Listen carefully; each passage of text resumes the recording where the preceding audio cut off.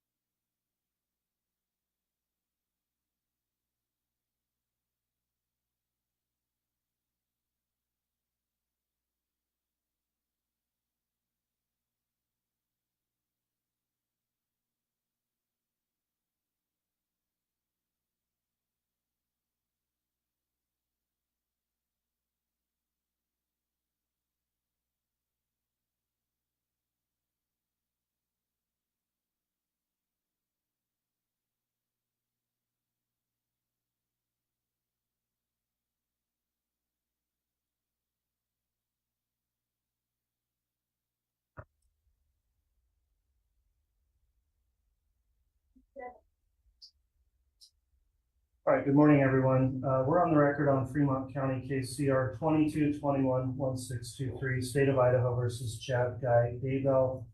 I'll note that the attorneys are present. The state is here, represented by the prosecution, the defense, and the defendant. I'll further introduce them in a moment. Is the state ready to proceed this morning? Yes, Your Honor. Thank you. Is the defense ready to proceed? Yes, Your Honor. Thank you. Thank you. Before we begin with further voir dire examination, let me inquire of the state, is there any objection to the manner in which the jury panel has been recalled and seated today? No, Your Honor. Any objection from the defense? No, Your Honor. Thank you. Thank you, counsel. Ladies and gentlemen of the jury, then, thank you for returning this morning. You've been recalled as prospective jurors in this case now before us. I'll again reintroduce my court staff. My name is Stephen W. Boise. I'm the district judge of Fremont County, Idaho. I'm in charge of the courtroom in this trial. Court clerk here assisting today is Shannon Holstein. She's taking minutes of the proceedings and will be administering oaths to you this morning as well. The marshals here assisting with courtroom order and helping the jury movement are Steve Holmes, Ken Daish, and James Ravello. Court reporter this morning is Mary Fox, who's taking a stenographic record of everything said during the trial proceedings. And my staff attorney is Courtney Stallings, who's seated to the far right over there at a table. She assists me from time to time with legal research and administrative issues. Each of you, 16 jurors here, have been qualified to serve as a juror of this court, and each of you filled out a questionnaire that's been reviewed now by counsel in the court, and it was determined to recall you for further questioning. The thing we're doing in this trial at this stage is to select a total of 18 jurors, comprising 12 jurors and 6 alternates from among you. At this time, the clerk will now read a roll call of the jury, not referring by name, but referring by your red card number. So I'll have the clerk do that. If you would just hold your number up once your number is called, we'll make sure we all know where you're seated and that this is the proper seating for this group. Once I call your number, if you can audibly answer that you're present. Juror number 11.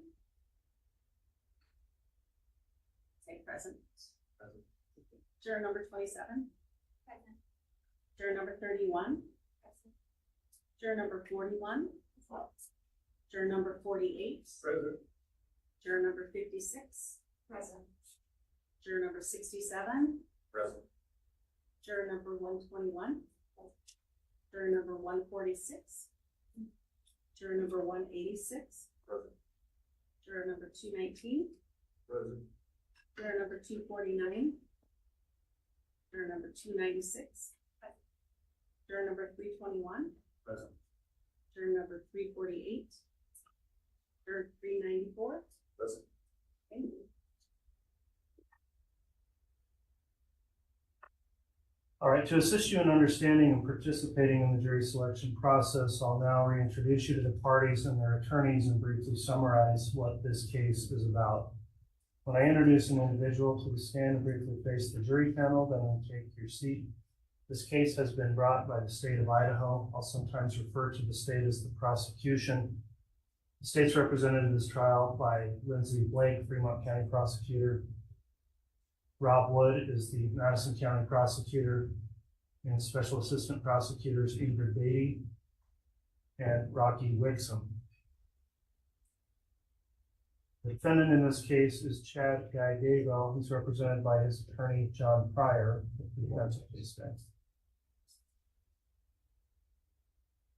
This case is a criminal matter, which means the defendant is charged by the state of Idaho with a violation of the law. I previously read to you a summary of the charges in the amended indictment. You were here last week to complete your questionnaires. With regard to the defendant, the state of Idaho alleges that Chad Daybell committed the crimes of count 1, conspiracy to commit first-degree murder and grand theft by deception. Count 2, first-degree murder. Count 3, conspiracy to commit first-degree murder and grand theft by deception. Count 4, first-degree murder. Count 5, conspiracy to commit first-degree murder. Count 6, first-degree murder. Count 7, insurance fraud. Count 9, insurance fraud. Mr. Daybell has pled not guilty to these charges. Please remember, this is simply a description of the charges. It is not evidence. Under our law and system of justice, every defendant is presumed to be innocent. This means two things. First, the state has the burden of proving the defendant guilty. The state has that burden throughout the trial. The defendant is never required to prove his innocence, nor does the defendant ever have to produce any evidence at all. Second, the state must prove the alleged crime beyond a reasonable doubt. A reasonable doubt is not a mere possible or imaginary doubt. It is a doubt based on reason and common sense. It may arise from a careful and impartial consideration of all the evidence or from a lack of evidence. If after considering all the evidence you have a reasonable doubt about the defendant's guilt, you must find the defendant not guilty. I'll next discuss your duty as jurors. The duty of the jury is to determine the facts and then apply the law set forth in the instructions I will later give you to those facts. In this way, you will decide the case. In applying the court's instructions as to the controlling law, you must follow those instructions regardless of your opinion of what the law is or what the law should be, or what any lawyer may state the law to be. During the course of this trial, including the jury selection process, you are instructed that you are not to discuss this case among yourselves or with anyone else, including use of email, text messaging, social media, or any other form of communication, electronic or otherwise. Do not conduct any personal investigation or look up any information from any source, including the internet. Do not form an opinion as to the merits of the case until after the case has been submitted to you for your determination. This time, I'll instruct the clerk to administer an oath to the jury panel. The clerk will now swear the entire jury panel for this voir dire examination. If each of you would please stand and raise your right hand. Do you solemnly swear or affirm that you will truthfully answer such questions as may be asked of you by court or counsel, touching upon your qualifications to sit as a trial juror in the Boise trial, so help you God? Thank you. Please be seated. I'll note that each juror took the oath just now. Clerk has impaneled 16 prospective jurors for questioning in small groups today. We've gone through their roll call as well. At this time, I'll ask the state, will the state stipulate that the jurors were properly called and impaneled today? Yes, Your Honor, thank you. Will the defense stipulate as well? Yes, Your Honor, thank you. All right, thank you, counsel. Next, I'll inquire of the marshals here. I did require that the jurors complete a jury affirmation that they've not gone back to review or investigate the case since they filled out the questionnaires. Did each juror complete an affirmation? Yes, Your Honor. Okay, thank you for following the court's admonishment and completing your affirmation today. In this part of the jury selection process, then you'll be asked questions touching on your qualifications to serve as jurors in this particular case. This part of the case is known as voir dire examination. Voir dire is an ancient Anglo-Norman term dating back hundreds of years to the origins of the common law. In Old French, it simply means to speak the truth. Voir dire examination is for the purpose of determining if your decision in this case would in any way be influenced by opinions which you now hold, or by some personal experience or special knowledge which you may have concerning the subject matter of this trial. The object is to obtain 12 trial jurors who will impartially try the issues of this case upon the evidence presented in the courtroom without being influenced by other factors. Please understand this questioning is not for the purpose of prying into your affairs for personal reasons, but only for the purpose of obtaining an impartial jury. Whenever you need to answer a question, please raise your hand. When called upon to speak, please identify yourself by that red card number you have. Because these proceedings are being stenographically recorded by a court reporter, also please speak clearly and give audible answers such as yes or no, rather than, for example, nodding your head. In addition, please wait for the person you are addressing to finish the sentence before speaking, so the court reporter doesn't have to deal with two people speaking at the same time. Importantly, if you have any answer to questions and other questions I'll identify that will either be embarrassing for you to answer publicly or you think are best answered in a more private setting, the court will arrange that. Similarly, if you have an answer that you think could prejudice other prospective jurors, for example, of information you may know about this case, please refrain from discussing that in front of the other jurors, and we will talk to you about that individually as well, outside of the presence of the other jurors. As I mentioned then, if you have knowledge of this case from pretrial media or coverage or publicity, please don't discuss any specific facts of that in front of the other jurors. And there is a special instruction that's been given in this case, which I'll now give to each of you together. And the special instruction is as follows. The defendant, Chad Daybell, has been charged in the amended indictment with certain counts of entering into a conspiracy with Lori Vallow Daybell and or Alex Cox. The crime of conspiracy involves an agreement by two or more persons to commit a crime. You must only consider the evidence against the defendant in this case and should not speculate as to any other case or legal proceedings involving the alleged co-conspirators. You must remember that the defendant has the presumption of innocence, and you must consider his guilt or innocence based solely on the evidence provided in this case. That concludes the court's special instruction.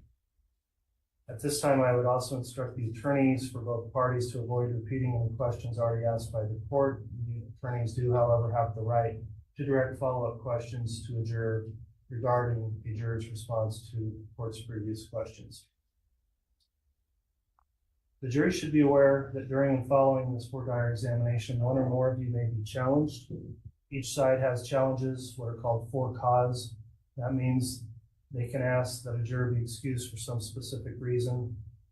Later, there will also be what are called peremptory challenges, and that means each side can challenge a juror and ask they be excused without giving any reason for the dismissal. If you are excused by either side, please do not feel offended or feel your honesty or integrity has been questioned, because it is not. I'll now begin the court's portion of the voir dire process, after which the attorneys for both parties will be given an opportunity to make their own voir dire inquiries.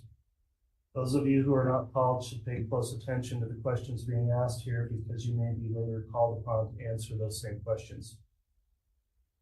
First question I'll ask you all as a group, when you completed your questionnaire last week, I'm going back to that, are the answers given by each of you in the jury information forms true and accurate still? Okay, everyone's answered affirmatively. Let's next talk about the issue of the time commitment that may be required in the trial in this case. If you are required to serve as a juror here, it will be for a period of approximately 8 to 10 weeks. Would this time frame create a serious hardship upon you or your family or your business or profession or occupation so as to prevent you from rendering service as a fair and impartial juror in this case? Is there anyone that has a response for that question? Yes, sir. Okay.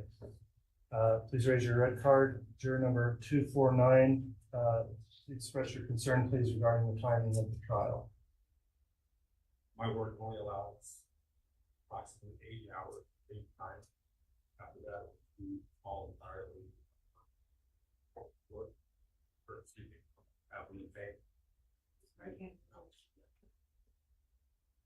Okay, and are we gonna have a roving microphone perhaps for jurors? If not, we can get one set up for the next group. Juror number 249, I was able to hear your concern about limited time frame involving work. Have you had an opportunity to discuss if they've got any other policy, if you are in a longer trial such as this case, that may allow for additional time off if you were required to serve? I did read the policy, but because I just found out this late last week, that I was selected. I simply went online to our policy team member handbook and read up on it, because I was concerned that this was going to be a long time. So I double checked the policy, and that's what it states. 80 hours. All right.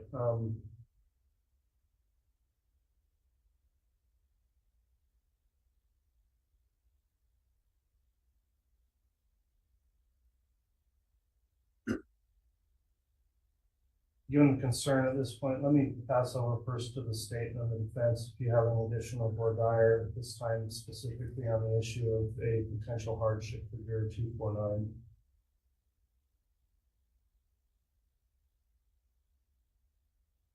And Your Honor, the state actually did have a question regarding a potential hardship with regard to juror 249. It's one that hasn't been talked about, but on the questionnaire, there was an indication that there was a May camping trip planned, but we just didn't have a lot of details. So we had actually planned on inquiring further regarding that hardship. Okay. If the court wants to get into that. The state does not have an objection given what he's indicating his work policy is either. Okay, well, I'll allow you to return to that issue then in your individual voir dire. Juror number 249, I'll let the attorneys come back to you in their portion of voir dire to further question the hardship issue you've raised. Is there anyone else that would also express a concern of hardship if they were required to serve for that time frame? Yes. Okay, we've got a few more. Juror numbers 67. I'm a sole provider in my family. My wife has an autoimmune disorder, and so Check. It would be difficult for me to do this, and I'd be losing out on a lot of money, and my job also would probably lay me off because I'm an alarm operator and they're already short-staffed. That's what I was told. When you say that's what you were told, did you discuss the potential of having to serve in this case since you filled out your questionnaire? Yes. And could you be a little more specific about you don't need to name it, but the occupation and what your employer may have related to you? The occupation is with alarm codes. I was on the central station, so I just answer a lot of alarms for places all over the country. And what I was told was that they're extremely short-staffed. If I was gone for 10 weeks, they would probably have to let me go because they'd have to have somebody else take my place. All right, with that particular concern raised, I am going to pass over for additional questioning at this time from both the state and then the defense. Does the state have any further questions for this juror number 67 in regards to the state of hardship? We don't have any further questions, Your Honor. We would have no objection to this juror being excused based on the hardship expressed today. All right, from the defense then, Mr. Pryor.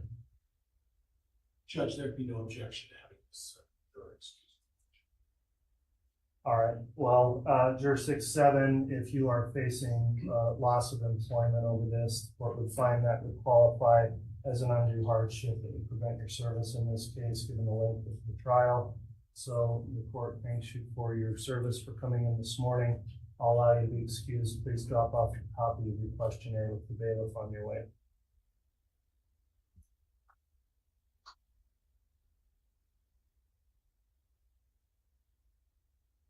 I believe juror 348 raised their card as well. Juror 348, you've heard the questioning about the trialing. What's the issue you would have in relation to that? Let's get the mic to you.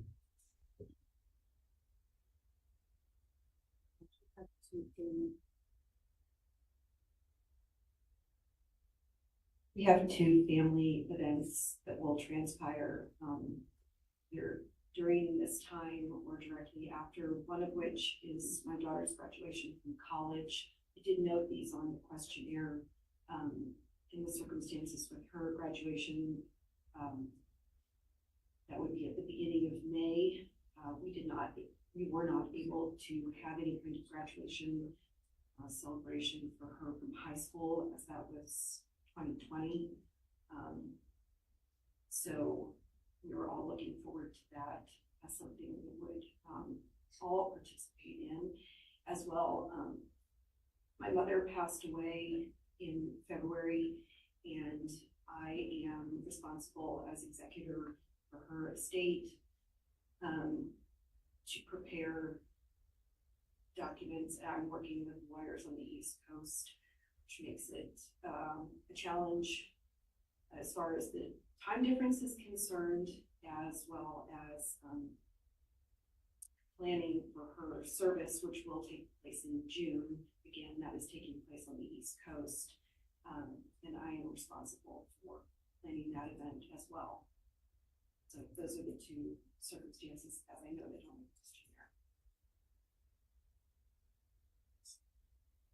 And could you specify again, is it the first weekend of May that the graduation will take place? Is that on weekdays, or is that going to be on the weekend? The graduation takes place on a Friday. That would also involve transportation down on either Wednesday or Thursday if it's out of state. All right, council, I'm gonna again inquire of you. I know we're skipping ahead. You'll get your own individual voir dire, but on the narrow issue of a hardship expressed with juror 348, does the state have any additional inquiry? No, Your Honor, we would have no objection to this juror being excused. I do know on the questionnaire, she had indicated the graduation would be the first weekend of May, including Thursday to Sunday. All right, any voir dire from the defense on the issue? No, Judge, I was also aware that she had the obligations that required her to travel out of town. Also, Okay, well, between the combination of that planned graduation and your services as executor of an estate and that both being expressed in your sworn questionnaire, the court does find there's a rationale here for dismissal based on a hardship given the length of the trial and the timing. So juror 348, you can be excused with the thanks of the court. Thank you for providing your service here up to this point, and please drop the questionnaire off on your way out with the bailiff.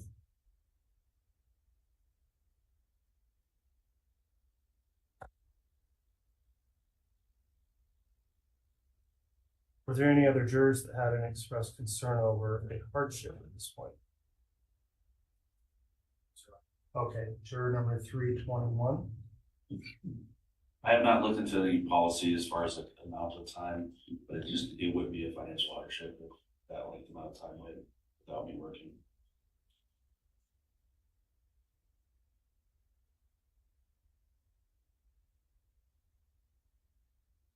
All right, I'm going to note juror 321 that you've expressed a concern over hardship. I'll pass on that at this time and allow for the attorneys to conduct some individual voir dire further on the topic if they so wish. So we'll come back to that. Anyone else have a concern? Juror number 296. Good morning, Your Honor. I am currently in school on Mondays and Wednesdays, and CWI would conflict for the next 5 weeks. I put on my questionnaire that it's possible that I could take online courses or switch to an online course, but not entirely sure of that policy.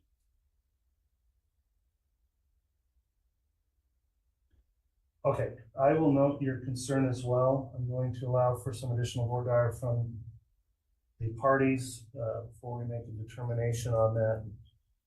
Anyone else have a stated concern for the hardship? Okay, thank you.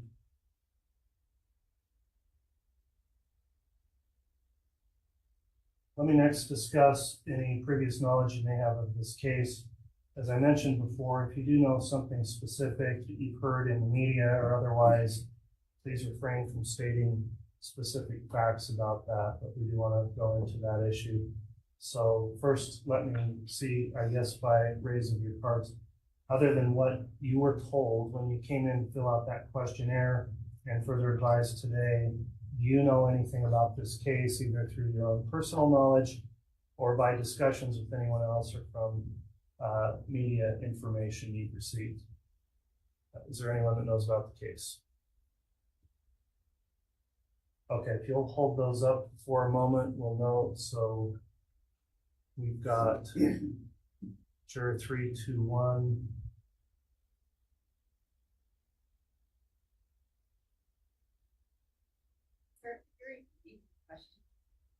The question generally is just, do you know something about this case other than what you've learned by coming in for the questionnaire last week or today?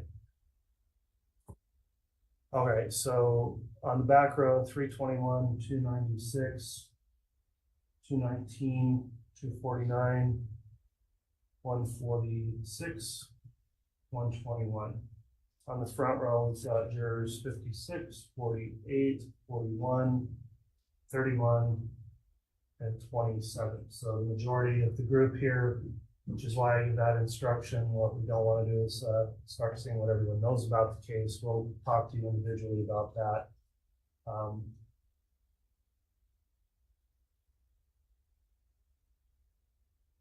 Let me ask some specific questions for you then without getting into those details, but then is there anyone here that believes they already have a state of mind with regard to the charges or some knowledge you already have about the case that would prevent you from being impartial in this case? In other words, has anyone, you think, already drawn some opinion that maybe the defendant is guilty just based on what you know or what the charges are? All right, we've got a juror number 121 who brought that concern up. In order to further get into that discussion, we'll talk to you individually so we can delve into that. Anyone else that thinks they've already perhaps made their mind up in some way about guilt or innocence in this case? All right, we've also got juror number 48. We will discuss that with you individually as well. For those of you that do know something about the case, the next question is, do you feel you could eliminate or disregard what you've heard or read pertaining to the case and render an impartial verdict based solely on the evidence you hear in court today? All right, the remaining jurors then indicate they would be able to do that, and I'll allow the attorneys to follow up with voir dire on that subject. Judge, could we approach for all of this? Sure.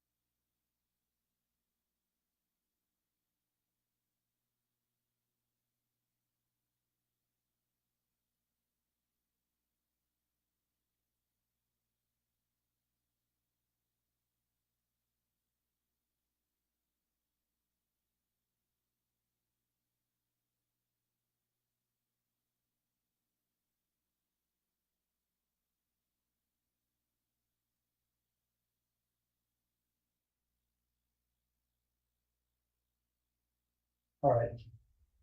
We're back on the record now, continuing for this group. Next issue the court's going to talk about with the prospective jurors is the subject matter of this case. Court has read to you a summary of the charges. Those include charges involving murder, conspiracy, and insurance fraud. Is there anything in particular about those charges for any one of you that would make it impossible or difficult for you to fairly and objectively evaluate the evidence in this case and to render a fair and impartial verdict? So the question is, would that make it impossible or difficult? If that is the way you feel, please raise your red card. Okay, none of the jurors responded affirmatively to that. I next have some questions that may seem obvious, but they're required by our statutes for me to go through as well. Let's talk about relation or acquaintance to the defendant. Are any of you related by blood or marriage to the defendant, Mr. Daybell? Do you know him or her from any business or social relationship? If you do, please raise your red card. All right, no one answered affirmatively to that. Let's talk about the relationships you may have with any alleged victim, defendant, or attorneys here. Does the relationship of guardian and ward, master and servant, employer and employee, creditor and debtor, landlord and tenant, boarder or lodger exist between any of you or any of the attorneys involved in this case? So raise your red card if one of these lawyers is your landlord, for example. All right, no one has responded affirmatively to that. Are any of you involved in any kind of a legal proceeding, including a civil action against the defendant?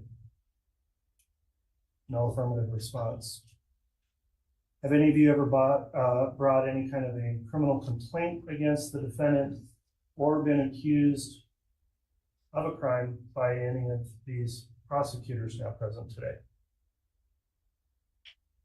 There's no affirmative response to that. Do any of you have any kind of an attorney-client relationship with any of the attorneys here or with Mr. Pryor or his law firm? Okay, no one responded to that. Do any of you have any kind of a relationship by blood or marriage to any of the lawyers in this case, or do you know the lawyers from any other professional, business, or social relationship?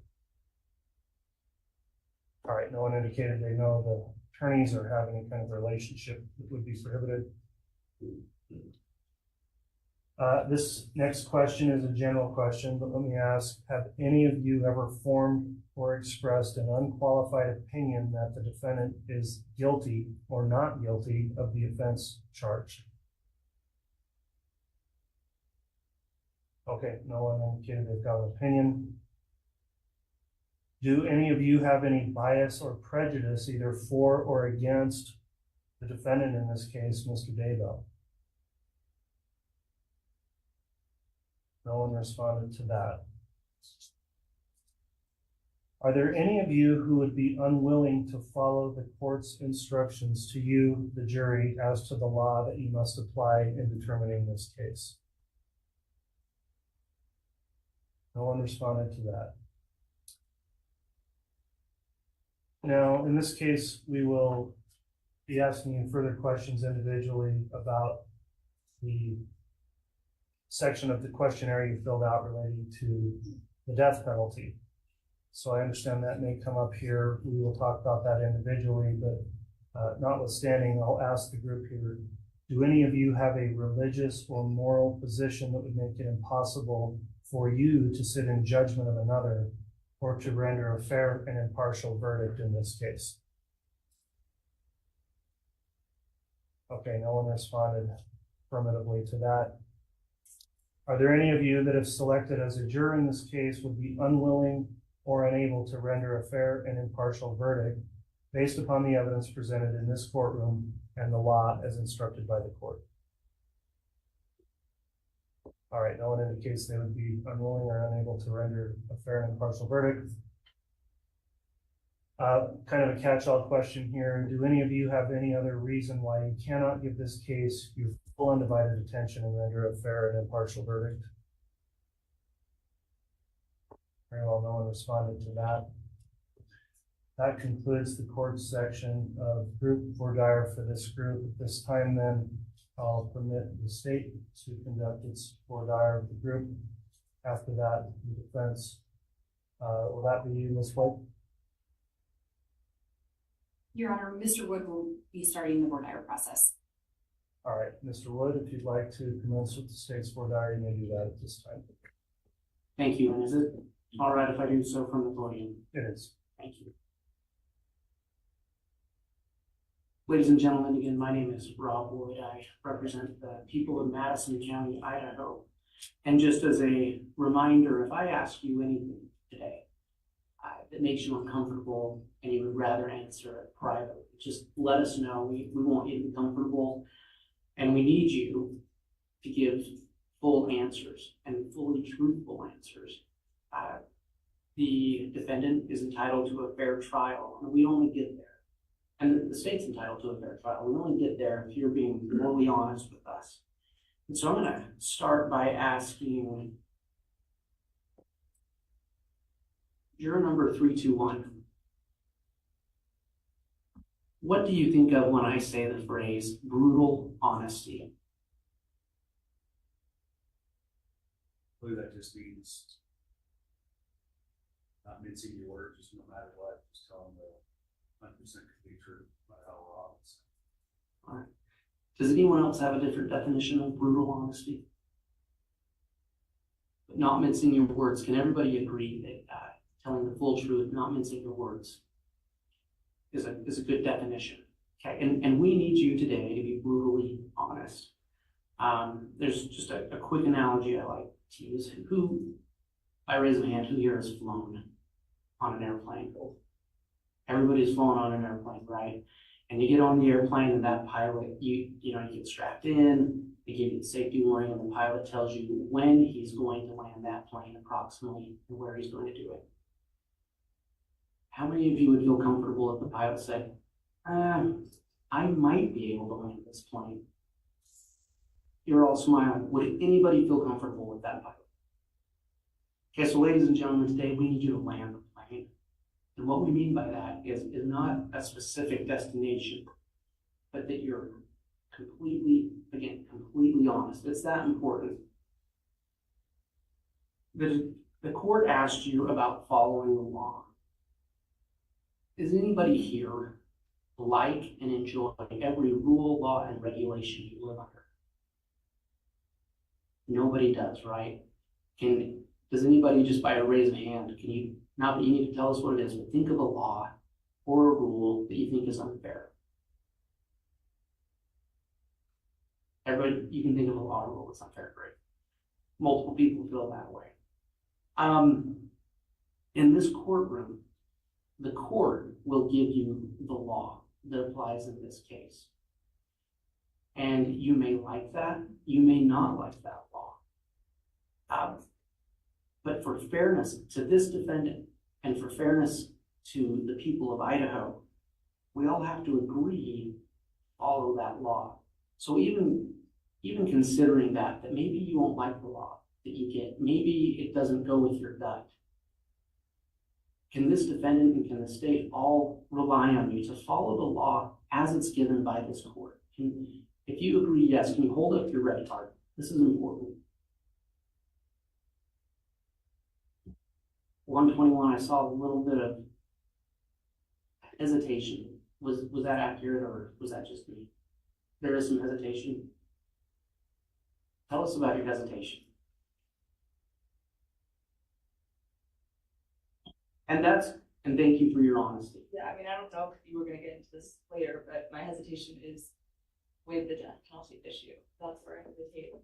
Okay, so and we will talk about that. But thank you for bringing it up, and thank you for being honest. I'm gonna just shift gears really quickly. Does anybody here believe everything they hear on the internet or see on the internet? I'm the only one. So does anybody here believe everything they hear on the news everybody understand that the news is not always accurate. I'm not saying that to offend any reporters who might be here, but we all understand that facts change sometimes, right? And you might hear a story one day, and some of those facts are different the next day. This case has had a massive amount of media attention. And the judge asked you this, but we just want to check again. Is there anyone here who has any concerns of what they've heard before? And we don't want to go into a lot of detail now, we'll get into it later, but what they've heard before is going to cause them to not be able to give this defendant a fair trial. Okay. Some of you talked about hardship, and we're just going to go over that really quick. Juror 249. If I recall, and if I say it incorrectly, just feel free to correct me. You get about 2 weeks of paid juror time. Is that accurate? Okay. Are you, if it's all right, if I ask you the sole provider in your home? Yes. Okay. And is it fair to say that you and your family rely on your income? Yes. Okay.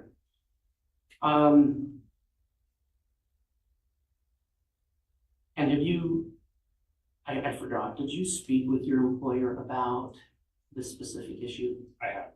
I just let my supervisor know that. This Oh. could potentially be a long-term commitment.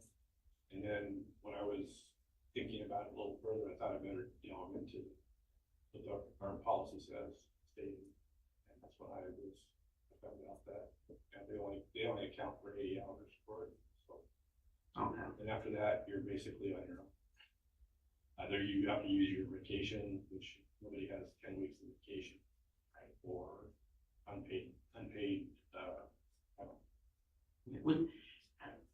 Would you see that as an undue hardship for you that would create difficulty for your family? Yes. Your Honor, the state would move to excuse juror 249 for hardship. I'd like to hear a response from the defense, and if you have any additional board items prior, you can do that as well. Nothing additional, Judge, will stipulate. All right, based on the comments made by juror 249 as it relates to an employment hardship and financial with the length of this trial, the court will agree that the juror will be stricken for cause based on a hardship that includes his service. So thank you for appearing today and for performing your service as a juror. You can be excused, and please drop your questionnaire with the bailiff.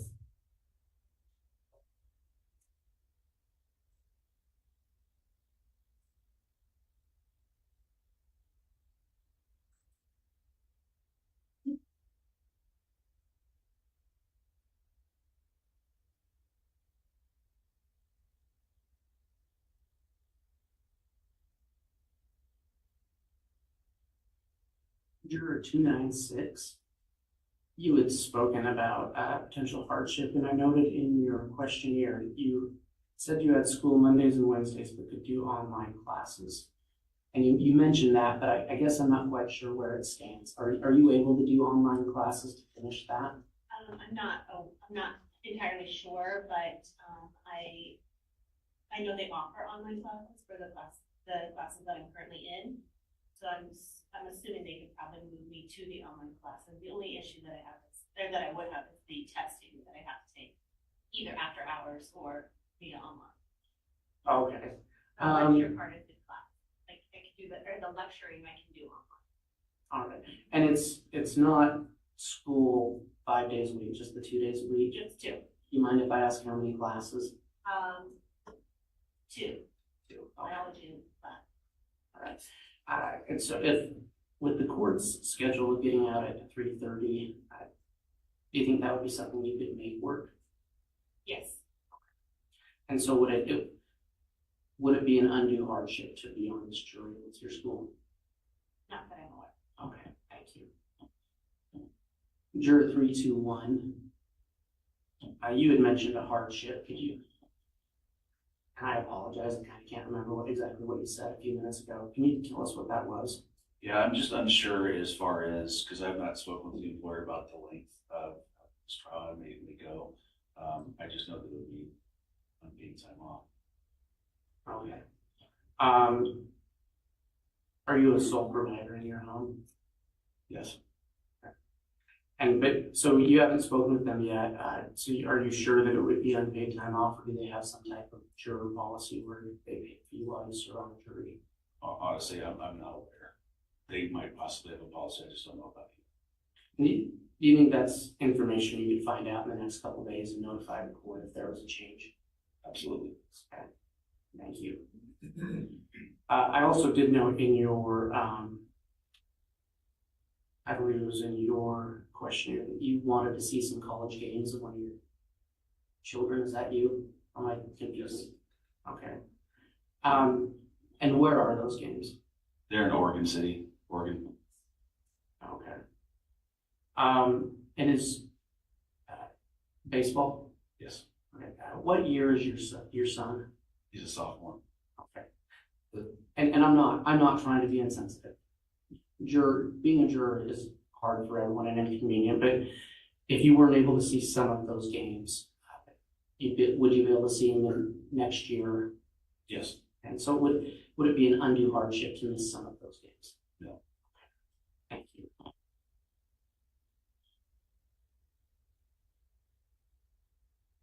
The court spoke with you briefly about the nature of this case. This is a case about murder and conspiracy to commit murder and insurance fraud. Two of the alleged victims in this case are underage children, a 7-year-old and a 16-year-old, and the other alleged victim is a mother. There will be some autopsy photographs in this case, and they are hard to look at. There's no way around that. But does anybody here think that seeing those would automatically sway them one way or the other, or that they'd be able to objectively weigh those, still weigh that evidence against all the other evidence? I'm sorry, did you raise your hand? No. Okay. So this is important. If you guys can raise your cards, if your answer is yes, would you be able to still weigh all the evidence properly, even if it's difficult to look at those pictures? So juror 48. Oh, okay. Thinking. Or what are you thinking? Do you think you'll be able to do that? I just want to make sure I understand the question. If I could see the photos and not be swayed one way or another, continue to weigh the totality of the evidence. That's Yes. what Yeah. And then I just have a couple more questions, Your Honor. I know Ms. Blake has a couple of questions. Juror 294. In your questionnaire, you said that you marked a box saying that you think a person, who doesn't testify is probably guilty. Yes. So do you understand that the state has the burden of proof? I do. I was just being honest, just from my gut. Yes. Yeah. And we want you to be honest. Yeah. And we appreciate that. There's nothing wrong with that. So you will get an instruction, and you'll be told by this court that the defendant doesn't have to say anything. The defendant doesn't have to prove anything. It's 100% on the state. And so is that feeling you have, is that something you could follow the rule and the law the court gives you and set that feeling aside and not hold it against the defendant if he doesn't? Yes. I'll just correct the record there for a moment to that, sure, 394. Oh, I said 294. I Yes, apologize. that's fine. 394, thank you.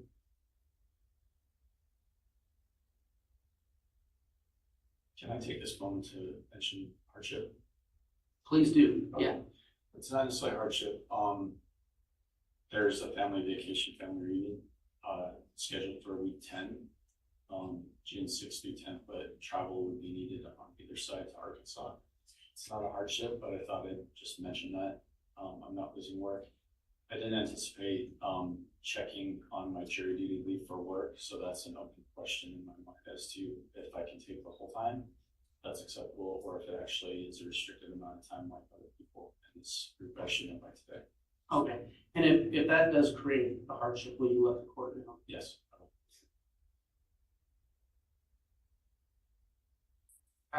Juror 41.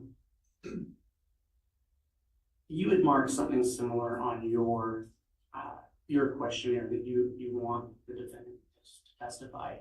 And I'm just going to ask the same thing. Do you understand that only the state has the burden of proof in this case? And that it's the state's job to prove something. The defendant doesn't have to prove anything. Okay. And so even though you have that feeling, is that something you can set aside and follow the law and the rules that the court gives you and not hold that against the defendant? Okay. Your Honor, at this time, I know Ms. Blake has a few questions, so I turn this time over to her. Very well.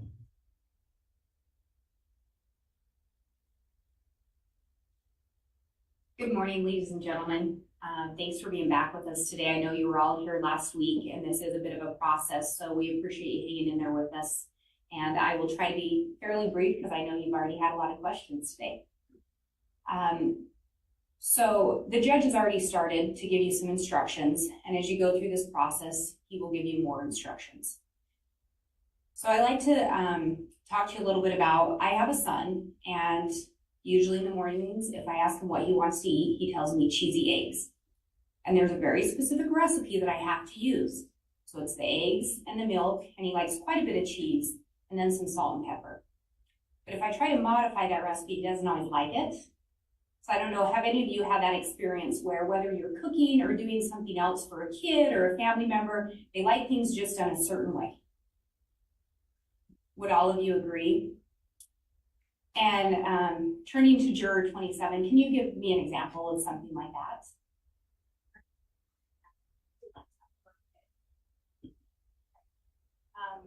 Yes, I have 4 kids, and they are very opinionated of how I cook and prepare their toast and their sandwiches and how I cut it. And so, yeah.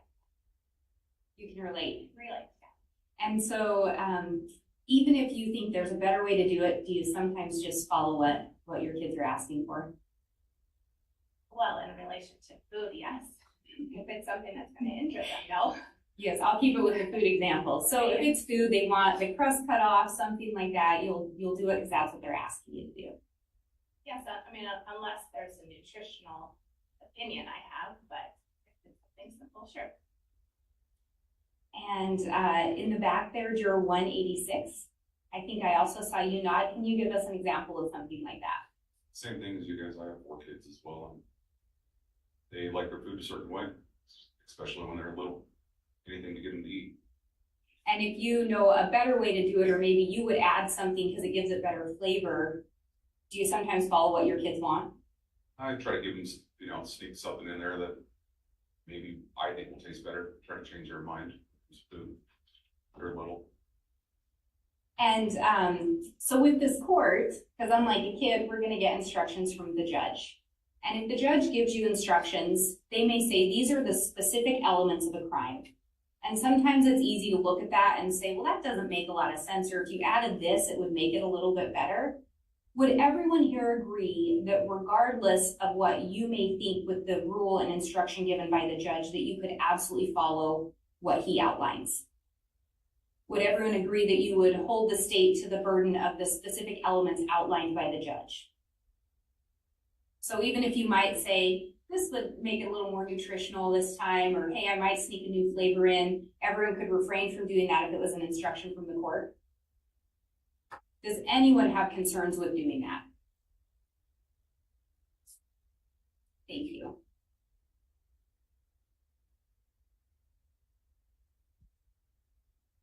And as I talk about, the judge is going to give you instructions, and some of those instructions are going to be regarding the burden of proof being on the state, and then they will also be the elements. With regard to charges of conspiracy and first-degree murder and conspiracy to commit first-degree murder, one of the elements is not going to be that the state has to prove the cause of death meaning the state is not going to be required to prove exactly what caused the death of a person. Our element would be to prove that it was a homicide. Does anyone have concerns if you were to be presented evidence that someone was killed, but the state did not provide a specific cause?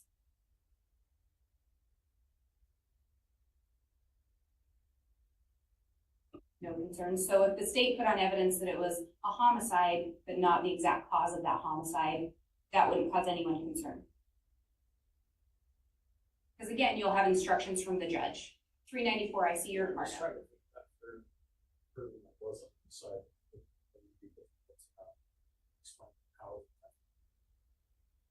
If you're given an instruction though, that says that that's not a requirement, would you be able to follow that instruction, or would it be difficult for you? I think it would be difficult. Just based on the question.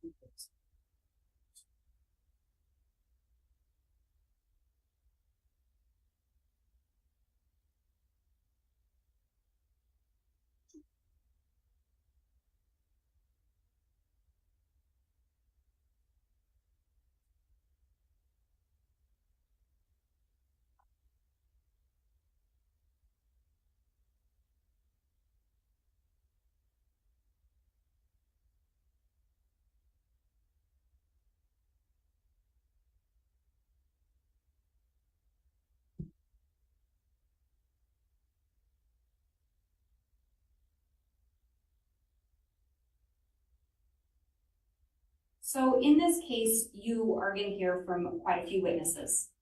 And some of the witnesses may have different religious views than you have. Does anyone have concerns that it would be difficult for you to listen to or give proper weight to someone's testimony based on them holding different religious views? Would anyone have problems if someone held different views in general, again, just with being able to weigh their testimony?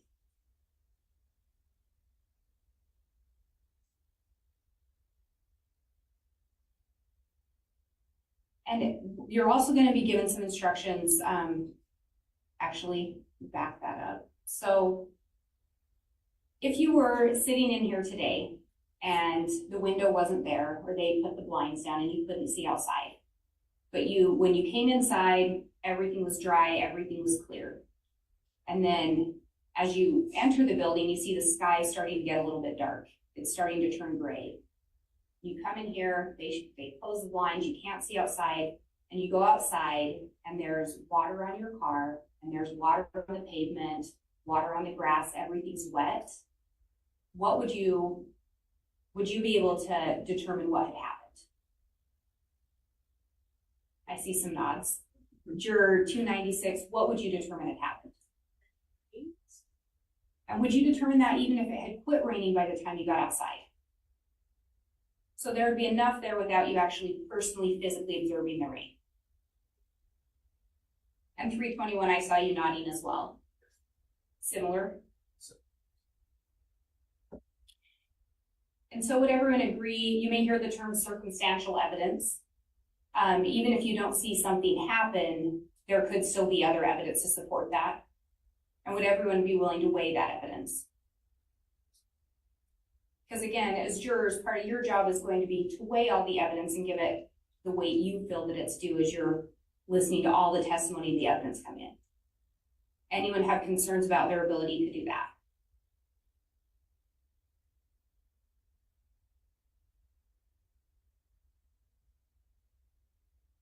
I can have just a moment.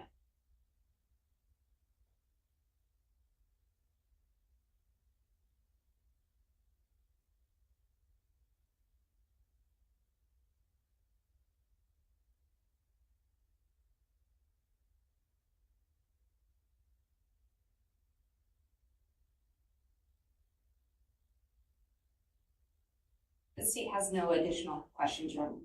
All right, that will conclude the state's portion of voir dire of the group. Mr. Pryor, you may do so on behalf of your client now.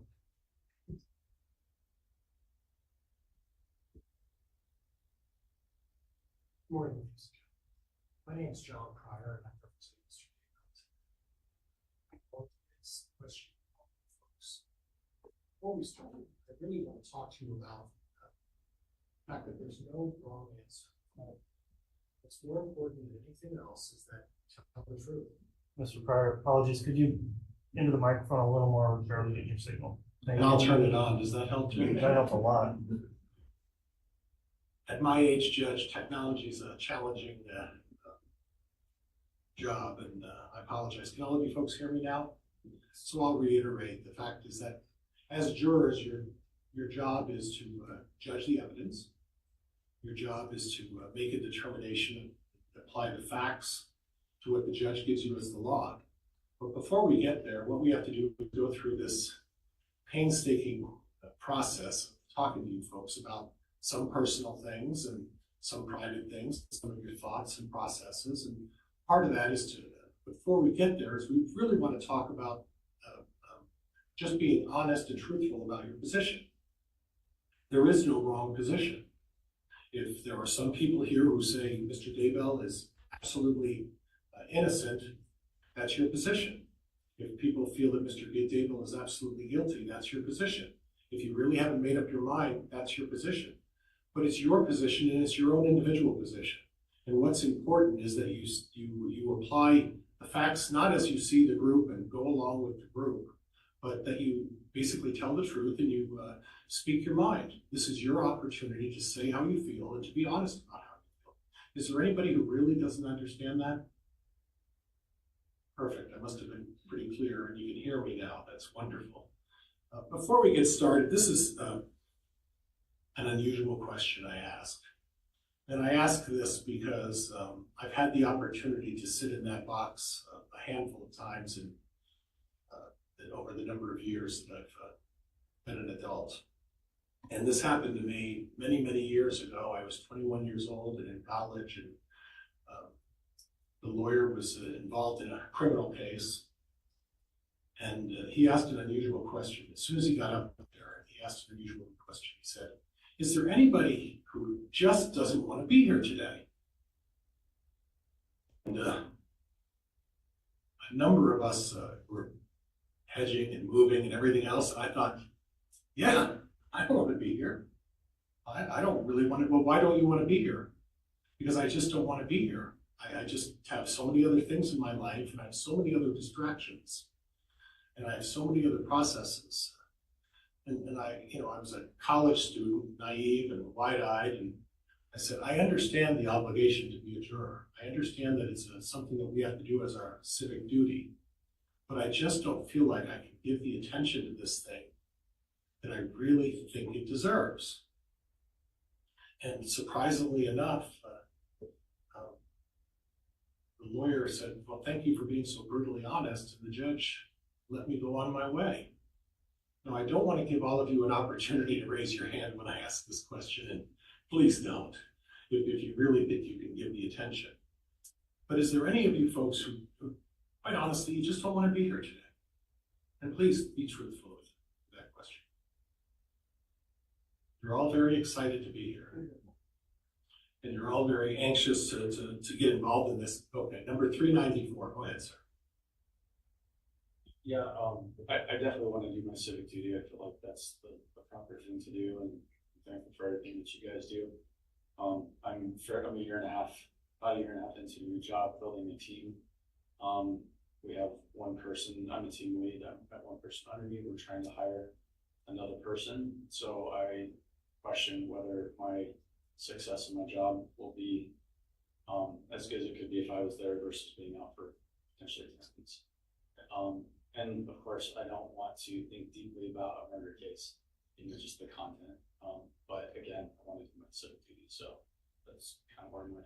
And I appreciate that. Your job's important. You're a data engineer, if I remember right. I'm going off of memory. Yes. My memory serves me that that's what you do as a data engineer. Is that right? I am a data engineer. I said data. It's data. Yeah. Back and forth. Yeah. And my wife's a part-time biller, about 10 hours a week. So I'm the primary. Do you have children? Yes, we have 3. I remember that as well. I just wanted you to tell me that. Okay. And do you really think this potentially affect your occupation? I don't know. I need to talk to my manager today and see realistically how this would impact either my future growth or the 8-10-month policy for jury duty. Well, the one thing that caught my attention was that as a data engineer and having been married, and she's going to kill me for announcing this to the world, I guess, my ex-wife was an engineer, and it was, everybody's smiling about that. I understand that when you're working on projects, that a lot of time those projects are particular to the individual engineer. Is that your position as well? Yeah, we basically serve all areas of the business, whether it's product or finance or customer success. So they're long, they can be very short requests, but usually they run multiple weeks. Okay, okay. Is there anybody else who would like to, provide me information about whether they just don't want to be here? And frankly, folks, there is no wrong answer. I can assure you that the story I told you about speaking up and saying I didn't want to be there, absolutely true. And then it was just one of these situations where I just felt like I couldn't provide the necessary attention, and that was going to be a 2 or 3 day trial. What we're dealing with in this case, folks, is a 10-week trial. And it's going to take a lot of time, and it's going to take a lot of effort, and I want to make sure that all of you are going to be able to do that. That's a significant request from all of you, and all of us, the 4 prosecuting attorneys, the judge, and myself, Mr. Daybell. We're asking you to put that kind of a commitment into this. It's 10 weeks. It's 2.5 months of your life that we're going to be asking you to put forth. Juror number 27, you're shaking your head.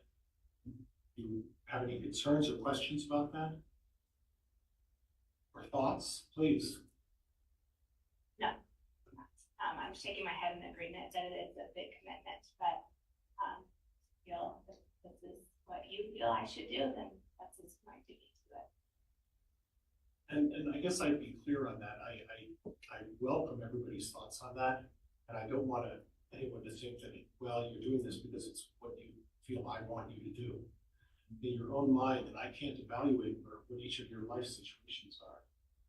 I'm given a very small description of facts, the questionnaire that was filled out, and the difficult situations that I have to determine. And sort of the 4 prosecuting attorneys who are working on this case, we have to determine with that small window of information what kind of impact this is going to have on you. That's very important. I do spend time on this. I spend a lot of time on this. And I do that because the consequences are significant here. You've all read or heard the allegations against Mr. Daybell. And I just want to make sure that all of you are going to be able to put that time commitment in and spend the time to work on this significant project. And much like our friend 394, it's a significant project. So again, is there anybody who's having any hesitation? Please speak up. Please speak up now, because the time to change your mind later will become difficult. So I ask again, is there anyone who's having any concerns or hesitation? 121, please tell me what your thoughts are.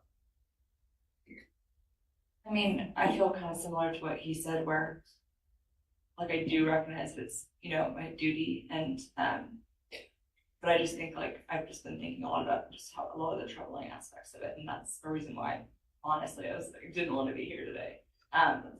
Would be the troubling aspects. And is it your position you would just rather not be part of this? And please be honest about that. Yeah. Okay.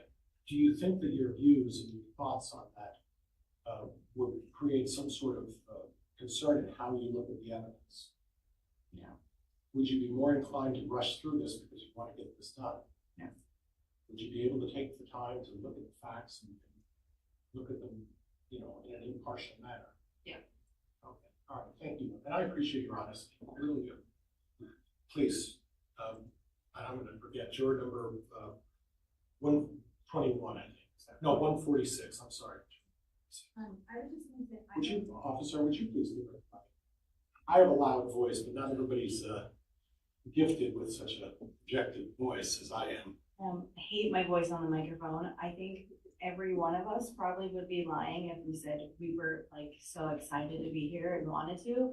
But I feel like it's just jumping out of my chest. Like if any of us are supposed to be here, we will be here. Okay. I'm not particularly excited to be here. I have 5 little kids, but it is what it is. And if we're supposed to be here, we'll get picked and chosen. And Well, I don't know why, but that's just how I feel about it. and that's one of the things that I looked at when I saw your profile. You had 5 children. Yeah, 5 kids and I run a daycare. Run a daycare center. And then I'm gonna use my cheat sheet a little bit, but, in addition to that, I guess I didn't have to just pop in my head for some reason, but your husband is involved in landscaping. Yep, we have a landscaping business too. So do you help in that landscaping business? No. No. I mean, like, you know, like invoices and things like that I do, but not. So you do paperwork in your free I'm time, the free when secretary. you raise the, and I'll get to you in a bit, I just saw the reaction, that's wonderful. Juror number 186, I just saw the reaction, I'll get to you. In your free time, when you're not dealing with your 5 kids and gathering them up, taking those family responsibilities, you're then taking on the obligation of running a daycare. How many kids do you have in that daycare? 3 to 4. Okay. And then, like you said, in your free time, when you're done taking care of the kids and taking care of the daycare, you then do the paperwork. Yeah, when it's needed. Yeah. It almost sounds like this would be a vacation. If I'm being totally honest, when the judge said at the beginning you could be sequestered, I was like, oh, it's gonna be a spa for me. I think it would be. Well, I think it was your questionnaire, I read that, you made some comment in the questionnaire saying, LOL or something like that, that was yours. Probably being a smart ass, but a sequestered would not be like the worst thing for me. Okay, and thank you for your honesty. And then juror number 186, you smiled and you had some thoughts. Please talk to me about Oh, I was just smiling at her comment of being the free secretary. it. Okay, and tell me about that, how that applies to you. I just thought it was funny that the way she worded it. Oh, Had nothing to do with me. Okay, okay. Okay, is there anybody else, and I know I've spent a lot of time on this, and it is important, and the idea is to get you folks to be, I understand, at least the camera's on me right now, from what I understand, and it's not on you, so you have this wonderful opportunity to speak your mind and tell me what your thoughts are on this, whether or not any of you, for the last time, do you really have any reservations or anything you would like to comment about participating in this process? Anyone? No one? Okay, thank you. I'm going to move on to a little bit of a different subject. And one of the things I need to talk to you folks about is that Mr. Daybell's here today because he's pled not guilty to the charges. And I'm going to ask you questions that may concern whether he's guilty or not. And I don't want you to read from my questions that I believe Mr. Daybell's guilty or anybody else believes Mr. Daybell's guilty. The fact is we still have to delve into these questions and talk about these things because it's important that we try to get in this very little time that we're going to spend together, get an idea of what your thoughts are, what you folks are thinking, how do you feel about a variety of things. So please don't read into my questions or assume I'm asking you something because I believe one way or the other. Once again, all I'm trying to do is to just get an idea of the person you are. Right now, I'm speaking and it's being broadcast everywhere and people are getting an impression. I don't know if I want to read some of the impressions they're going to talk about me or say about me, but they're getting an impression. And by the same token, I'm going to ask you questions to also get an impression, get an idea what you think about. And that's what's important. It's important that I do that because it's the way we are able to determine whether we think you're a good fit, whether the prosecutor thinks you're a good fit, and that's part of the overall process of doing this jury voir dire. Juror number 56, you were nodding your head. Is there something you would like to offer in regards to that? No, just agreeing You're with the agreeing. process. Well, thank you. I appreciate that.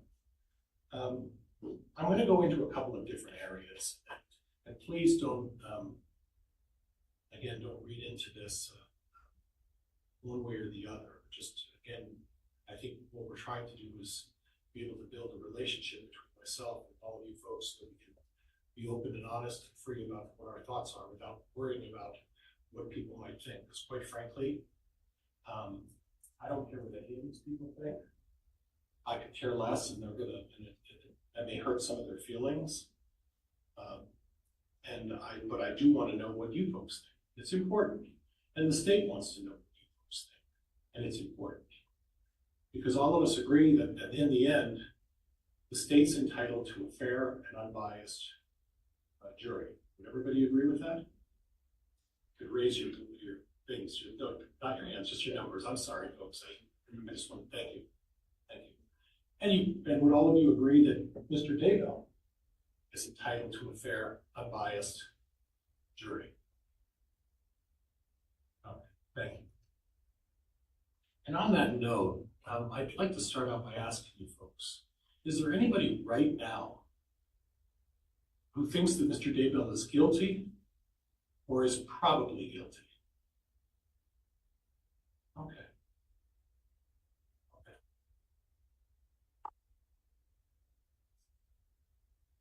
And that's juror number 48, was it not?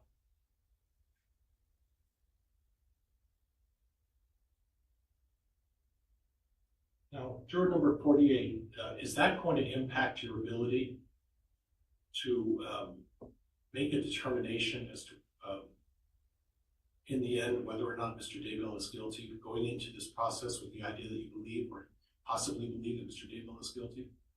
No. Okay. You're going to be able to be unbiased? Yes. Okay. And let's talk about that, because that leads into the next area that I'd like to talk to you folks a little bit about bias.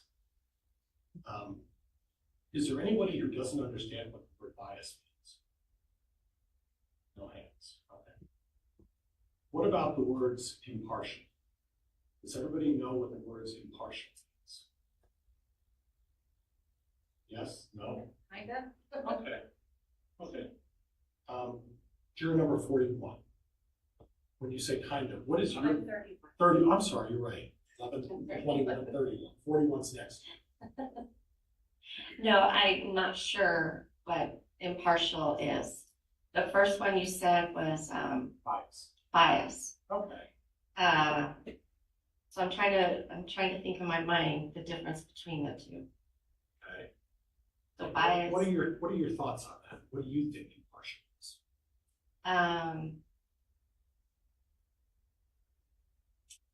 Depending on what I see, if I trust in that, Okay. or I don't trust in what I see. Okay. Is that kind of what I'm Okay. looking for? All right. Okay. Okay. Juror number 219. Thank you. What are your thoughts on when you hear the words impartial? That I would be neutral until basically there's sufficient information to make up my mind one way or the other. Okay. Okay. Is there anybody who disagrees with that? You must be a teacher or something, because that's a great explanation. No, sir. Okay. Is there anybody who disagrees with that you must remain neutral? Does everybody agree with that? You must remain neutral? Okay, thank you. So we're going to go back to this issue of bias or influence. And you're going to hear from a lot of witnesses.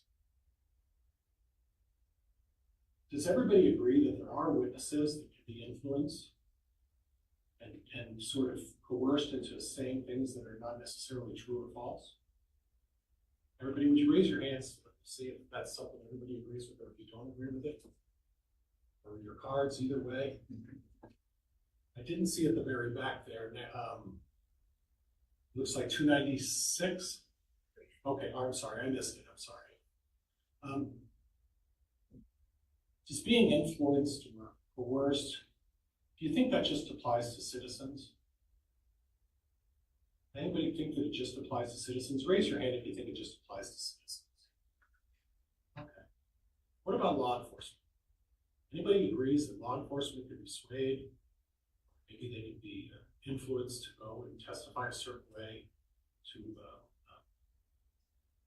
to support one side or the other? Anyone? No one thinks that's possible? Can you restate it? I thought you. Just law enforcement. Do you think the issue of being biased or being influenced, do you think that just applies to ordinary citizens? Does anybody believe that it could also apply to people who are in law enforcement? Now, I don't want to pick you out, and please forgive me, number 27, but my recollection when I read the profiles, this was last week, is that your father's a police officer. Retired police officer, that's what I remember. Okay. Is that concept something that, just the fact that I bring it up, is that somehow offending you or causing you concern that I would bring a statement up like that? No, I absolutely believe there are good cops and bad cops. Okay. And in that instance, when we're talking about officers, that police officers are no different than every ordinary citizens, right? Correct. And they're susceptible to the same influences and the same manipulation that other people are susceptible to, right? Yes, correct. And when you're talking about a criminal case, and you're talking about a law enforcement officer, what do you see as their role in that case? The same as all of us, seeking the truth and believing the truth without a bias. Okay. What if they have an agenda in advance of the investigation of cases? Would that cause you concern? If the police officer has an agenda, yes, that would have a bias then. Okay.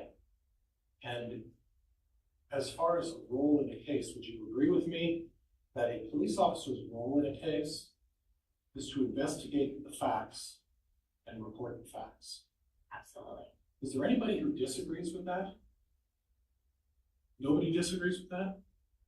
What about a police officer or an agency that decides to aid in supporting one side or the other and pushing their own agenda? Is that problematic for anybody? Raise your hand if you think that's problematic.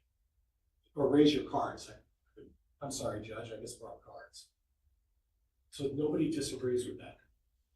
So when you hear evidence of that, is there anybody who causes pause for concern as to how they evaluate the bias of that particular police officer? In other words, if you hear that a police officer has an agenda, that he's pursuing a situation where they're trying to develop the fact that someone is guilty rather than investigating the case. In other words, they found their target. Okay, and I don't want to get into. Do we approach? Yes.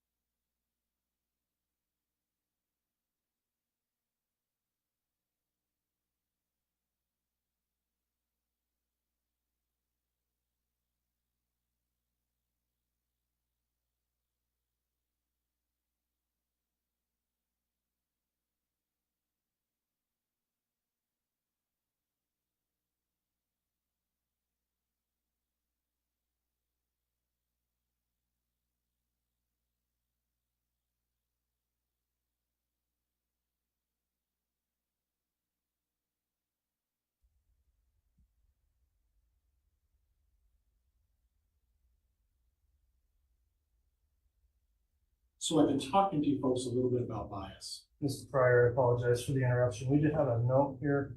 We're having a request. These jurors have actually been here for quite some time.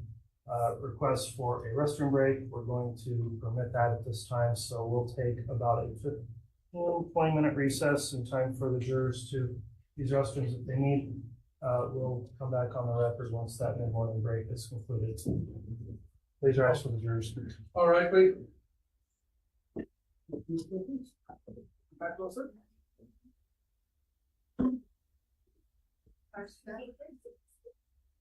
You can leave them there on the chairs, yeah.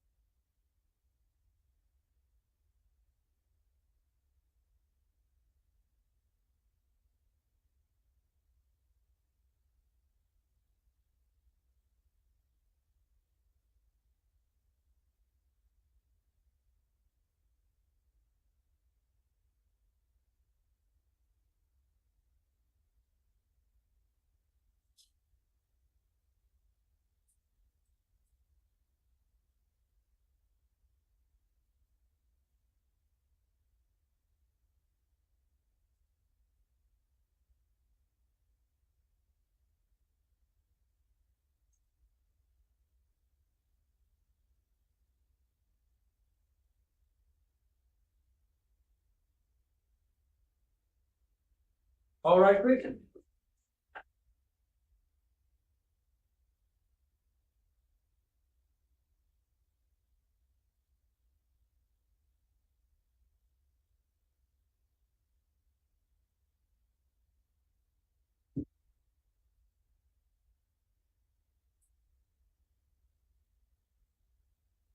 Here, now go back, Ron.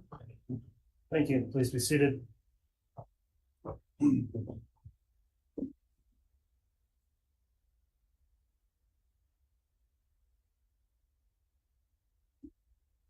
Okay, we're back on the record. Mr. Pryor, you can continue with your board hour examination.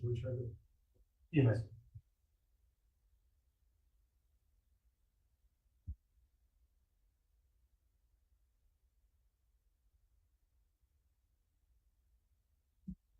Before I get into a different topic, do any of you folks know each other? Nobody knows each other? Yeah.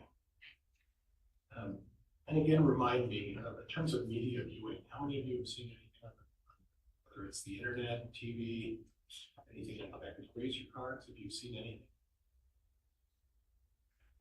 Okay, thank you.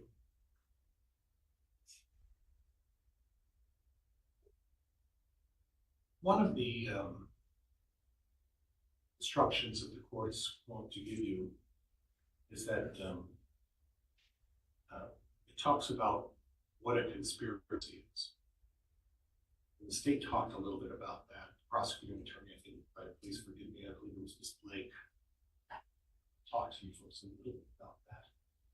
And one of the things in order to have a conspiracy per the court's instructions, and this is what the judge is going to give you as rules, okay, is that there needs to be an agreement.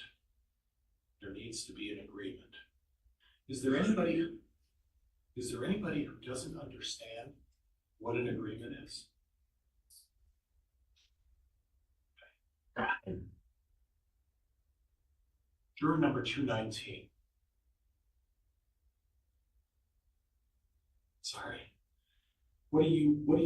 How do you define what an agreement is? Hard to define without using the word agreement. Basically, you're understanding the same thing. An individual that you are working with. Juror number 11, we haven't picked on you, but I apologize if we picked on you. Okay, that's okay. But what do you think an agreement is? How would you define an agreement? I would define an agreement as two or more parties formally agreeing to something or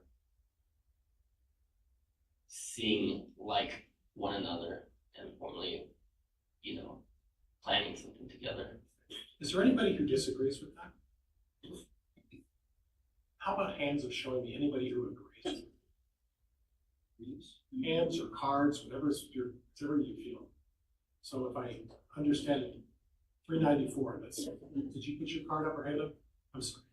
Okay, so you think that there needs to be a formal arrangement.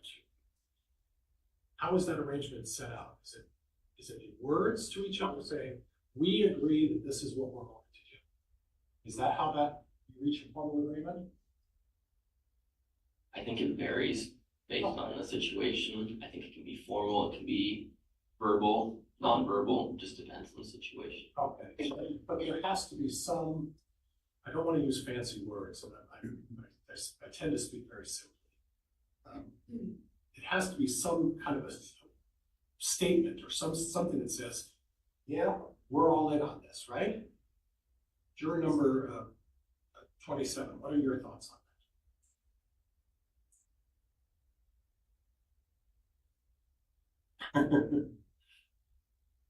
I'm the one who struggles with technology. Yes, I would agree with that. I think based on what you're coming to agreement of, there might be different protocol. Okay. But I believe your word is your word, regardless of what that protocol is. Okay. So if you're coming to an agreement, then you are to agreement. That's your word, that's your contract, essentially. And we're gonna work our way down to juror number 31, and she's smiling. She looks like she's ready to let me know her opinion, so I'll give you this chance.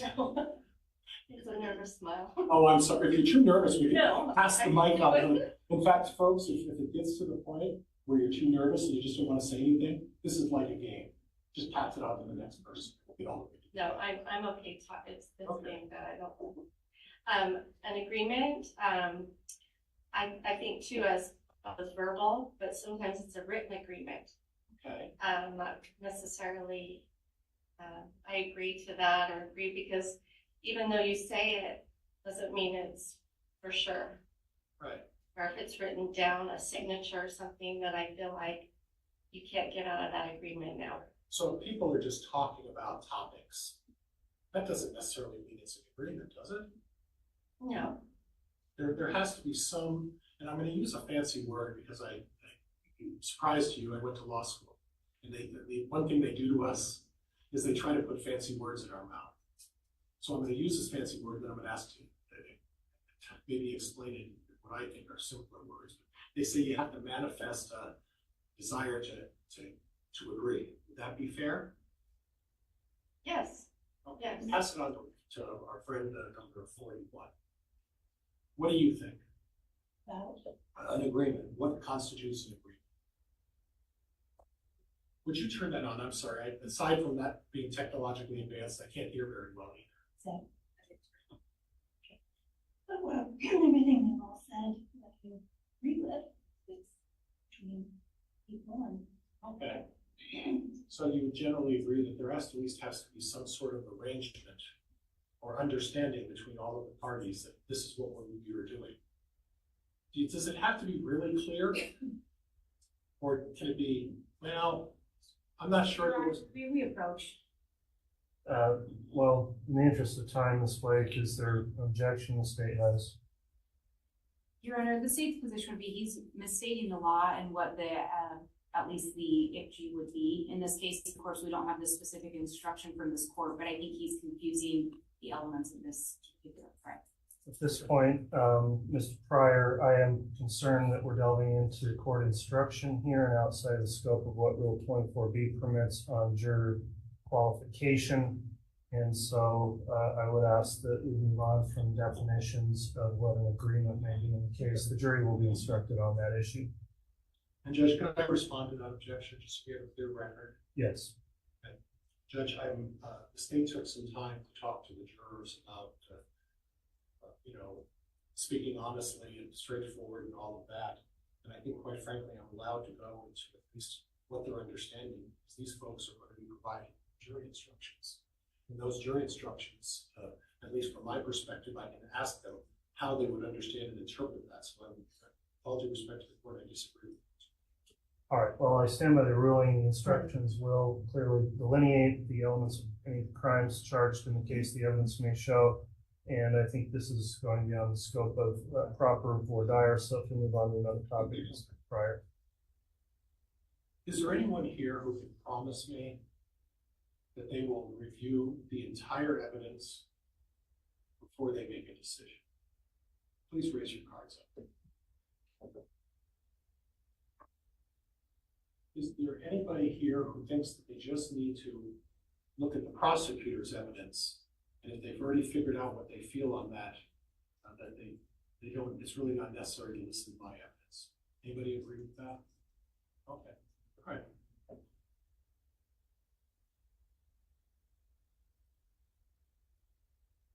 Judge, I think that's all I might have at this point. I think that's all I have. Thank you, Robert. Folks, thank you very much for your time.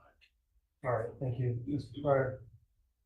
We'll move on at this point. We are going to have some individual questioning of jurors. I did want to return back around with a question or two of my own, going back to juror 296. We talked a little bit about hardship. You raised a couple of different things. I'm sorry, juror 394. Apologies. There's you've got an important trip planned the very first week of June, is that correct? All right, you've also made some concerns about your work situation. On the June trip, I guess on each of those points, number one, I don't know that we'll have an opportunity to go back and, for example, check with employers, find out what that answer is. We'll kind of need to know today whether you're in or out potentially as a juror. So we really need to go on the information we've got now. The second point I guess I'd make is if this case is going longer than anticipated and we're getting up to June, do you believe that would become a severe distraction for you if you started thinking you were not going to be able to attend this vacation, or do you think you could possibly set that aside? Yeah, I wouldn't consider vacation hardship. I would really focus on the case. So. Okay, I just wanted to be clear on that. So I appreciate your response on that. With that in mind, then, at this point, we are going to conduct some individual voir dire, and we've got a process. You're the first group we're doing this with, so we've thought it through, but the process will be to have jurors remain one at a time, and so you'll cycle in and out of the room while we have one juror remain for this individual section of our questioning. At this point, then, we'll go ahead and start with probably the lowest numbers starting first. So juror 27 will remain for some more individual voir dire. The additional remaining jury in the panel will be excused for a moment while I talk to them, and we'll go in that order. All right, please. All right.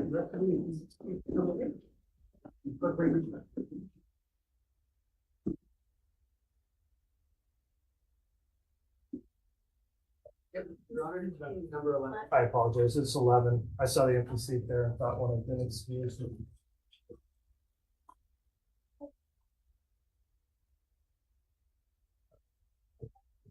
Thank you.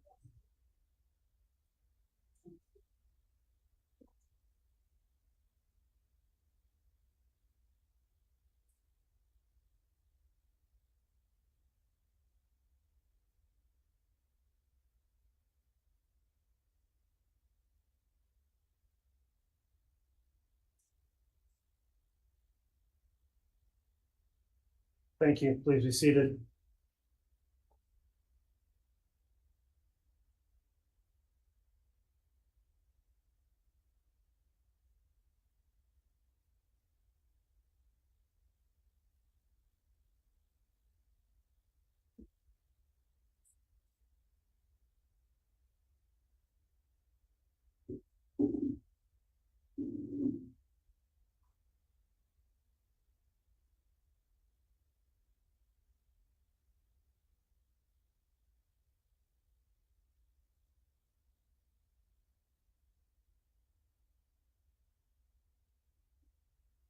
All right, juror number 11, we do have, I believe, a response in here. You've got some knowledge of this case previously. I don't know that you raised any concern as it relates to possible hardship. So at this time, I just asked for counsel, beginning with the state and then the defense, to make any inquiries you think are necessary in order to go into the issue of potential bias from pretrial exposure. Who's going to be doing that for the state? I will be on this particular juror with juror number 11. Okay, thank you. So Ms. Blake, if you'd like to confine the response or your voir dire to that topic of potential bias, and then I'll allow the defense, and then we'll move on to questions on death penalty responses after that, and I'll have my own question. And Your Honor, in regards to juror number 11, the state's only real questions are going to be regarding hardship. We just wanted to clarify a few things. And I will indicate there was no hardship listed, just with some of the responses. We just wanted to verify a few things. Okay, you can go ahead and inquire on whatever topics then, Ms. Blake. Thank you, Your Honor. Juror number 11, it's my understanding you have a brand new baby, 3 months old. Yes, I do. And then you also work. And I know that you indicated no hardship. I just wanted to clarify with you, do you work nights? Work early mornings. Okay, so coming here by 8 to get started at 8:30 or maybe even sometimes a little before 8, would that create any kind of a hardship for you? Not immediately though. And when you say not immediately, just so I'm clear with you, and I apologize to put you on the spot here, in not immediately, would you be good for a full 10 weeks or for the expected duration of the trial? Yes, I can mix it. And do you think your employer will work with you on that? I have talked with my employer about it, and the transition will be a little difficult, but we could work out a compromise. And it sounds like they're willing to work with you then from your conversations? Correct. And then with that 3-month-old at home, do you have any concerns if you were to be sequestered for a period of time? It would be difficult being away from family, especially with a young child at home like that, but if it is required, as it is my civic duty, I would be able to make it work. I just wanted to verify that with you because I know sometimes people don't mark a hardship down because they try to compare themselves to other people's situations. So I just wanted to make sure that that was going to work for you. And then just to clarify with you, my notes from the questionnaire that you filled out was that you really didn't have any prior knowledge of this case. Is that correct? Correct. I just heard about it in rumor.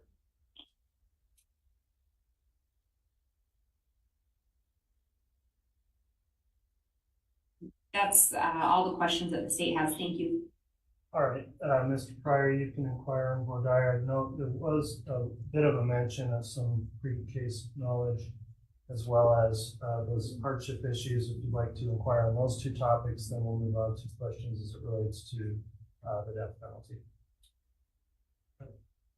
My notes say that you some media. Did you hear about this by way of media or not? I came across it just looking through the news, but I never delved any deeper than glancing at it. Okay, and please forgive me, I don't mean to delve into your personal affairs. Would it be a financial hardship for you to support your family being off for 10 weeks? It would be difficult. I'm still communicating with my employer about their policies with jury pay, but if it was unpaid, yes, it would be a financial hardship. And that's really what I want to get into, is that, we all have an obligation to members of the jury that serve. Mr. Pryor, And I'm sorry.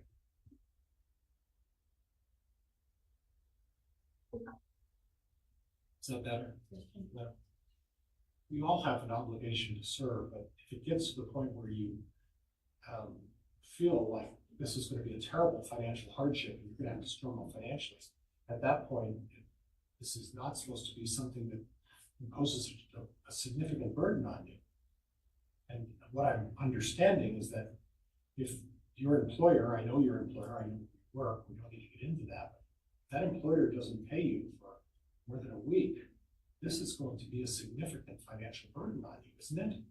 Yes, it would. And it's going to be difficult for you to make your expenses and your needs to provide for your family. Correct.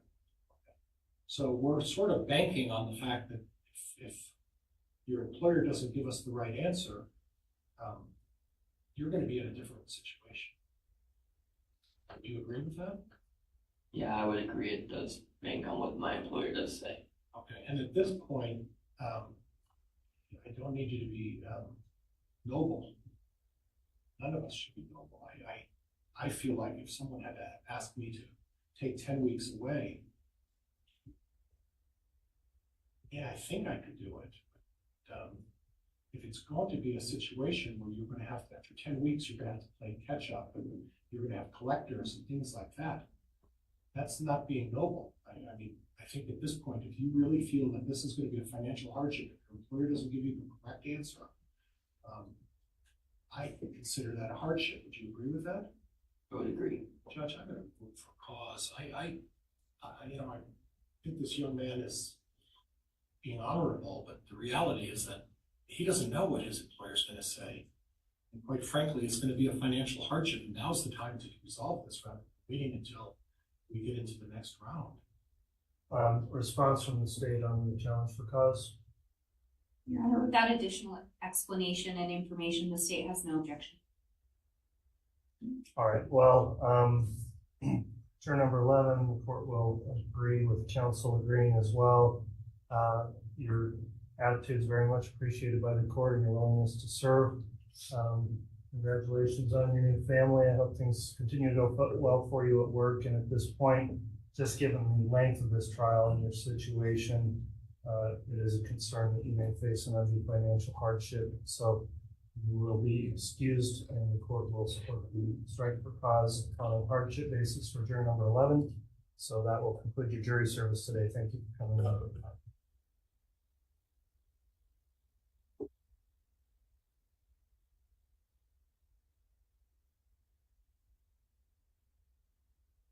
All right, and Mr. Bailiff, if you bring in juror number 27 next. Yeah, sure.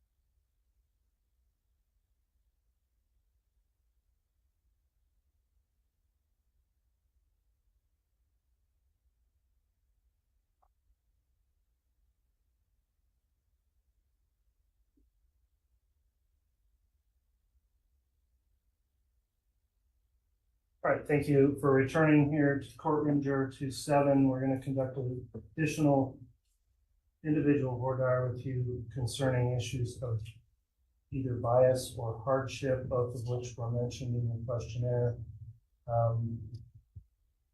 Although the hardship was checked as a no, and you potentially have a vacation starting June 15th, it looks like. The question of prior case knowledge is something I think we need to explore a little more outside the presence of other jurors. So I'll begin again with the state. If you'd like to conduct any additional voir dire as it relates to pretrial publicity or bias, you can do that, and then I'll allow the defense.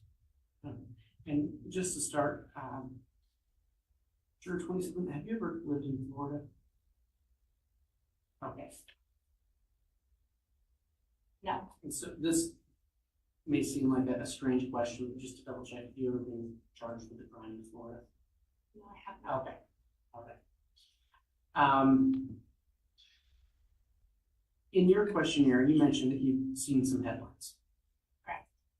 But you didn't really read it. If I read this accurately, you just looked at the headlines and didn't really research the case. No, I never clicked on the headlines to read any details. Just Okay. saw headlines. So you knew that something was going on, but you didn't know the details. Correct. Sometimes headlines can be, for lack of a better word, loaded with a lot of information, maybe designed to make you want to read it. Was there anything in those headlines that may have biased you towards this defendant? No, sir. Don't think I could make a judgment based on the media headline. Okay. And so, whatever you did see in those headlines, you can commit to this court and to this defendant and to the people of Idaho that you can set aside whatever you saw in those headlines and give this defendant a blank slate for this trial. Yeah, absolutely.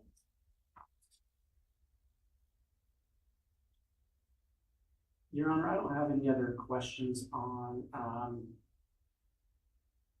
media exposure.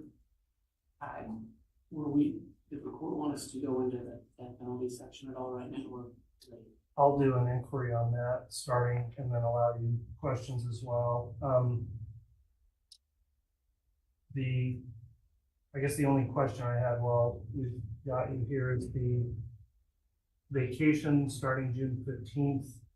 We're scheduled to be done at that time, but if this were running long, would that start causing you some great concern if you were potentially going to miss that? No, there is a vacation on the 24th that would cause me concern, but the one on the 15th is flexible. It could be moved. Okay, that's the only question I had on that. Mr. Pryor, if you'd like to inquire as it relates to bias, you can do that, and then we'll move on to questions regarding the death penalty. And ma'am, the concern that it's much like a number of the other folks, there are 4 kids at home. And forgive me, I can't remember the ages of those kids. Younger kids? My children, my oldest is 12, and then I have 10, and then I have twins who are 8. Okay, and are you the one primarily responsible for taking care of those kids? You could say that my husband works from home, so he is around always. So there is some flexibility there. There is some flexibility, yes. I homeschool my kids part-time, and they go to a program part-time, but my husband's always home, and he's very involved in the homeschool process. So he could take over at least for 10 weeks. So I saw that in the file. I couldn't remember exactly the age of the children were. But I saw that there was a homeschool issue. I don't recall seeing your husband take that over. That's something you folks could work through. Yeah, I mean, it would take some logistics and compromise, but it's definitely doable. Okay. All right, now, Judge, I don't think I have anything else. All right, thank you. So juror number 27, the next topic we're going to discuss as it relates to capital punishment, which is a factor in this case. The first question I guess I'll begin with is, do you recall answering, and you do have a copy of the questionnaire there, but these questions on part 5 of our questionnaire called attitudes regarding the death penalty. Do you remember answering those questions? Yes, I do. And to your best recollection, are all of your answers in the questionnaire still true and accurate about how you feel about that today? Yes.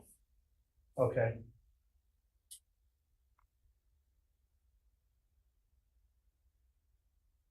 So in this case, juror number 27, it may be necessary for you to make a determination in regard to the imposition of the death penalty or some other penalty. In this case, looking through your questionnaire, you've indicated that you are in support of the death penalty. Is that still accurate? Sure.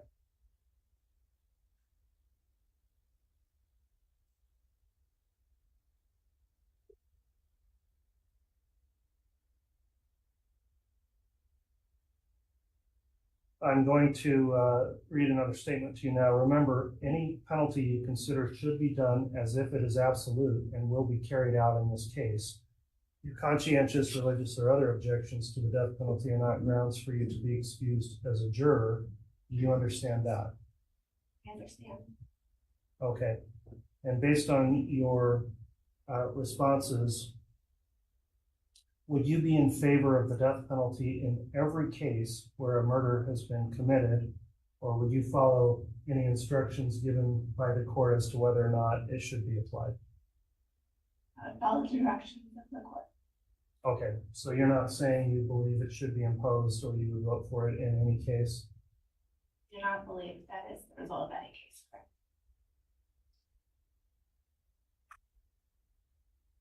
All right. Having considered then the responses in the questionnaire here, the court is going to pass over voir dire for any additional questioning from the state at this time, and then I'll allow the defense to voir dire on that issue. Your Honor, the state doesn't have any further questions. All right, Mr. Pryor, any questions? Judge, would the court prefer that I be up at the podium, or are we okay for me to sit here? You're fine to remain seated as long as you talk into the mic. Thank you, Your Honor. Ma'am, there's no wrong answer when it comes to people's feelings about that. Everybody has an opinion, and everybody's entitled to their opinion. You can agree with that. I agree. Okay. One of the areas that caused me to look at your particular profile, nothing more, but in your case, you have 4 relatively young children. If you were to hear testimony that related to the death of young children, would that cause you to react in a way that would say, there are children involved here, it has to be the death No, honestly, age doesn't, the death of anybody is sad. I don't believe that I would be affected just because of age. penalty. Okay, and on the same token, if someone's immediately convicted of a charge such like this, is that an automatic for you for the death penalty? No, not me personally, no. Do you start at the death penalty and say, well, I'll look at other things, but it's been a murder, so we're starting at the death penalty and then we're going to work backwards? No. Okay. Judge, I have nothing else. Thank you, Your Honor. Thank you. All right, I just have a final question then for your 27. So as we get into that section of the case, are you committed that you would hold the government to its proof in this case if that was the instruction you were provided? Right. All right, thank you. Juror number 27, you can go ahead and return to the jury room there with the bailiff, and we will next have juror number 31 brought.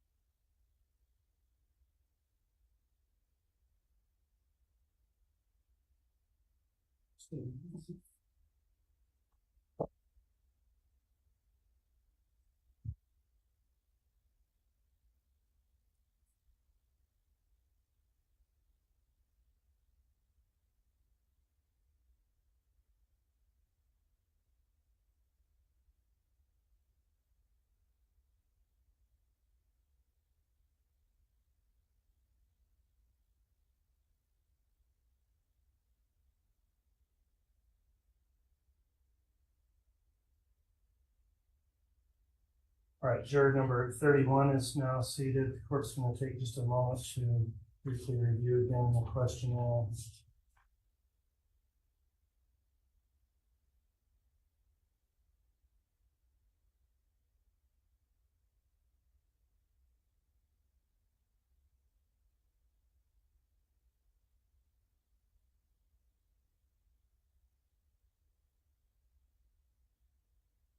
All right, the court has determined an individual voir dire to be appropriate for this juror number 31.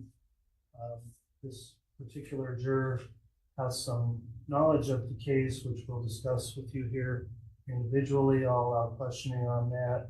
There's also a potential personal knowledge of one of the participants in the trial, being my staff attorney. And then in terms of hardship, there was nothing there. So I guess let's start with questioning in terms of any potential bias. And after that, we'll move on to questions as it relates to the death penalty and her responses in the questionnaire. So just as an outset, you do have a copy of your questionnaire there with you.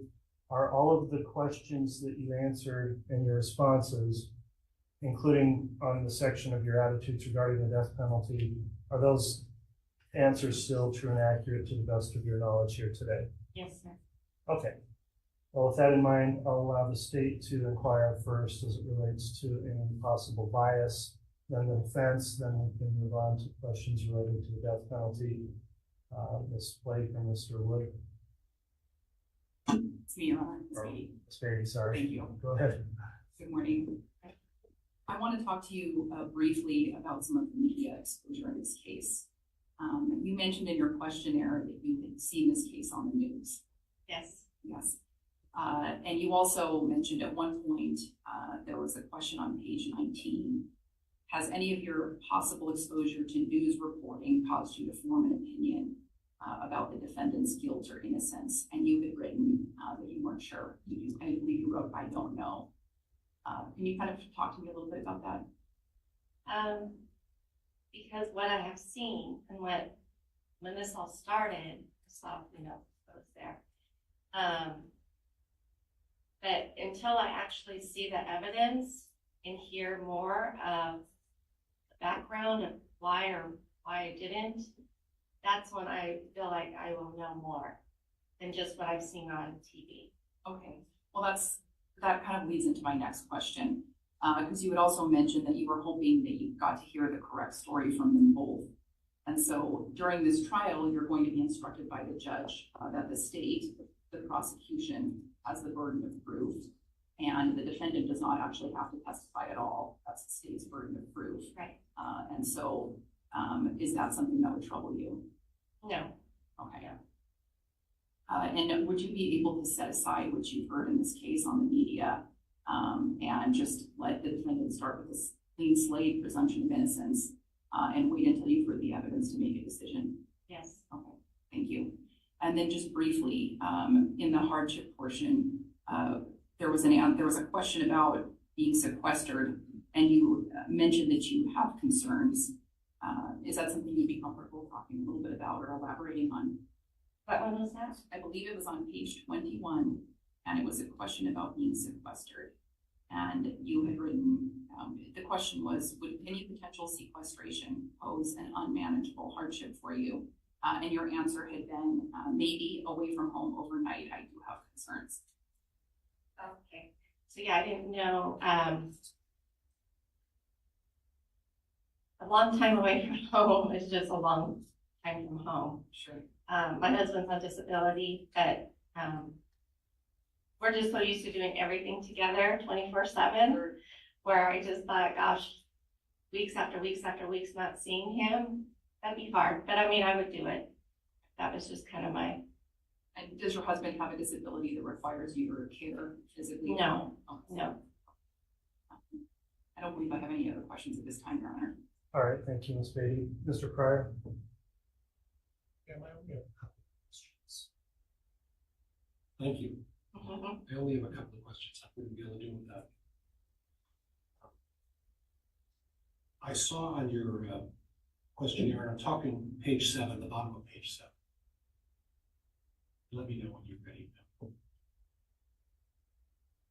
Okay. Under part 4, number 1, question A. Oh my gosh, that's a mouthful. It says, do you feel that a defendant should be required to testify? You mark yes. Could you elaborate on that a little bit just for me, just so I understand?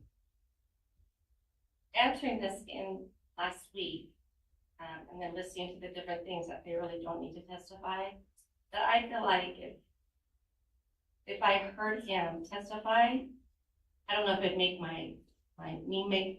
change my mind whether he's guilty or not guilty. I'm aware that he probably won't say anything that I learned today. So it probably would not matter at this point. But when you marked it, yeah, I marked it yes. It should be required.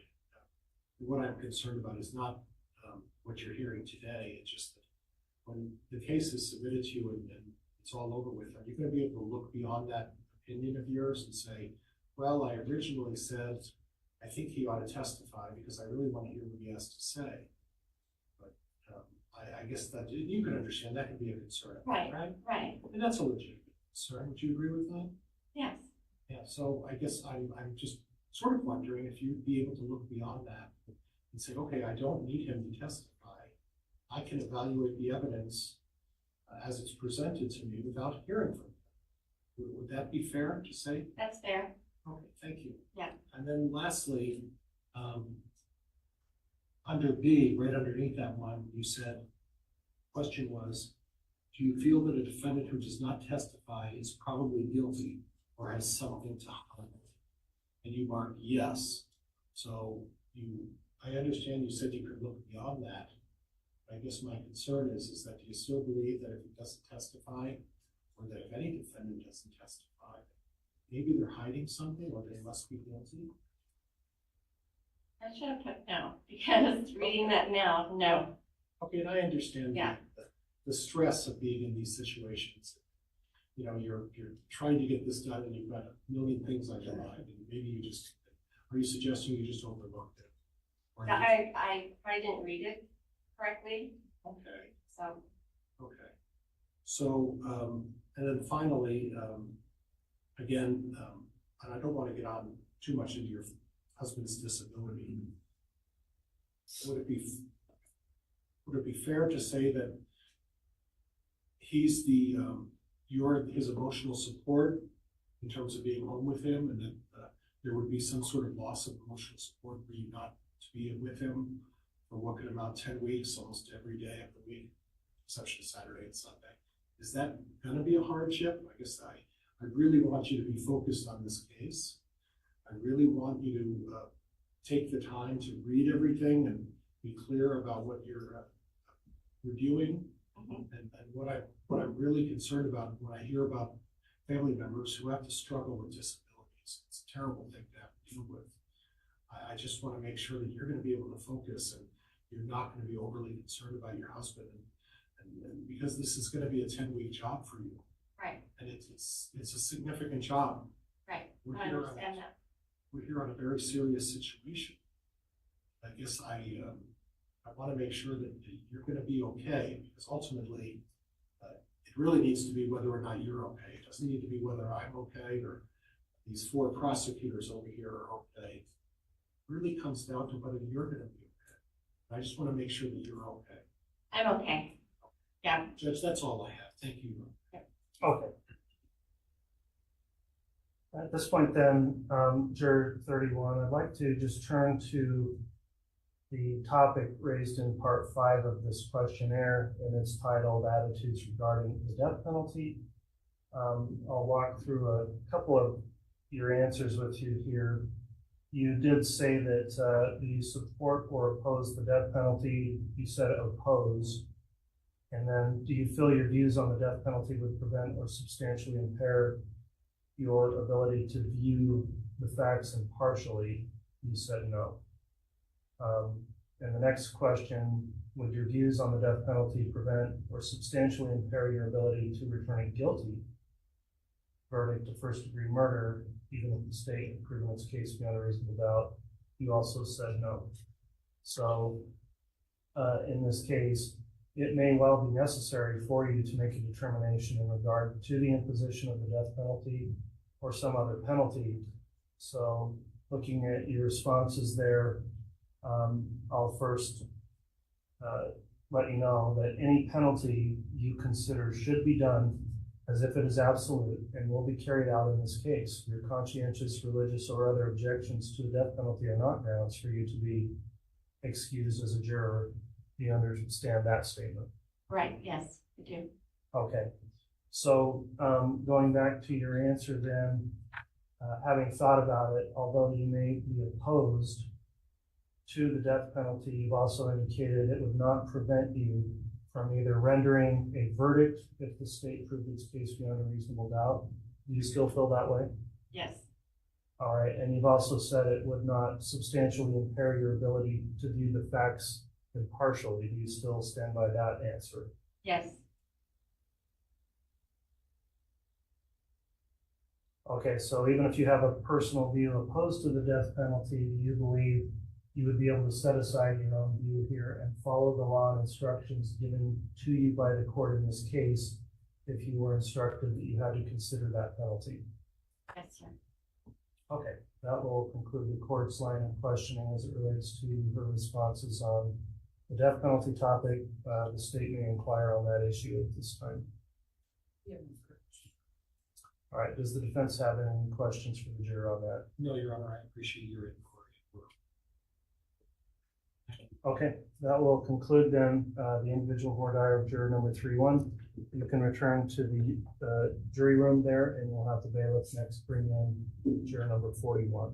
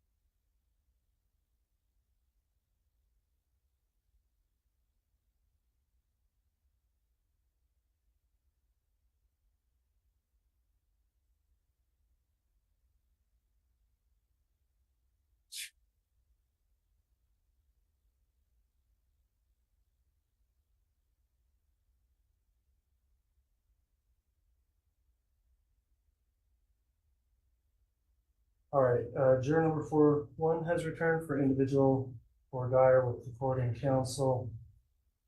There's a couple of topics I'd like to begin with. Topic of hardship, which the juror mentioned of potential vacation plans May 30th, and also then some information about the case, so potentially bias based on pretrial publicity. The state would like to inquire on those topics at this time. We'll move forward there and then see if we need to get into additional topics after that.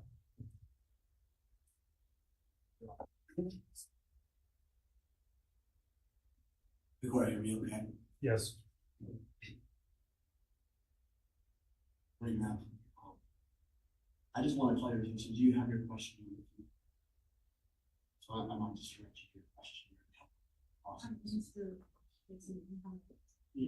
I'm sorry. I've lost my voice. I'll try to stay closer. So, ma'am, I'm just going to direct you to your question and help us in this process. I might invite you to turn to page 20 of your questionnaire.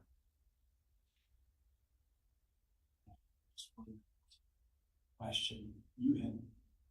Yes. Noticed a potential hardship in a planned vacation that starts on May 30th. Could you just explain a little bit about that? Yes, on June 1st, I can do that. Okay, I'm sorry, we can't. Do you have the microphone with you?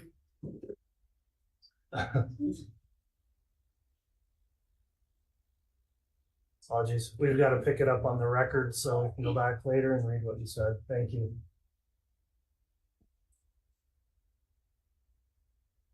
Yes, if you'd explain again about your trip, please. Oh, yes, we checked the June 1st actually. Rather than close. Yeah, that's a week-long trip. We come back, we check it on first.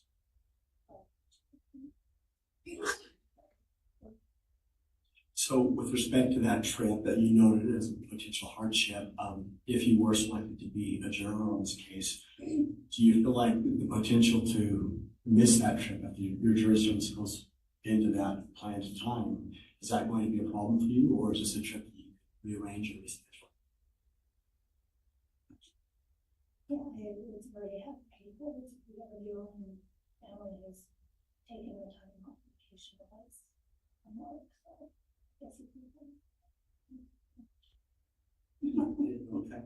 And you've actually paid out expenses for this trip already? Yes. Related to personal, so a large sum of money we have to pay for. Excuse me.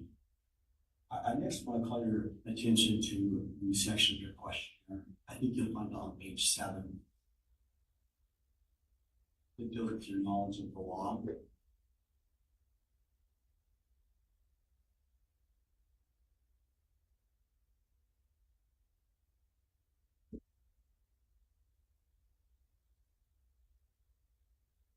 Whenever you're there. Yes. So I would just like to ask you some questions about your answers that you given on page 7. I'm actually going to go down to the bottom of the page under part 4, question E. And in that section, you were asked a question: do you believe that a person on trial who does not take the witness stand and deny the crime is probably guilty? And I believe you answered that yes. Is that right? I'm sorry, I can't hear. Yes, the question. Sorry. Could you explain a little bit more about what you meant by your answer?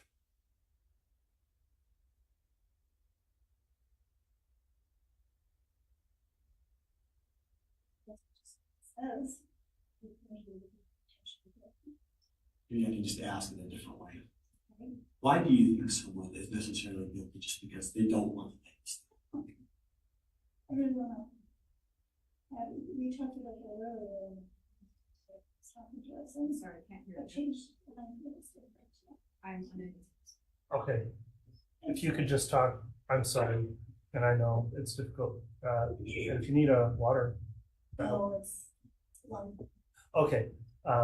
Just speak right into the mic. Right. On your response, let me just Briefly, counsel, let me switch over and let Mr. Pryor maybe ask a couple of follow-up questions on these responses, on the general attitudes and knowledge of the law and her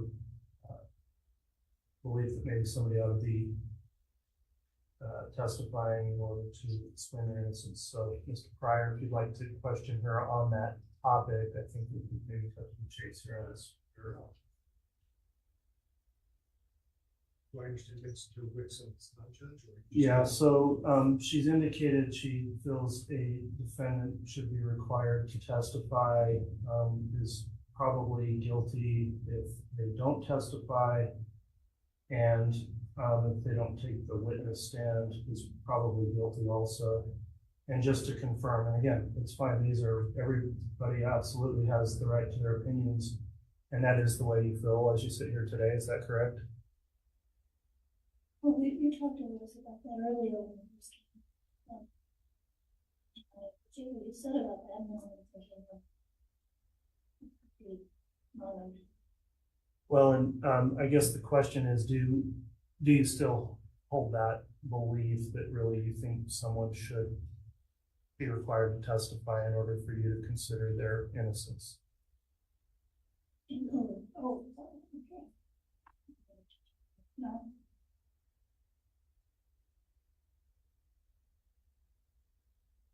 All right, well, I kind of broke things up here. Mr. Wixom, did you have anything further? And then I'll allow Mr. Pryor some additional voir. I just wanted to vet out that particular issue. Thank you, Judge.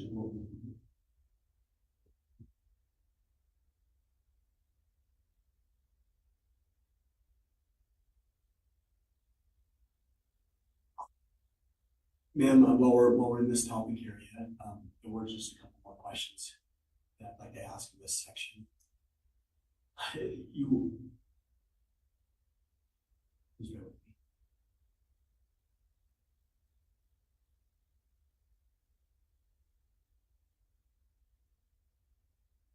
It's really maybe different questions getting at the same thing, but if you were instructed by the judge that a defendant does not, under our Constitution, have to take the stand, testify, and he can invoke his right to remain silent, are you committed today that if the defendant chose to do that, that you wouldn't hold that against him? Yes.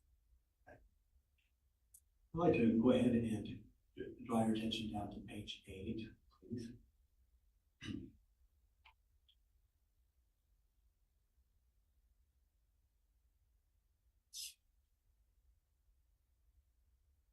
And I'm going to call your attention to question number 2, and I believe it would be C.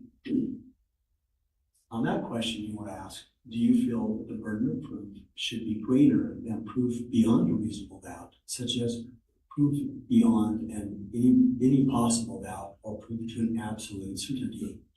And frankly, I think you've got both boxes checked. Which box did you intend to check?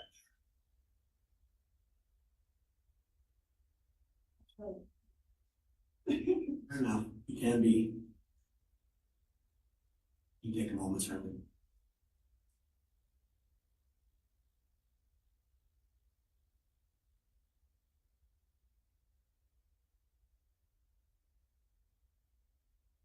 Yes, it should be proved.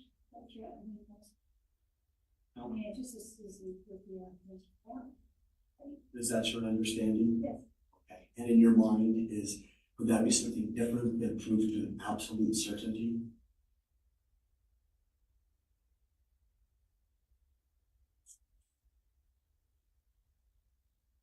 So, if the judge gives you an instruction, I understand it can be a difficult concept. If the judge gives you instruction as to what reasonable doubt is, and inherent in that instruction, there may be some room to not absolutely know someone's guilty, but beyond any doubt that you reasonably believe is true. If he gives you that kind of instruction, is that something that you can follow? Yes. So just one last follow-up on that. So you don't require absolute, unequivocal proof before you can consider whether or not someone is guilty. That's fair. And you understand that question? Yes, yes. Do you have any other questions about? Ma'am, I know that there were some health related matters in your questionnaire. Can you just tell the court now, are there any health conditions that you have that you think will impact your ability to serve on the jury? Not really, no. I have bronchiectasis, but it's not. I'm sorry, couldn't hear that. I'm sorry, bronchiectasis, but it's just coughing and clearing the throat. It's nice. It's fine. We can go for that. No. Breathing. It's fun, but other than that, it's nothing. It's nothing that would stop me from being here. That wouldn't interfere with your day-to-day service on the jury? No. Is that something that's fairly treatable? Do you take treatment for it? It's chronic. So it's just one of those things. Okay. I get a little bit. Sorry to hear that. Well, it's fine.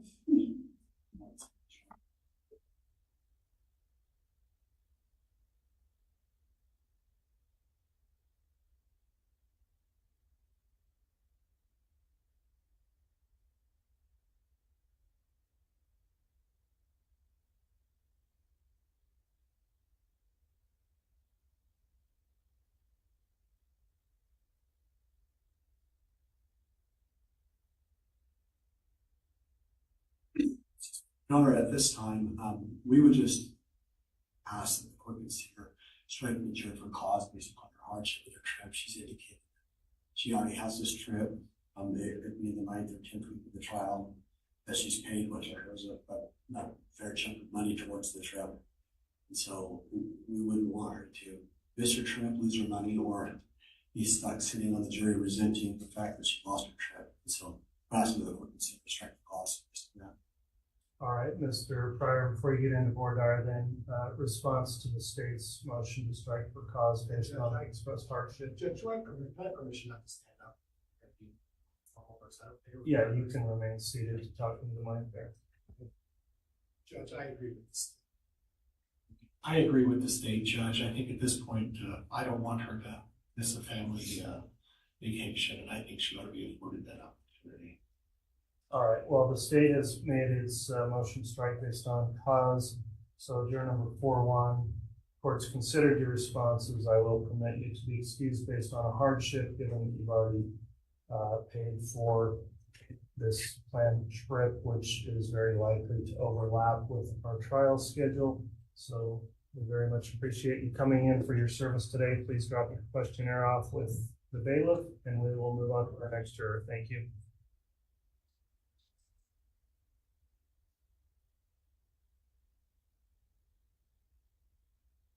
I believe juror 4-8 will come in next.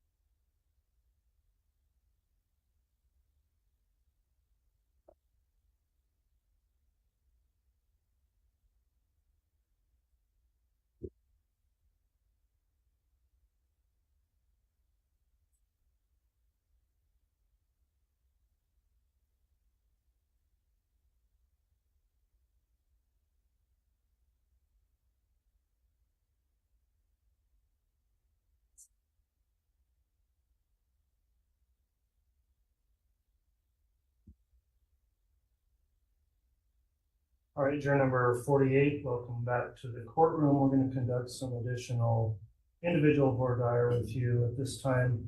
I'm going to have some questions related to your questionnaire responses, and I'll start there, noting that we are in the process of obtaining jurors who are impartial without any knowledge of the case, which would impact your ability to be fair and fully consider only the evidence here presented at trial. So in response to your questionnaire on page 15, the question was, well, you indicated you followed the cases in the media. There's a question, has that caused you to already form an opinion regarding the guilt or innocence of Chad Daybell in this case? Your answer was yes. If he didn't participate, then he did nothing to prevent what happened. And so I guess beginning there, I'd just like to inquire, do you believe you've already formed some type of opinion potentially regarding the guilt of the defendant here? Yes. And would your opinion be different than presumed innocent at this point? Presumed is the word where I get hung up. And I guess what I'm wondering is, would you think that you're going to require some evidence to maybe overcome the opinion you've already made? Yes. And is the opinion you've made one that you believe the defendant may be or is guilty? You're asking if that's my opinion? Yes. Yes. Okay. Yes, that's my opinion. All right. Briefly then, I think there's a bias here very concerning, but if the state would like to ask any follow-up questions, I'll begin there and then see if the defense wishes to as well. Thank you, Your Honor. I do have a few follow-up questions. Okay. Juror 48, you filled out this questionnaire last week, is that right? Yes. And I know there's a lot of questions on it. It's a lengthy questionnaire. And some of the questions you may have noticed kind of restate or ask for some of the same information. I noticed when you filled this out, you indicated that you have served on a jury before. Yes.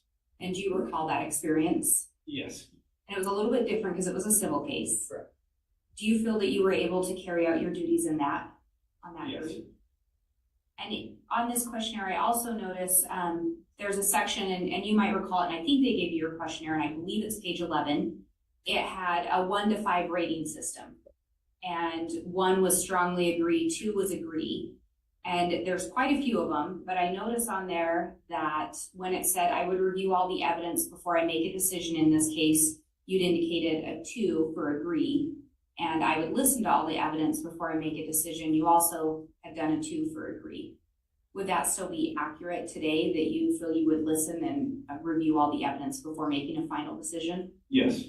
I should state, I'm naturally very curious and analytical to a fault. Sorry. No, that is fair, and I appreciate that information. And then we've gotten down to the section that the judge was going over with you on the media. And you did indicate that you have seen some media on this, and you've talked to some people from out of state.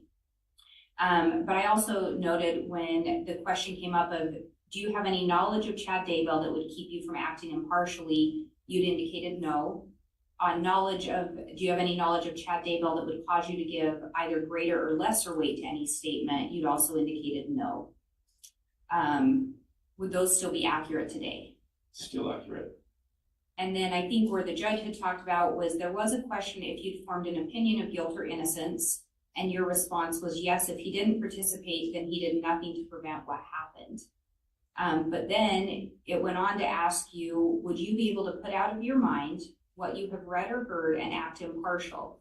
And you indicated that you could put it out of your mind. And I know the judge just asked you today if you've got this presumption of guilt, but we also had talked about earlier in voir dire the recipe and being given instructions. If you were given an instruction to put out of your mind anything you'd heard before and only weigh the evidence and information presented in this trial, in this case, do you feel that you would be able to do that? Yes, I could. Your Honor, given that, the state would ask to have him remain on. Okay. Let me ask the defense at this point, voir dire, Mr. Pryor, on the issue of bias. And so again, I think when I spoke to all of you, I told you there's no right or wrong. We're all absolutely entitled. You would agree, right? Agreed. And as an analytical person, based on the information you have at the present time, you're going into this situation with some concerns about this case, correct? I wouldn't use the word concern. Sorry. No, that's okay. What word would you use? Did you turn on your microphone, Mr. Pryor? Good judge. You know, again, technologically adapt. Yeah, no, you know, as I stated, I read every day. I do have an opinion. I did try to be as honest as, and to the point as I can be. So no, I'm not concerned. Just neutral is the best word, other than I do have an opinion. Okay. And as part of that opinion, the questionnaire, and I'm looking at page 19, and it's about the middle of the questionnaire. And it says under item D, has any of you possible exposure to news reporting, dramatized depictions, or other publicity around the case form an opinion about Chad Daybell's guilt or innocence? And you said yes. And then you responded, I believe that Chad Daybell is a weak character. Yes. So when the judge inquired of you that whether or not you formed an opinion, and the prosecutor touched on this a little bit, you answered the judge's questions, and I have absolute belief you're being completely honest. And at this point, Judge, I have the belief that not only is he a weak character, but I tend to believe that he may be guilty. But I'll go and I'll review all the evidence before I make that final determination. Is that fair? Fair.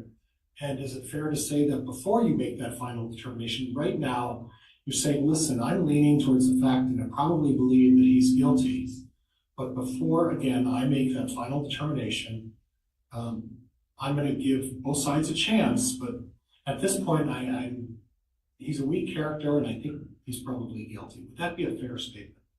Almost. Okay, please clarify that for me then. Well, I would have to hear the instructions from the court. Okay. To find guilt and the charges. Okay, but at this point, your position is the weak character and guilty, but I'm going to listen to the instructions, and I'm going to look at all the evidence. Would that be fair? Yes. Thank you, Judge. I have nothing else. I'm going to move for pause, Judge. All right, consider the strike for cause request made by the defense as to juror number 48. Juror number 48, this is precisely the reason we have this individual section of questioning, so we can discuss this frankly with you without the other jurors' presence there. The court, having considered the responses here, and concerned there's been an improper shifting of the burden that's afforded to the defendant on a presumption of innocence based on pretrial publicity in this case. With this particular juror, for that reason, I am going to grant the motion to strike. So juror number 48, that will conclude your jury service, and we appreciate you coming in today and taking your time as well as last week. You can be excused with the thanks of the court. Please leave your questionnaire with the bailiff, and we'll have our next juror brought in for questioning.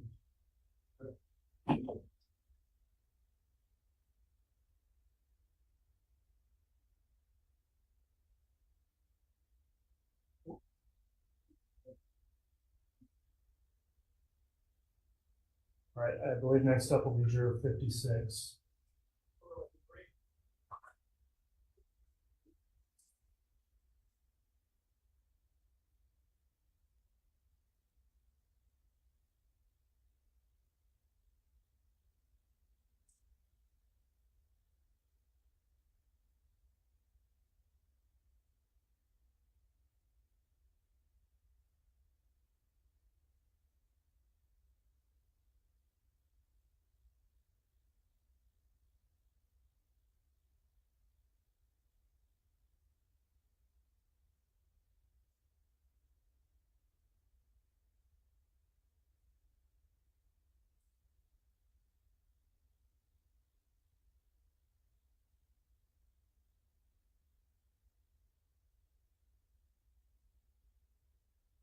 All right, thank you for returning. This is juror number 5-6. At this time, we're going to conduct individual voir dire, beginning with the issue of potential bias. There wasn't really expressed anything in here relating to hardship, so let's start there.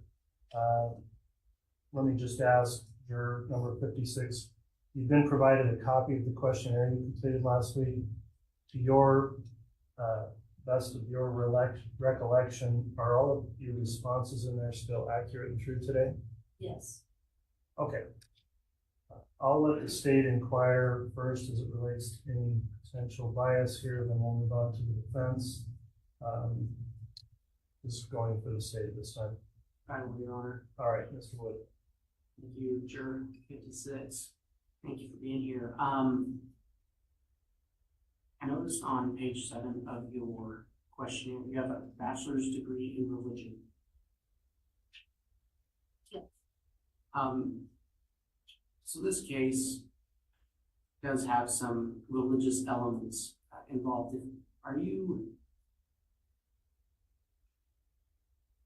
If the defendant has religious beliefs different than you, is that going to sway your opinion in any way? No. Okay. You can commit to that you're not going to judge him based on religious beliefs. Yeah. I'm sorry, I can commit to that. It looked like in your questionnaire, you have seen some news from, I think you say, Idaho News apps and CNN. How much news have you seen in regards to this case? That's hard to quantify. I have seen like articles here and there from the case. I don't watch the news, and I don't get on news apps regularly. So I recall seeing something about it pretty early on. I recall seeing something about the arrest in Hawaii. I recall seeing something about the search for the children's bodies. But I make it a point to avoid the news, and so it's not something that I do on a regular basis. And I certainly I don't follow the cases intentionally. And so it's fair to say, in this case, you have not actively followed the news in the case. Correct. I did want to speak with you about one of your responses on page 19. It's in response to question 10F. And the question is, have you formed any personal opinions whatsoever based on information from any source of Chad Daybell's guilt or innocence of anything? And you said, I do recall a sense of, quote, he probably did it, unquote. Tell us about that. How deep of a conviction is that? It's certainly not a deep conviction.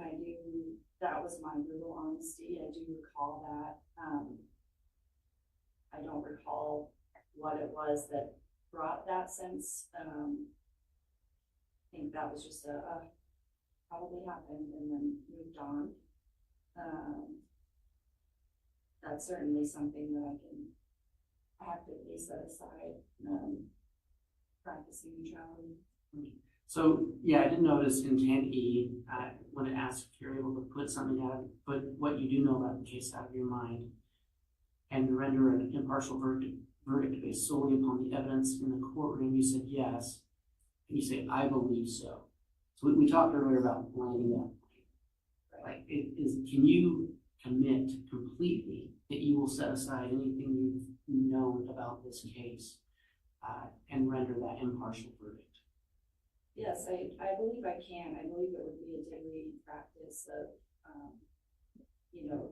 bringing yourself to kind of recommitting that every day to keeping your focus on the evidence before you even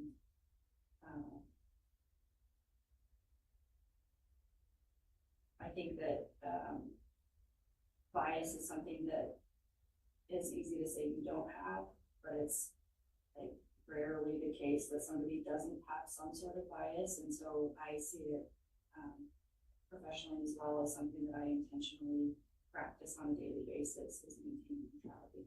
Okay.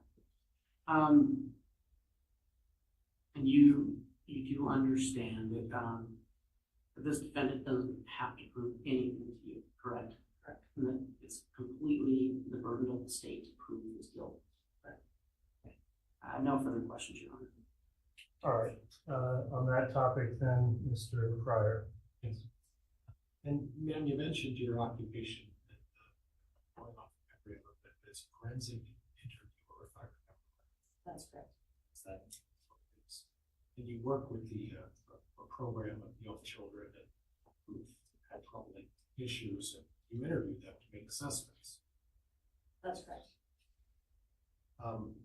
And Well, can I clarify that? oh, absolutely. Partially. Please. It's correct that I interview young children. However, it's not my job to form an assessment of any sort. I simply report what was disclosed to me In more of a law enforcement capacity. It's not necessarily law enforcement, but in terms of what law enforcement should be doing, rather than taking a position, you're just reporting facts. Would that be fair? right, and for medical purposes. And obviously, one of the concerns that came up to me, flagged this a little bit. Again, I think I spoke to you folks before and said there's no wrong answer, there's no right answer. There isn't. We're just all trying to, and it's a horrible thing to have to go through this. But one of the concerns I have is that two of the victims are children. And when I read your profile, I assumed that you would suggest, you seem very analytical, and when I realized you're a forensic interviewer, I realized, oh, that's why it's very analytical. One of the concerns I have is that I'm not always able to discipline myself to stay focused on the task at hand. And when you say it's going to be a struggle, or it's going to have to be something I'm going to have to work on every day to not allow that bias to creep in, what that's kind of telling me, and then if I'm being honest with myself, I agree with you, it's a struggle. And when you have bias, or you feel like you've already made a decision, it can be difficult when you're going into a matter saying, listen, yes, I believe this is what happened here, I believe this is what's going on, and that's really what you said, if we're being fair, correct?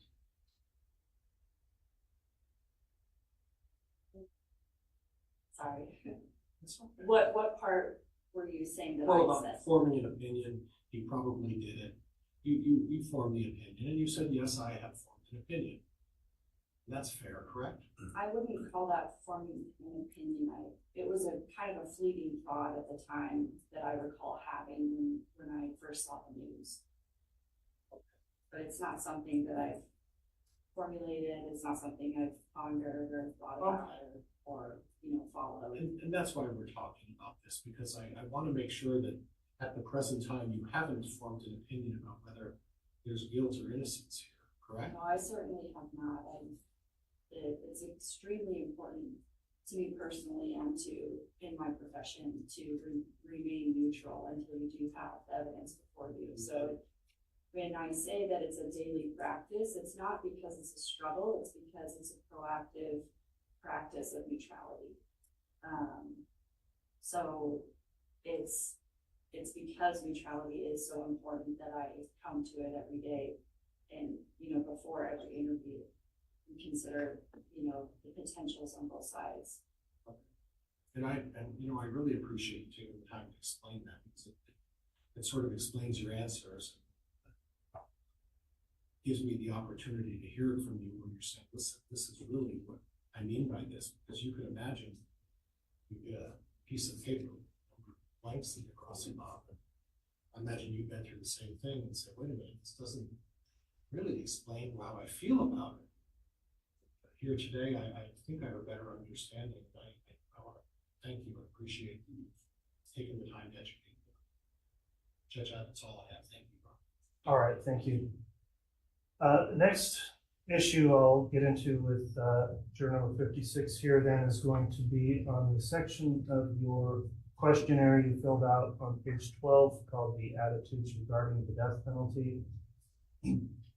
Juror 56, do you recall filling out those responses in the questionnaire? I do. Okay, and are those still true and accurate to the best of your knowledge? They are. All right, I did want to just take a look at a couple of responses again. We're just trying to ascertain for sure your opinions here. On a question, do you support or oppose the death penalty? You check the box support. I notice on the general attitudes part, which gave you some multiple choice, pick the one you like best. D, you said you were generally opposed to the death penalty. So in answering that question, would you say you support or oppose, or is it a more complicated answer than that for you? I do think it's more complicated. I kind of noticed that this, on number 6, that the answers were sort of organized in a spectrum. And I just felt that the one above, I generally favor the death penalty, was not accurate. That gave me the sense of, oh, in a lot of cases, I would favor the death penalty, and that's certainly not the case. And that's why I chose D over C. All right, well, I am going to advise you that it may be necessary for you to make a determination in regard to the imposition of the death penalty or some other penalty in this case. So with that in mind, if you are generally opposed to it, going back to your response part D, and again, this is somebody else's statement, not yours, but you agreed with this, as you mentioned on the spectrum answer. I am generally opposed to the death penalty, but I believe I can put aside my feelings against the death penalty and impose it if it is called for by the facts, law, and instructions in the case. So do you still think that best represents your position on the death penalty? I think it does. I guess the way I'm reading it, I should just clarify, when I was thinking I generally favor the death penalty, I was thinking about that broadly in a lot of different cases. If I were to think about it more narrowly, just because I'm not well versed in the law around the death penalty, I don't know when it's even a possibility in a case. I assume that it's only on the table in more extreme cases. So I think that's why I wasn't sure how to answer. If the death penalty were on the table in a great variety of cases, then I would continue to be opposed to it in general. But if it's used sparingly and for more extreme crimes, then I would be in support. Okay. The question I will have then is this: if I were to instruct you in this case that you are to consider the death penalty, will you be able to follow my instructions and consider the penalty of death? Sure. All right, so are you representing here that you would be able to set aside your own views and follow that law and instruction if it were provided to you in this case? Yes. Okay, that will conclude the court's voir dire portion of that for this juror. I'll allow the state any follow-up questions. Thank you, Your Honor. The state doesn't have any follow-up questions. All right, from the defense. And ma'am, you mentioned use sparingly. Could you clarify that a little bit? What do you mean by use sparingly? I think I wrote in my in the previous questions that I don't know data on it, but I'm aware that Idaho hasn't executed an inmate in a very long time. So I would consider that pretty sparingly used. Okay, and when you made the comment that extreme cases, does that mean that in a situation where, nothing I say isn't to imply that Mr. Daybell's guilty, right? We're talking about this because we have to. But if the death penalty is one of the options in a murder case like this, does that mean if you find Mr. Daybell guilty, does that immediately mean you go to the death penalty and that will be your vote? Does that mean how you support it, or is it different? No, I just meant that I certainly, those are two very separate decisions. I just meant in extreme cases such as in regard to the crime itself. Obviously, I wouldn't support the death penalty for a burglary case. Right. But does it mean that your vote would automatically be the death penalty if someone was convicted of murder? No, those are very different decisions to me. Right. And when you say extreme cases, you've heard the name Jeffrey Dahmer. I have. A serial killer. That's an extreme case, right? I would, when I say extreme, I'm referring to murder. Okay, so murder in general is an extreme case. Yes. And again, and that is your vote on it? No, let me clarify. Murder happens in so many different ways, in so many different, circumstances, that I'm not saying that in all murder cases, I think the death penalty would be appropriate. Okay. But I am saying that I would support it being considered. That's where I was trying to get you at, is I was trying to clarify your position a little bit. And again, I want to repeat, there's no right or wrong answer. I'm just trying to understand. And again, in this context, you've clarified a number of your positions. You said, well, this is why I clarified that. And that's why we do this. The court is kind enough to allow us to go through this because we're trying to clarify it. If I understand your position, and please correct me, is that just because there's a murder doesn't automatically mean it's going to be the death penalty. If there's a murder, I'm going to look at the facts. I'm going to look at whatever evidence and make a determination based on what the court tells me are my options in that case. Would that be fair? Yes. So, and please forgive me, I'm not trying to put words in your mouth. That sounds like a very neutral position. Would it be fair that you're very neutral on the death penalty? I think so. I think that's why I struggled in picking between C and D on number 6. Okay, and that's what I was trying to clarify. I was just trying to understand it, and I appreciate that you're going through this. I really do, and thank you for all of your answers. Judge, that's all I have. Thank you, Your Honor. All right, thank you. Juror 5-6 then, that concludes the voir dire portion individually. You can go ahead and I'll have the bailiff escort you back to the jury room, and we will call up our next juror for individual questioning, juror number 121.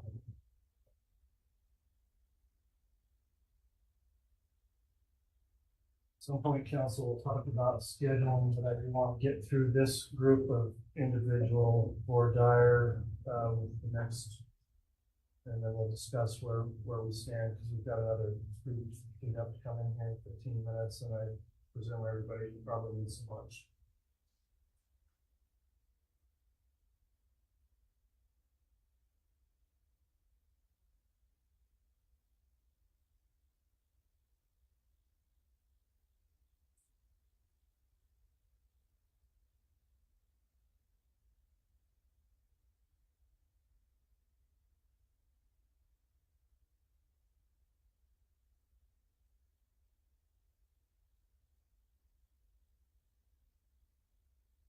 All right, thank you for returning juror number 121. This is time we're going to conduct some individual voir dire examination, beginning with the issue of bias. We've also got a request you had on here regarding a potential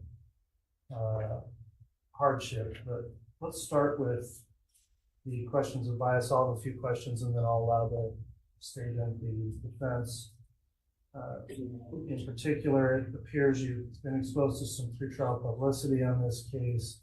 You may have some opinion at this point regarding the guilt or innocence of the defendant, in this case, Mr. Daybell.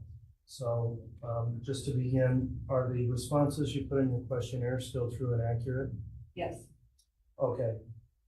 I'd note you answered one question about whether you formed an opinion, and you said, quote, it seemed like he was guilty from that info. And then on another page, you also said, I did think that he was guilty. I'd like to just go into those topics with you if I could. Is that still the way you feel today? Yes. Okay, as you sit here today, we instruct every juror in every case that a defendant is presumed innocent and only to be tried on the facts of the case. Am I correct in understanding that you, based on information you already know, maybe do not believe the defendant is innocent as he sits here today? Well, I don't know. I feel like more what I was saying on the questionnaire was that obviously I never thought that I would be on this jury, so I was more, reading an article and then just being like, oh dang. But I feel like through our conversation today, I do understand that you have to be impartial. Okay. I'll allow the state to conduct some more dire on that issue of bias then, and then we'll allow the defense as well. So who will be doing this one for the state?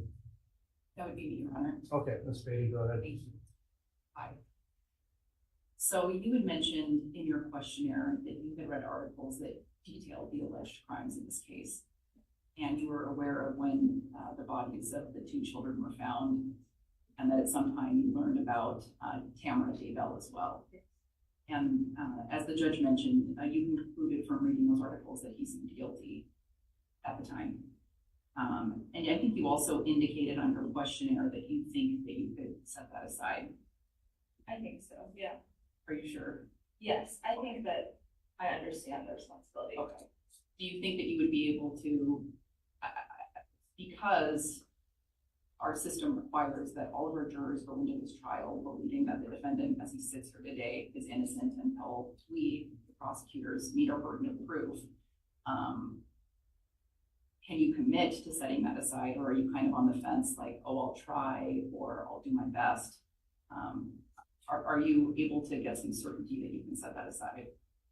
I feel like it's hard because I think I could if it was given the situation where I had to do this.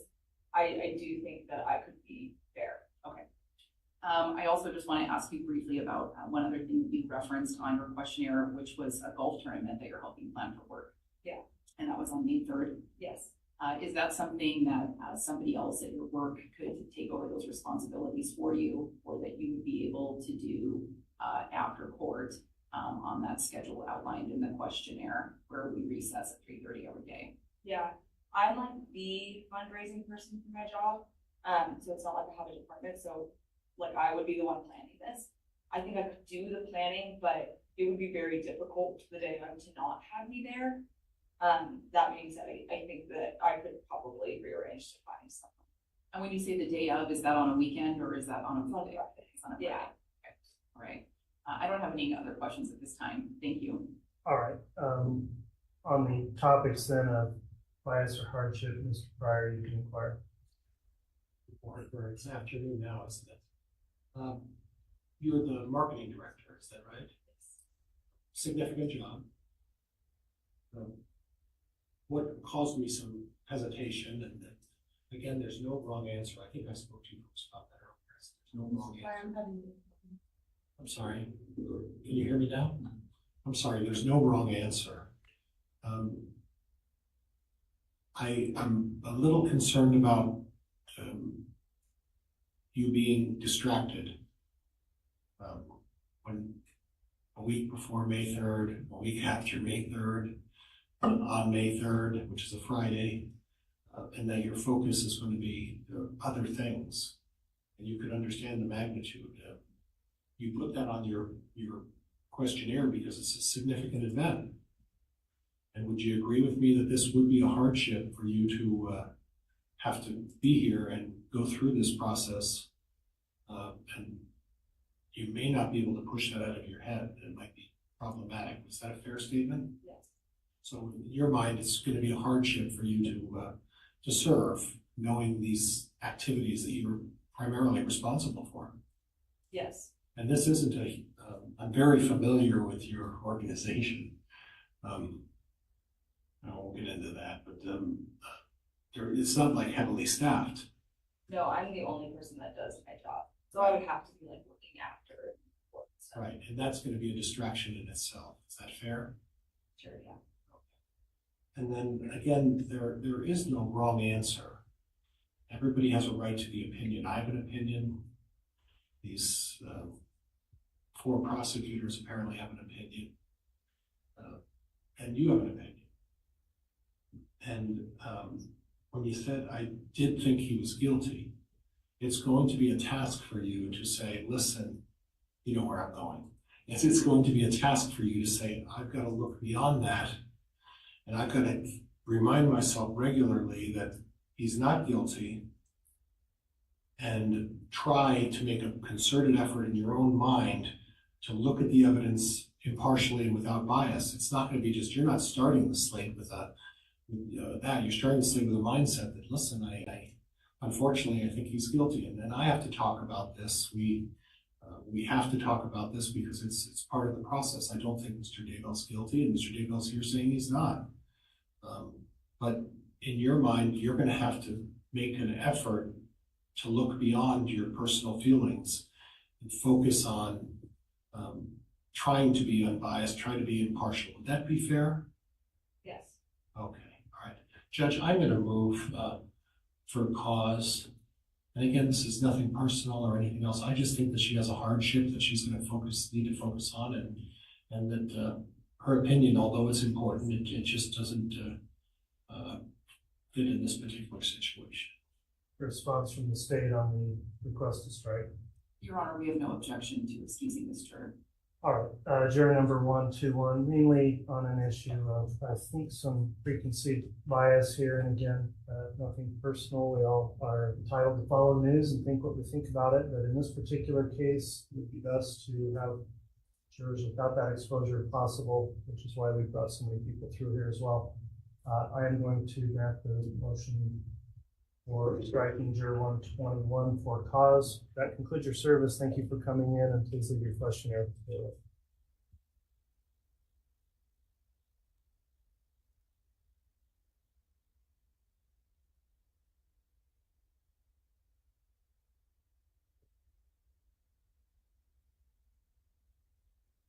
We'll next talk to juror 146.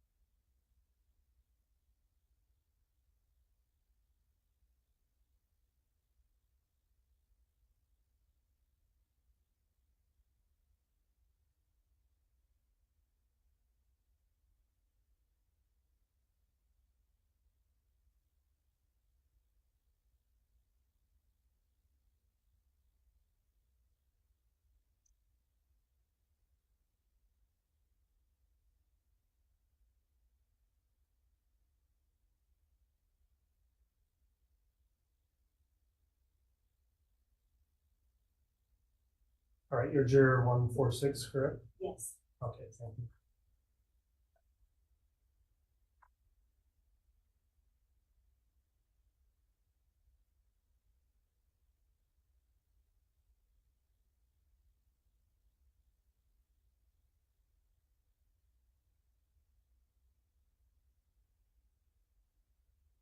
All right, in this case, on juror 146, looking at the questionnaire, there was some indication of case knowledge there, so I think you need to explore whether there's any preconceived bias in the case by this juror. I don't see any listing of a hardship, so if the state would like to inquire on bias, we can start there. Thank you. Can you hear me okay? Yes. Ma'am, I just have a few questions for you today, so I know my voice. I understood what the court just said, that you didn't state any hardships. I did have one quick question, because you did note that no, it wouldn't be a hardship to be on the jury, but you put in a sense. I do have 5 kids. What did you mean by that? I mean, I have 5 kids. I think I was more referring to the sequestering card, if that ever had happened, that I would just like to be able to check on my kids. You know, at the end of the day, that's something that happens. Okay, so your kids are of sufficient age that you could potentially serve for 10 weeks, it wouldn't be a Excuse me. Oh, try not to talk at the same time as each other so we get a clear record. Thank you, ma'am. And then I noticed, I believe in your questionnaire, you want to ask if you had information about the case. I think you noticed maybe some information from Facebook. Am I recalling that correctly? Yeah, just seeing things on Facebook over the last couple years. Without getting into all the details of what you've learned about the case, how much information would you say gauge that you have? A little bit of information? Do you feel like you know a bit? How much information do you feel like you've collected about it? I don't know very much. Just in passing, it's not like I've researched her. So there would be no reason to think that whatever you've learned would impact your ability to be impartial, to listen to the evidence in the case. Absolutely.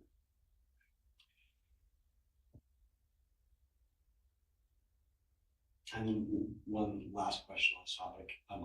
If I recall correctly from your questionnaire, you work as a daycare worker. Do you own the daycare? And you don't feel like there's anything about your day-to-day work with children, understanding that there are allegations of children who were killed here, that's not going to do anything to cause you to be impartial? No. I'm sorry, less partial? No. You don't on these kinds of questions. I don't have any other questions for you later though. All right, thank you, Mr. Wixom. Mr. Pryor? And Mr. Wixom brought that up. It still always amazes me that someone can have 5 children and maintain even any kind of sane household.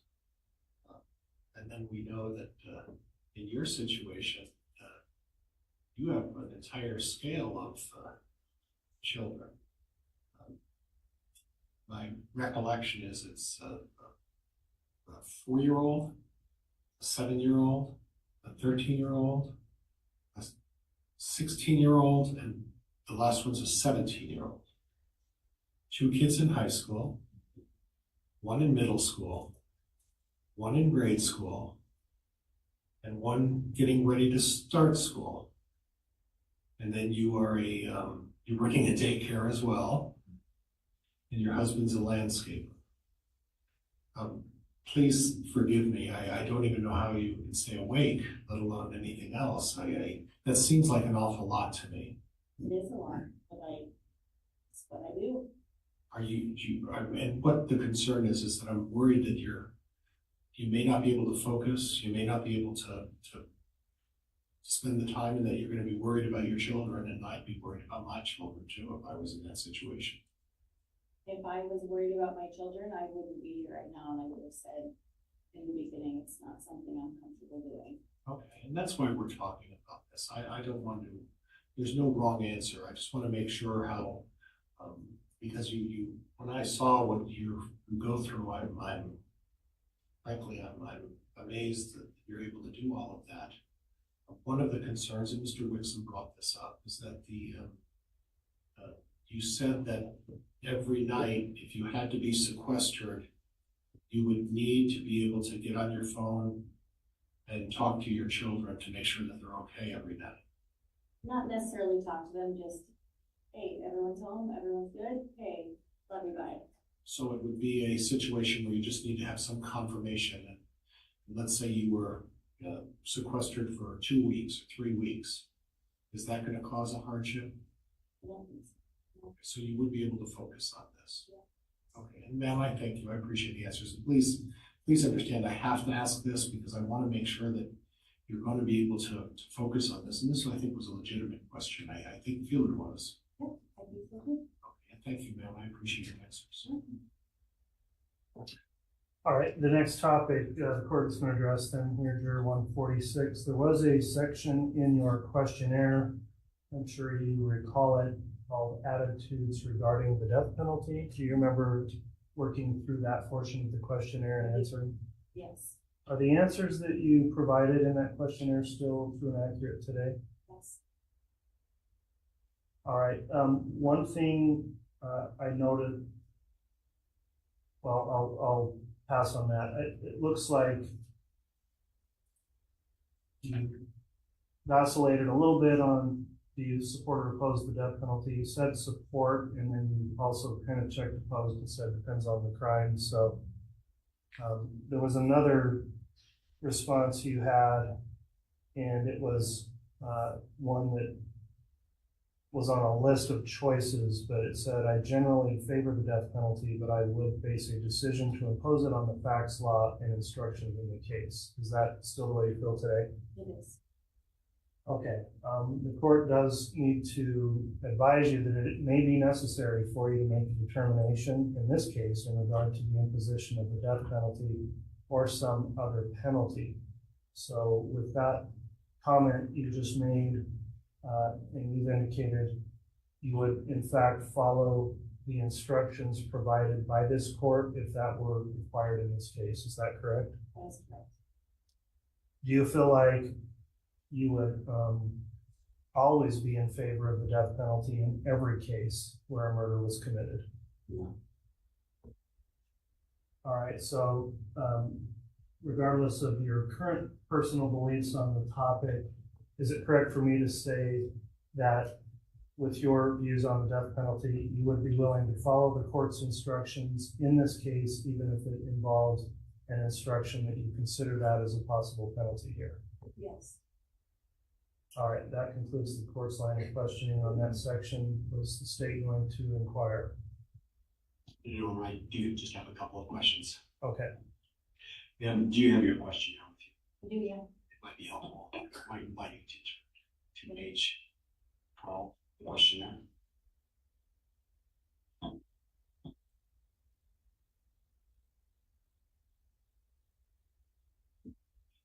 I just didn't call your attention to the answer that you wrote down for paragraph 1, question A, how do you feel about the death penalty?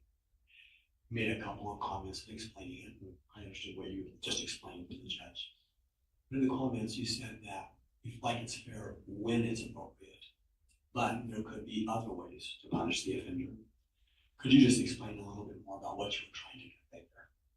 I was trying to convey that maybe if whoever was being accused of the crime had a mental instability or a mental problem, that they would benefit from being in a psychiatric hospital instead of being put to death or just putting you off the rest of their lives.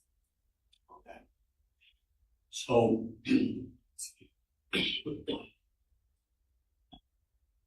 is it still fair to say that you'd be willing to listen to whatever instructions the court gave you, consider whatever facts were put in front of you, and simply apply the law to the facts and if those kinds of issues were to ever come up in the case? And that if under the facts of the law, if some other alternative like that was an option, you follow what the judge tells you would be the options for deciding what to do with the death penalty. I would follow the law. You know, I don't think I have more questions. All right. I don't have any questions. Thank you. Okay, thanks for coming in and answering additional questions in this section. I'll have you return to the jury room with the bailiff, please, and then we will next call it Juror 186.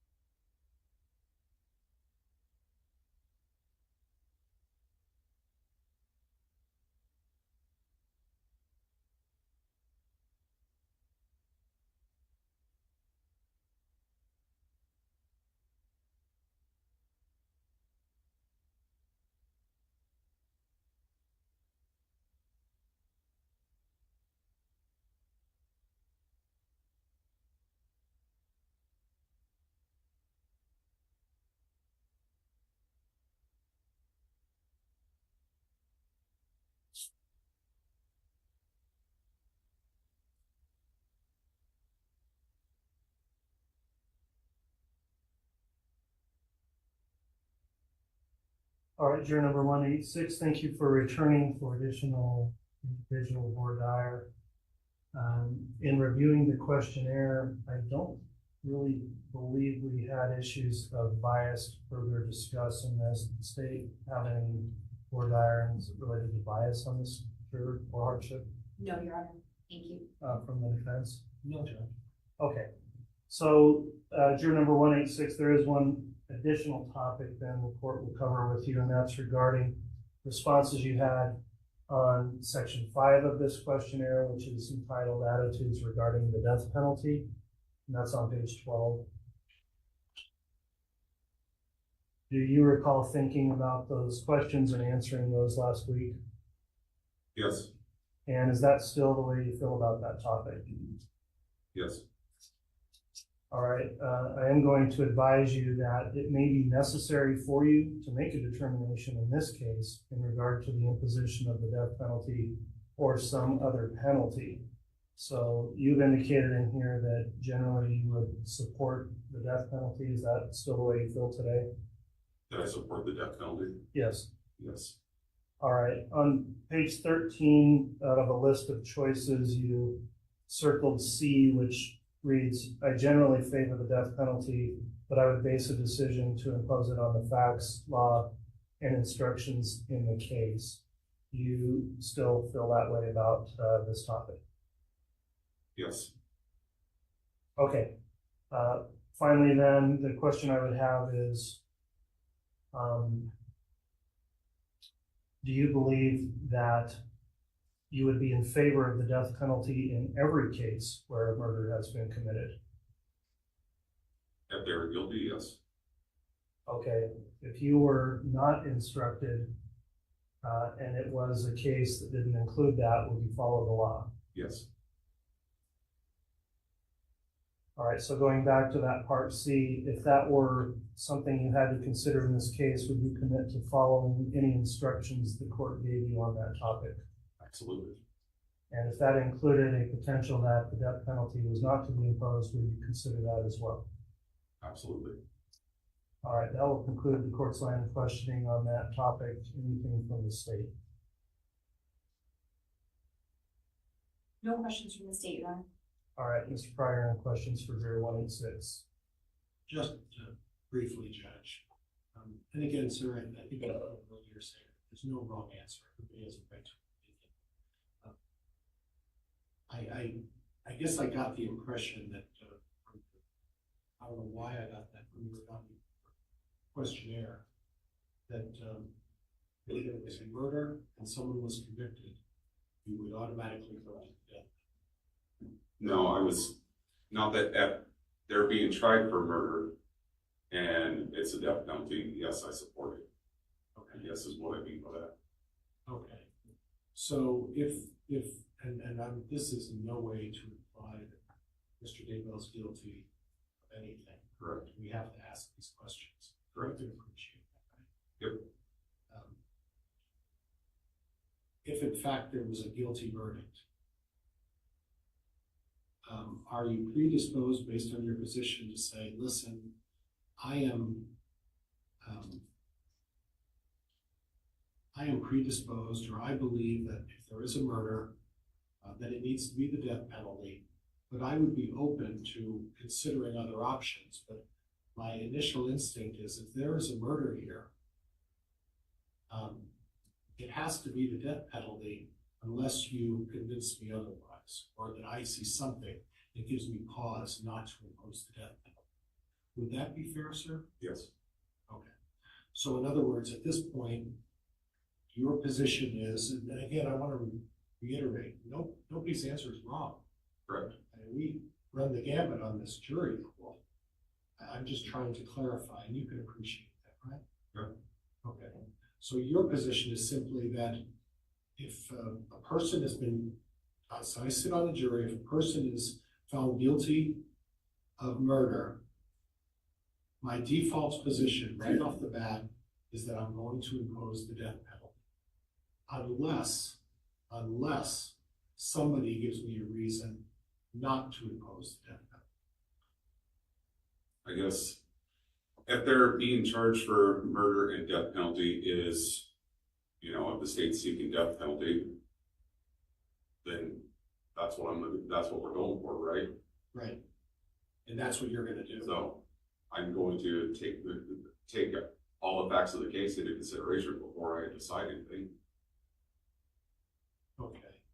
But before you decide anything, you're initially going to say, listen, I'm in favor of the death penalty. I'm going to vote for the death penalty. but you've got to show me something, either the prosecuting attorney or the defense attorney's got to show me something to not change my mind about imposition of the death. Is that correct? Yes. Judge, in all respect to you, sir, I'm going to move for cause. Response from the state? Your Honor, may I ask some questions in the revocation? You may. Thank you, Your Honor. Juror 186, I think on your questionnaire you marked C, that you would potentially impose death, but you would consider other punishments. Correct. Is that still correct today? Yes. And we talked before about the recipe and following the court's instructions. Are you committed to following instructions given by the court? Absolutely. And would you weigh all evidence before making any decision as to guilt or any penalty? Yes. So your default really would be always to go to death. Would that be correct? Correct. Your default would be to follow the court's instruction and weigh the evidence. Yes. You'd be willing to impose death, but not default to that. Yes. Your Honor, I would object to the motion to strike for cause. All right, the court's considered the responses here and the motion to strike.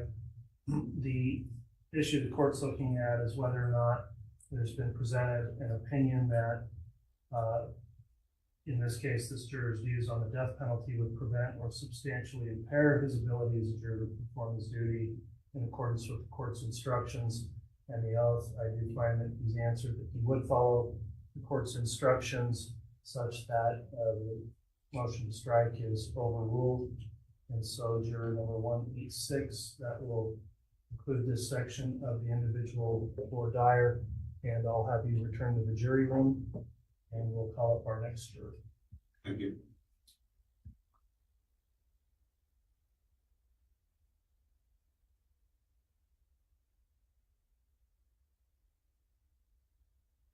This will be juror number 219.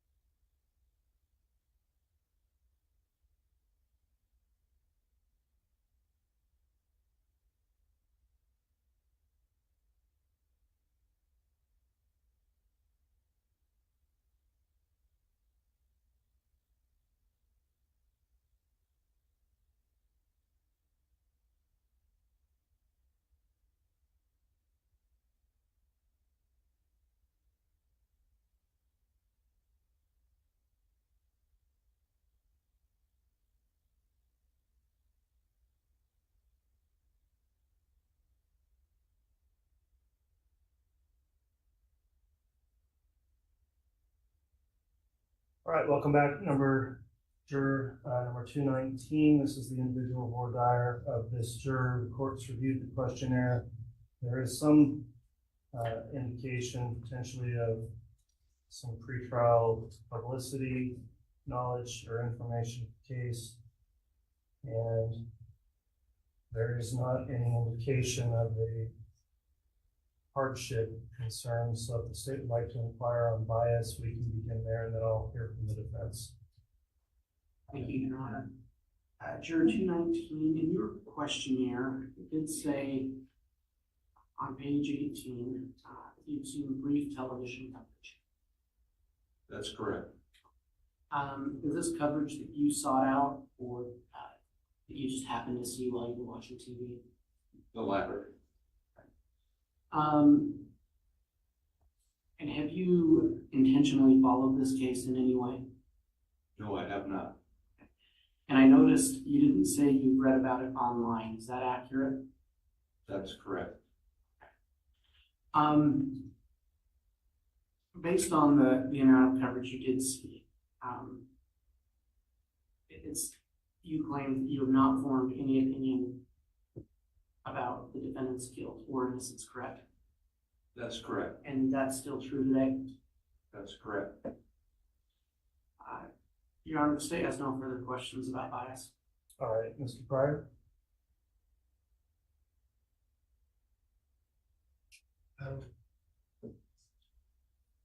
Judge, I don't think I have a question. All right, thank you. The topic then the court will discuss next, juror number 219. In your questionnaire, there was a section in there, part 5, that was on page 12 where we started, but it was regarding your attitudes about the death penalty. Do you remember reading through those questions and answering those questions? Yes, I do. Okay, and the responses you made to those questions, are those still true and accurate today? Yes, they are. All right, well, the court will advise you here that it may be necessary for you to make a determination in regard to the imposition of the death penalty or some other penalty in this case. So with that in mind, you answered that when asked if you support or oppose the death penalty, you indicated you support it. Is that correct? That's correct. And the next question I would look at was when you were given a range of choices to select from that best describe your feelings about it, you answered one that was 6C, which says, quote, I generally favor the death penalty, but I would face a decision to impose it on the facts, law, and instructions in the case. Is that still the way you feel today? That's correct. Okay, and then finally, let me just inquire then, would you be in favor of the imposition of the death penalty as a punishment in every case where a murder has been committed?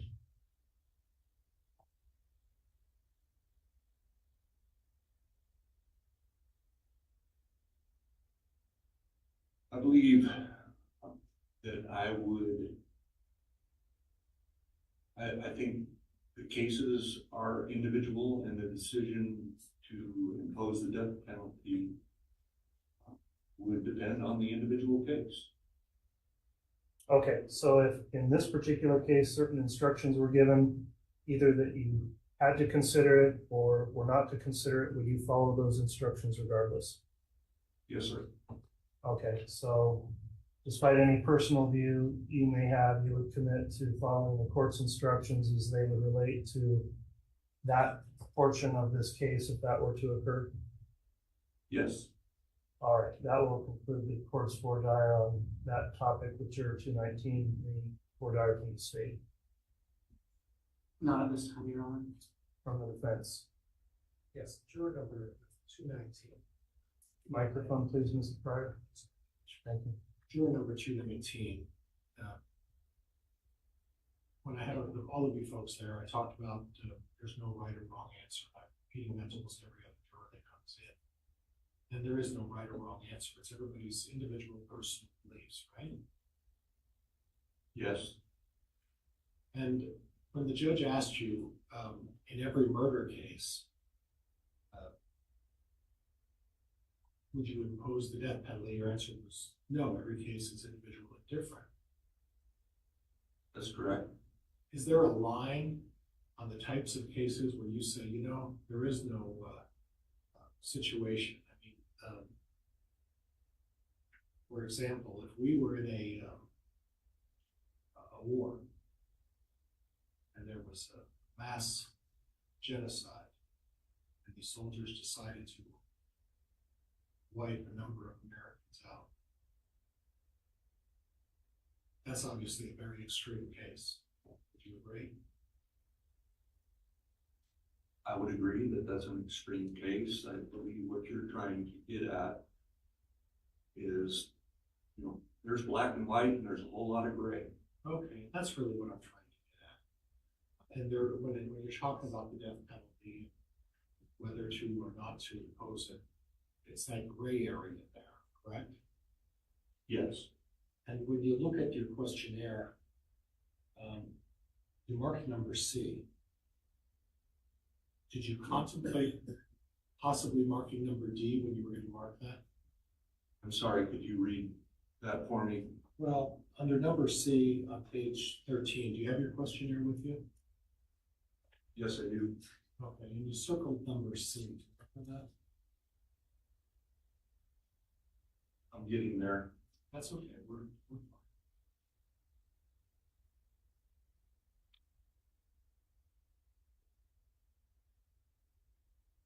And your question is whether I considered? Did you consider C or D, or were you a pretty strong plea?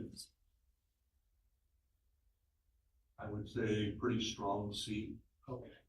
And again, is there a line that's drawn in terms of what is an automatic that prompts you to say, you know what, there's no discussion here, it's going to be the death before you make a decision? Is there a line in the sand that says these are the cases that I absolutely have to impose the death I don't have that line in mind.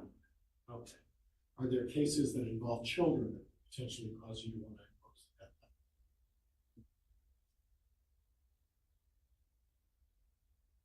penalty? As I said before, there's a whole lot of gray. Okay. And I appreciate it. Again, there's no right or wrong answer. Based on your questionnaire, I was just trying to clarify what your position was. Okay. Yes. And thank you for your time. I appreciate it. Judge, I have nothing else. Thank you. All right, thank you. Juror 219, that'll conclude the individual voir dire. You'll return to the jury room, please, with the bailiff, and we will next bring in juror 321.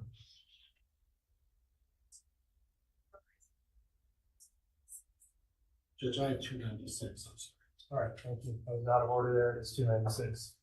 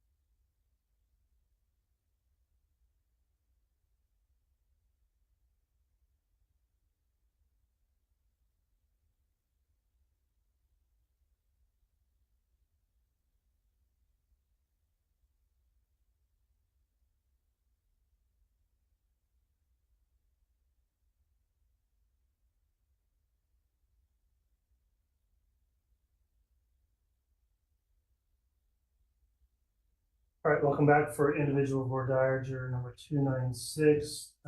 I'll just allow the state to proceed, and then the defense. There was some knowledge this juror had of this case potentially from media coverage, and she did address some concerns about school classes, but I think those have been talked through.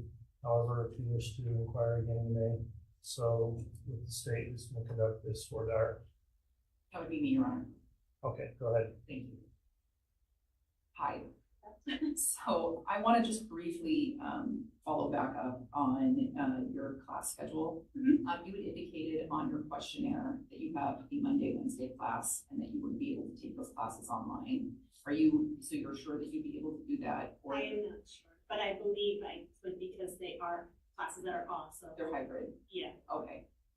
What would happen if you were to learn that you weren't able to take those classes online? Would there be other accommodations that you could make for your schooling, or? I believe I could withdraw from it. Okay. And would that cause you a hardship to have to withdraw from that course? No. Okay, thank you so much. I want to talk briefly about media exposure in this case. So on your questionnaire, you had mentioned that you had seen the news, you'd seen some stuff on social media, Instagram, as well as some podcasts. Which podcast did you listen to? I don't think it was a podcast. I think it was YouTube, but I've watched a couple different, like Annie Elise. That's the only one that comes to mind that I watched, but I haven't watched or seen any of that probably in like a year or so, maybe even longer. I actually kind of forgot what's going on. Okay. You had indicated that you have not formed an opinion on Mr. Daybell's guilt. Is that correct? Yes. Okay. You did mention one thing, which is that you realize something could be effective. You understand that there could be more to this than what's in the media. Yes. And you had indicated that you were unaware of Chad and his representatives or representations and views. Correct. So one thing that you're going to be instructed during this trial is that the state has the entire burden of proof, and Mr. Daybell doesn't have to testify at all. Is that something that would bother you? No. Okay. Are you comfortable with the fact that Mr. Daybell is entitled to a presumption of innocence until the state meets its burden of proof? Yes. Okay. And would you be able to set aside what you have heard and read about in the media and start this case with a clean slate and listen to the evidence as it's presented and follow the court's instructions? Yes, I believe so. Thank you so much, ma'am. I have no further questions. All right, thank you. Ms. Beatty, Mr. Pryor. And I noticed the remark on the questionnaire. Microphone, Mr. Pryor, thank you. That's a hard lesson, I think. And I want to return you to page 12 of your questionnaire, if you would.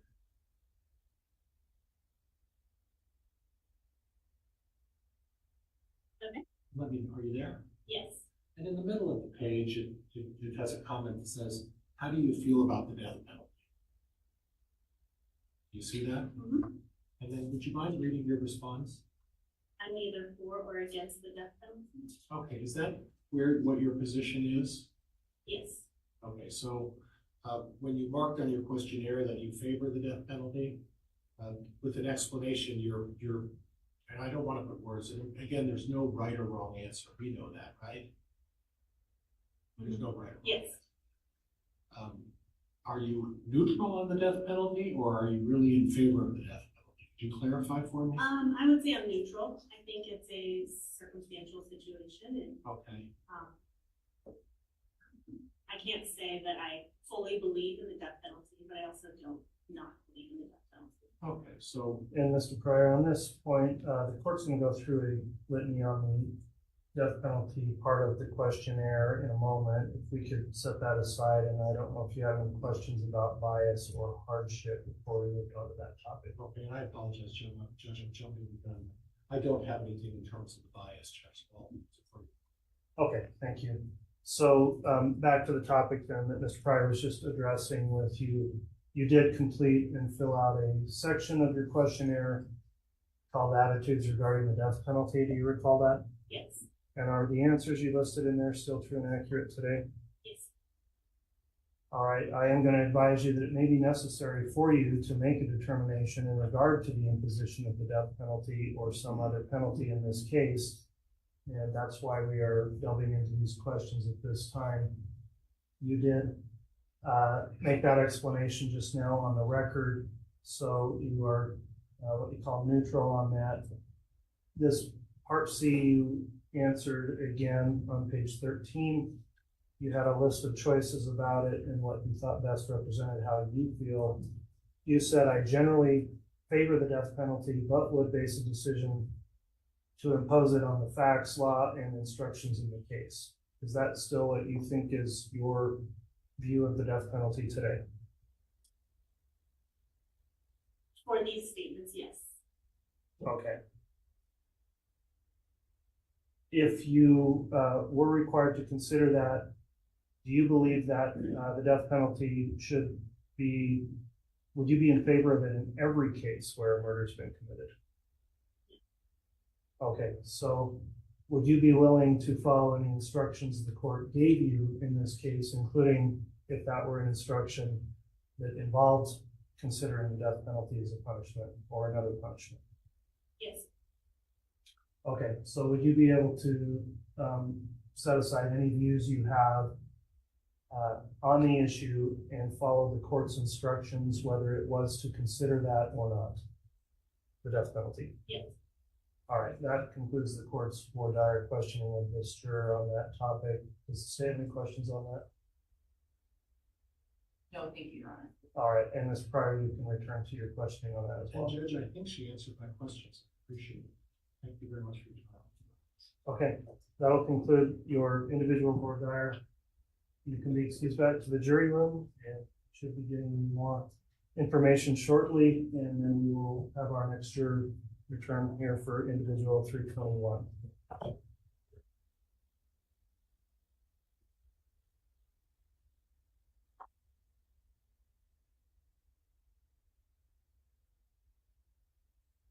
may I inquire whether retrieving jurors are 21? Yes. Judge, on this one, I intend to ask questions of the stating on the record all questions. Questionnaire. The questions related to his responses on page 9, 7, and 8. And they're of a personal nature. I didn't know if these were of such personal nature or want to give more privacy than we're doing now, or if I'm open to ask these questions. Why don't you? I'm getting too quiet. Sorry.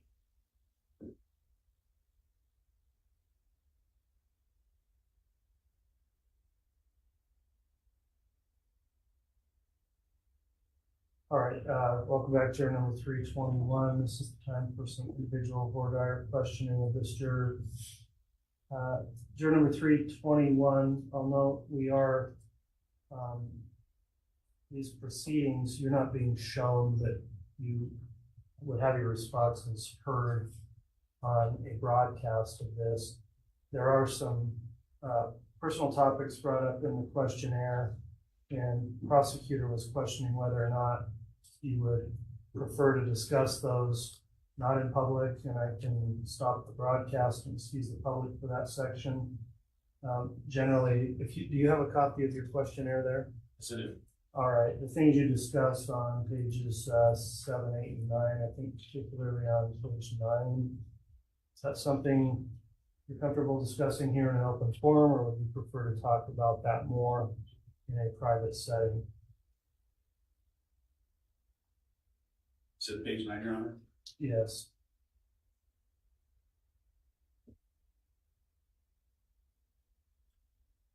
I think I prefer to do it privately.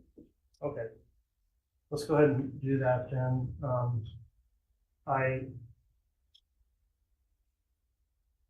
I'm considering we have 2 left here, maybe going on to 394. If we don't think that'll come up, and then having 321 brought back in to conclude, we could excuse the public and stop the broadcast to conclude this group. Any objection to changing the order like that? No objection. No objection. Okay, juror 321, you wouldn't have got to leave any sooner anyway. We're going to swap you with juror 394 quickly, and then we'll have you right back in here hopefully in 5 minutes or so. Thank you.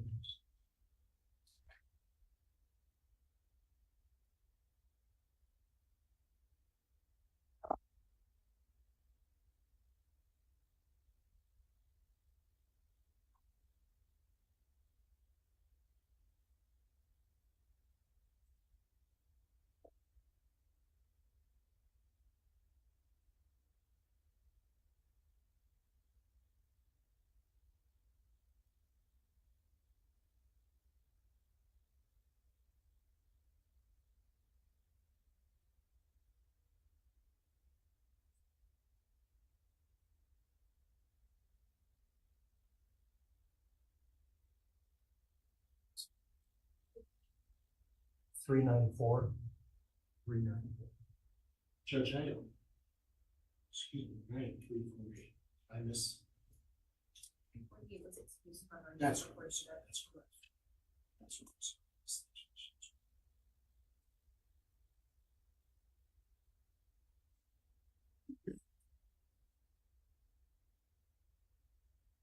All right, juror 394, thank you for returning for individual voir dire.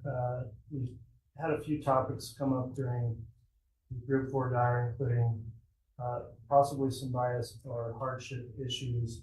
And I'll just let the state inquire on either of those topics, and then we'll move on to the next topic if we're still going. So who's going to be conducting that for the state? I will be, Your Honor. Okay, go ahead, Ms. Blake. I'm looking at your questionnaire. I think they gave you a copy of it. It's just for your benefit as well. I am on page 14, and it is question 2. It asks, what have you heard or what do you know about the defendant, Chad Daybell?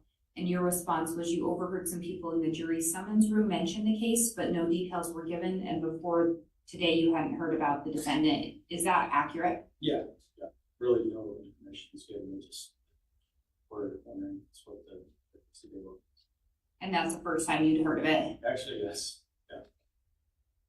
And then you did indicate that you possibly know a witness, but you're not even sure if it's, sure you're just said the name sounds Just the familiar. name sounds familiar, but there's really nothing there.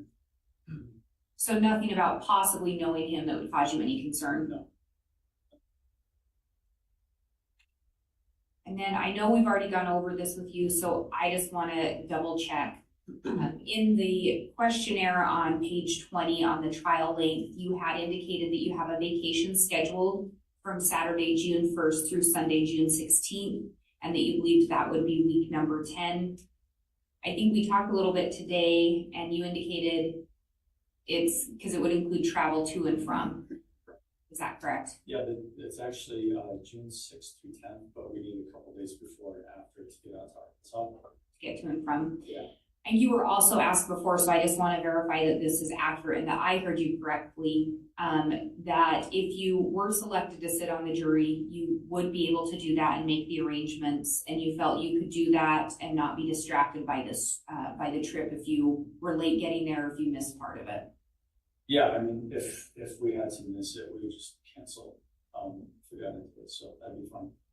Do you feel that if you were to run into that, because we're not sure how long the trial will go, but with that being a possibility, if you were to run into that, do you think you would be distracted or potentially hold it against the state or the defendant as you were trying to finish out the trial?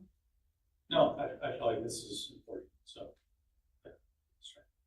Thank you for your answers. I have no further questions, Your Honor. Thank you, Ms. Blake. Mr. Pryor. I don't need to get into significant detail, but as far as this vacation in Arkansas, again, how long of a vacation is it? I have 2 weeks off of work, but the actual time we have to be in Arkansas is about 6 days. And when you say you have to be in Arkansas, is that something that's a family gathering or a personal gathering? It's a family reunion. Okay, yeah. A significant event. Yeah, it's significant, but I've never done anything like this, and I feel like that's important as well. Okay. Is it going to cause a distraction to you to miss this significant family event? No. Would you rather not go to it and to do this instead? No. You'd rather go. I'd rather go to it, yeah, for sure. Okay. But I also know that I know we miss it as well. Right. So. For the most part, you're being noble and you're saying, listen, I have to put aside my personal hardship to attend or to participate in this process, right? Correct. But your preference would be to go to Arkansas. Absolutely. And has that trip been paid for? Has there been money expended? Yes, there's a down payment on an Airbnb, but that can be canceled. And you could be refunded that money? Yeah, by a certain date. Okay, is that date passed or is it still? It's still out there. Okay. Judge, I have nothing else. All right, thank you, counsel. The next topic we'll address here with Juror 394 relates to questions you answered as to your attitudes regarding the death penalty. Do you recall that section of the questionnaire? I do. And to the best of your recollection, are those true and accurate answers in your questionnaire? Yes. All right, so the court will advise you that it may be necessary for you to make a determination in this case in regard to the imposition of the death penalty or some other penalty.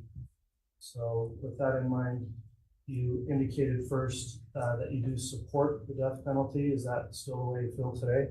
Yes. And when you were given a choice of selections to describe how you felt about it, you circled on page 13, part C, which I understand are not necessarily your words, but what you said most accurately represents your feelings. You said, quote, I generally favor the death penalty, but I would base a decision to impose it on the facts, law, and instructions in the case. Is that still an accurate representation of how you feel about that topic? Yes.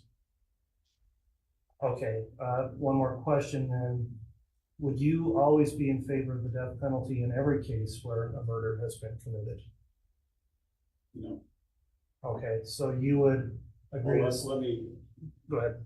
Try that. I mean, I would be in favor if it was the defendant was guilty of the crime. I was thinking some case where there's some kind of defense. Okay, so if you were given instructions as to when and if you would consider it, you would follow those instructions regardless of your views. Okay, and again, to be clear, then you're not saying you would think it's appropriate in every case regardless of instructions, only in cases where you were instructed to consider it? Can you rephrase that? So you wouldn't presume that it should always be the penalty in any murder case. You would follow directions or instructions as to this particular case. Yes. All right, well, that will conclude the court section of voir dire on that topic. Does the state have any questions about that? No questions on that topic, Your Honor, thank you. Mr. Pryor, any questions for this juror? Sir, and again, everybody's answer is correct. Everybody's entitled to their view. We can appreciate that, right? Yes. Okay. So when initially I heard you say that if there was a murder involved and there isn't a self-defense issue, or there isn't an insanity or something like that, you would be inclined to vote for the death penalty. Would that be fair? Yes. So aside from any kind of a defense, a legal defense, if it was a murder and a murder was committed, and you were given two choices, murder has been proven, and this is not to imply Mr. Daybell's guilt or innocence today. I have to ask these questions. You can appreciate that, right? Yeah, for sure. Okay, thank you. What I'm trying to suggest is that if there was a murder and there had been a conviction, and the jury had decided that there was a murder and there was a conviction and there was no defense issue of any kind, and the court gave you an instruction of life or the death penalty, you would be inclined to say, I'm going to vote for the death penalty. Would that be fair? Yes. So before you go into the jury box and decide what the fate would it be fair that your initial position and your start position is, listen, putting everything aside with a murder conviction, and I'm required to go back in a separate hearing and consider this, my starting spot is the death penalty unless you tell me otherwise. Provide me some other reason why I should not impose the death penalty. Would that be fair, sir? My opinion is that it's a just penalty for murder. Okay. So based on that, that would be my starting position. Okay, so you would start with the position that I'm going to impose the death penalty, and that's it. And I saw that in your questionnaire. And again, everybody has the right to a position. There's no wrong answers here. But your starting position is the death penalty is a just penalty. The court's going to give me the option of life in prison or the death penalty. But because I personally believe that the death penalty is a just punishment for someone who commits murder, my starting position is the death penalty, and then I will then consider whether or not I'm going to impose life in prison. That what I said fair? After rethinking it as you're giving your explanation there, I guess I'm not set on death penalty.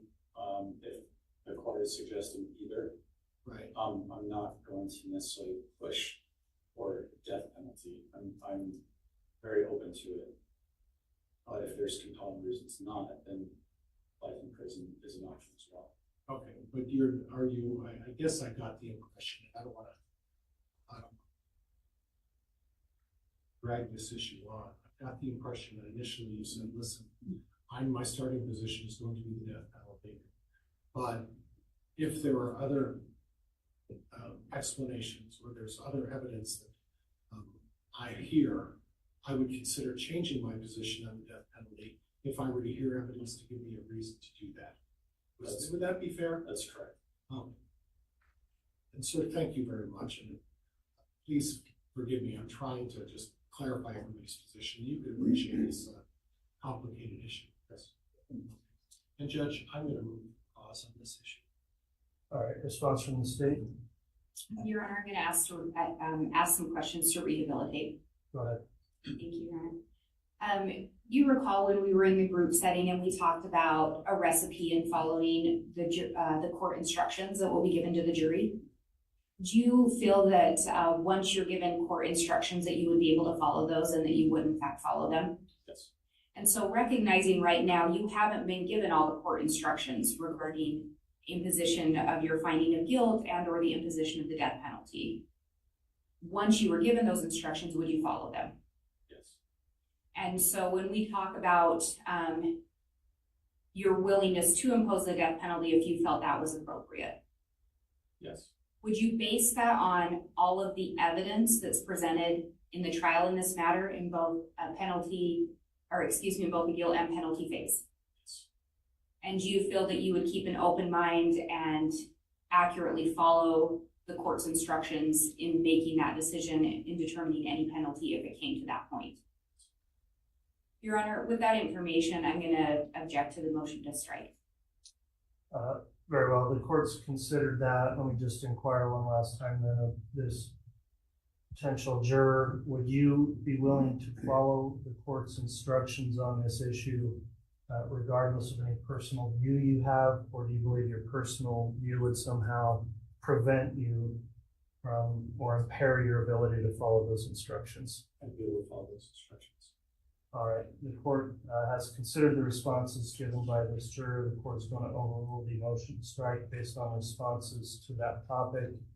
And juror number 394, you'll return to the jury room here briefly and for your instructions. One other comment. Yes. I did check with my employer and there's no hardship by being at that long. So there's a question before. Okay, well, thank you for checking into that, volunteering that additional information. We'll note that for the note of the council. And then we'll return with juror number 321.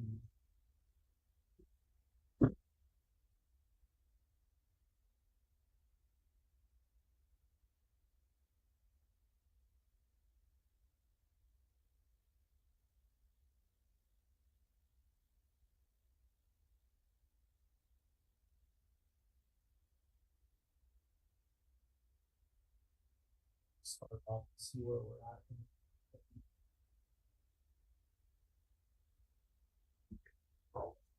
All right, council, with this juror, if there's any other topics we could hit first before we close the broadcast and excuse the public, take those up. Judge, I want to delve a little bit more into the hardship. Okay. Does the state have any questions on hardship or bias? Just a couple of questions, but yes, we do. Okay, juror 321, thank you for returning again. We'll have counsel go into questions relating to potential hardship or bias. After that, we'll talk about the other matters off the record here, the privacy of this juror. Mr. Whitson. Your Honor. Sir, as I recall, during the group selection process, it came out that you would experience some unpaid time if you're selected to be on the jury. Is that correct? That's correct. And you, at that point, or at least as of this morning, have not been able to determine how much unpaid time. Is that right? That's correct. I've since messaged my HR. And I think you said that you were the sole provider for your family. Yes. Like my wife and I are currently separated, so she's working, but I haven't had my own household, but still contribute with everything that's going on there. So two households, two incomes, is that how that works? Correct, yes. Okay. So then as you sit there today, just on that factor alone, do you feel like with the information that you have as you sit there, that serving on this jury for 10 weeks would in fact be a hardship for you? It would definitely be somewhat of a hardship. I can let my wife figure out more information from HR to determine how much of a hardship that could be. So are you leaving it open that if perhaps HR will confirm how much they may pay, and if it was enough that you could still potentially serve without it being a hardship? Is that what you're saying? Yes, that's true. And I guess to clarify, as I've mentioned to other jurors, juror 321, we need to make a decision essentially now on this issue. We don't necessarily have the luxury of finding out, and I understand it would be a difficult task, but if the answer comes back that it's more of a financial hardship than less based on your HR policy, if that were to occur, how would that impact your ability to pay attention and be engaged in this trial and not be concerned about that the whole time? If I'm a part of this trial, it's not gonna affect it at all. Okay, well, thank you so much for that response. Apologies for the interruptions, Mr. Woodson. If you have further questions, go on. Thank you, Your Honor. And then I did just one more thing that had been with you this morning. In your questionnaire, the one thing you did note about hardship was you have several midweek trips planned to go to Oregon to watch your son play ball, right? Do you feel like with the question that occurred in the explanation, are you satisfied now that that won't be a hardship, or are you still concerned that potentially missing his games or some of them will be a hardship? Like I was explaining before, there's always going to be other times to do it. So I wouldn't consider it hard. I guess it's kind of relevant to like my situation. It'd be a hardship because I'd love to see my son play. But in terms of being a real hardship on like my life, no, I can't call it a hardship. Okay. Thank you for that. No, I don't have any more questions on these topics right now. All right, Mr. Pryor. And sir, I'm going to start with the baseball. How many children do you have? I have 3. How long have you been watching your son play baseball? Since I coached him when he was 6 or 7. And at this point, I'm somewhat familiar with college sports. And it's a unique opportunity for a young man to play baseball at the college level, isn't it? It is. It's not that every member of a high school baseball team gets to play at a college level. It's a unique opportunity. Yes. We don't know whether your son's going to play next year for sure. We think he is, right? Yes. And this is an opportunity. When I talk about hardship with you, I don't want to talk about just that your life's going to end, or it's going to be a terrible struggle, and that you're not going to be able to overcome this. That's not necessarily the entire definition of hardship in my mind. It's also emotional. It's also understanding that you've raised a child from a very young age and you are his coach. And that this is a very unique opportunity. And some of these folks are talking about family reunions and their mother's birthdays and events where people have to spend time and important events in people's lives.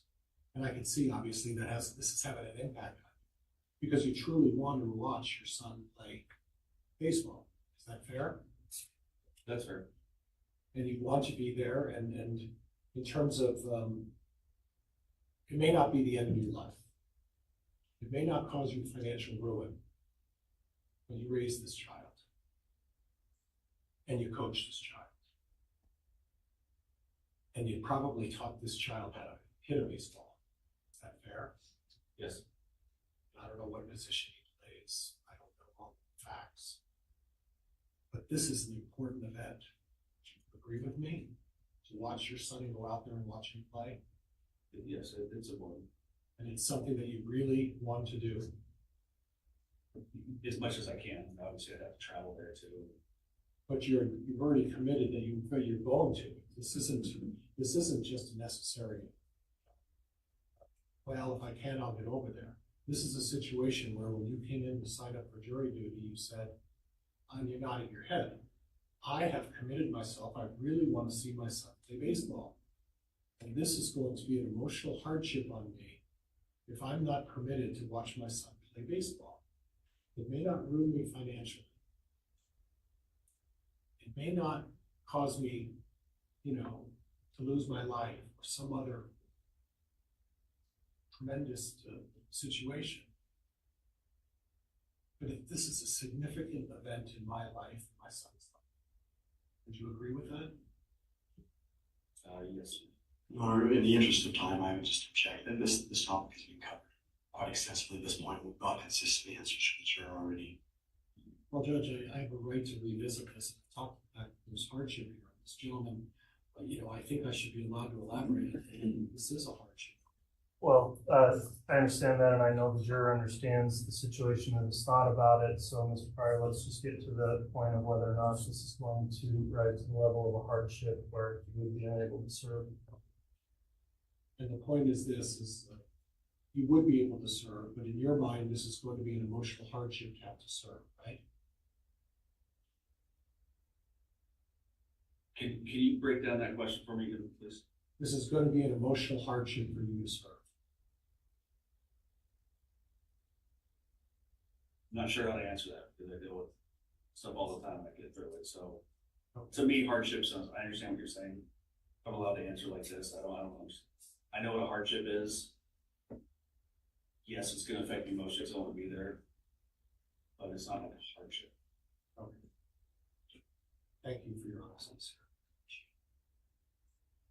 All right. At this point, then, there are some additional topics the court's going to address. The jurors requested privacy, which the court will grant. So we're going to stop the live stream of the proceedings, and I'm going to have the public excused from the courtroom. Further inquiry on voir dire with this particular juror. So if everybody would allow for that for a moment, we'll go ahead and take just a quick break to clear the courtroom and stop the proceeding, and then we'll continue right on with this juror.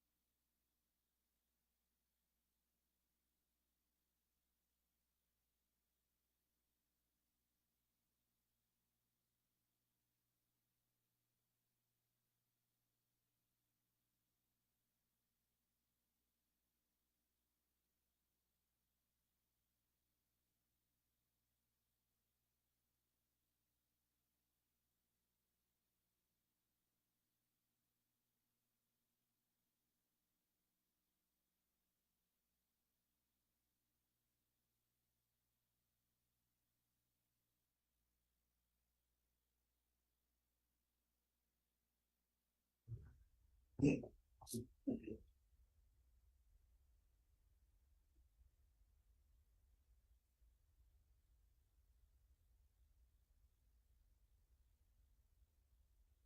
right, we are back on the record on this case. Just so I match up and make sure I'm clear with the jurors who are still here, please raise your red cards.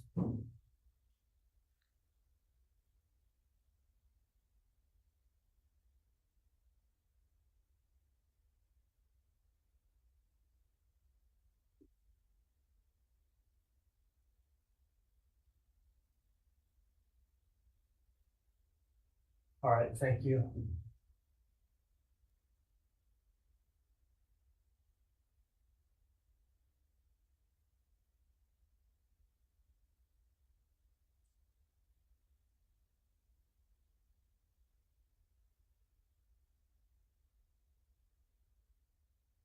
All right, we've concluded voir dire of this particular group of jurors. These are jurors that would, in the court's mind, be passing on to peremptory strike section of the trial. Let me inquire now, having confirmed who's returned here and on to the voir dire. Does the state pass this group for cause? Yes, Your Honor. Does the defense pass this group for cause? Yes, Your Honor. All right, thank you. Ladies and gentlemen of the jury, here then, you have been passed for cause. We'll continue to question additional small groups until we reach the necessary number of jurors who need to exercise peremptory challenges. You'll be instructed to contact the jury commissioner, Randy Rutland, and he will give you further instructions on when you are going to be required to return. While you're waiting for that, and in that interim, if anything comes up you need to report to the court, you can do that. And in addition, please take every precaution to follow the admonition given before, to not now go and research the case, look into the case, try to find out about the case.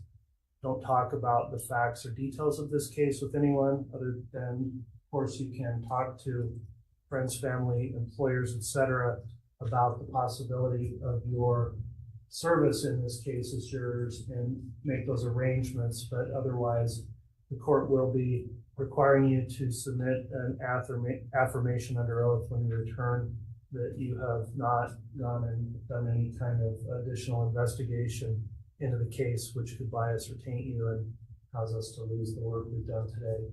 So we very much appreciate your service up to this point. You'll receive further instructions on when you will return for that next stage of the proceedings. And with that in mind, that will conclude our voir dire of this particular group. Before they're excused to report back at another time, anything further from the state? No, Your Honor, thank you. From the defense? No, Your Honor. Thank you. Okay, thank you. All please rise for the jury. If you come back this way, you want.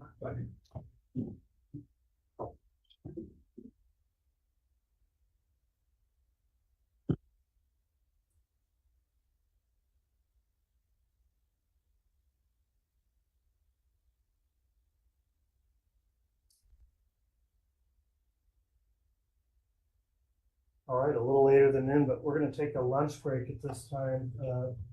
We'll go off the record. We've got another group lined up. I'd like to very quickly meet with council just to discuss scheduling on our proposals to get restarted. And we'll just do that here in the back hall briefly.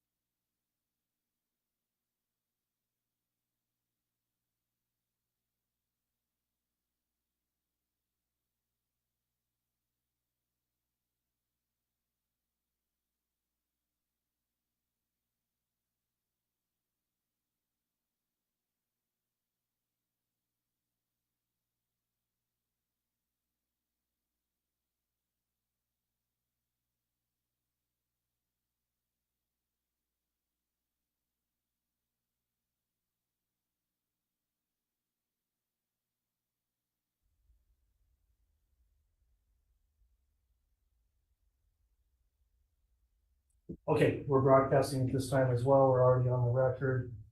Ms. Blake, if the state has a motion, you can argue that at this time. Thank you, Your Honor. The state had previously asked to be heard regarding 2 objections that came up during the last panel. The state wanted to be heard prior to bringing in the next group, anticipating that we may hear the same things. The 2 issues are that Mr. Pryor, counsel for defense, mentioned multiple times the 4 prosecutors. I do think that that is objectionable. I think it's outside the scope of the purpose of voir dire. I think it's also pandering to the jury essentially and serves no purpose as far as the voir dire process itself goes. So we would ask that he be prohibited from repeatedly referring to the 4 prosecutors and then himself as a lone defense counsel. In addition, the other objection dealt with, I think it only happened one time that I can think of, but Mr. Pryor made the comment that he believed his client was not guilty. Again, I think that's inappropriate to comment on that, to comment on what his personal beliefs are with regard to that, and also would be outside of the scope of voir dire and serve no purpose for the voir dire proceedings. Okay, thank you, Ms. Blake. 2 different motions there. Mr. Pryor, if you'd like to respond first to the state's objection when you're referring to the 4 prosecutors.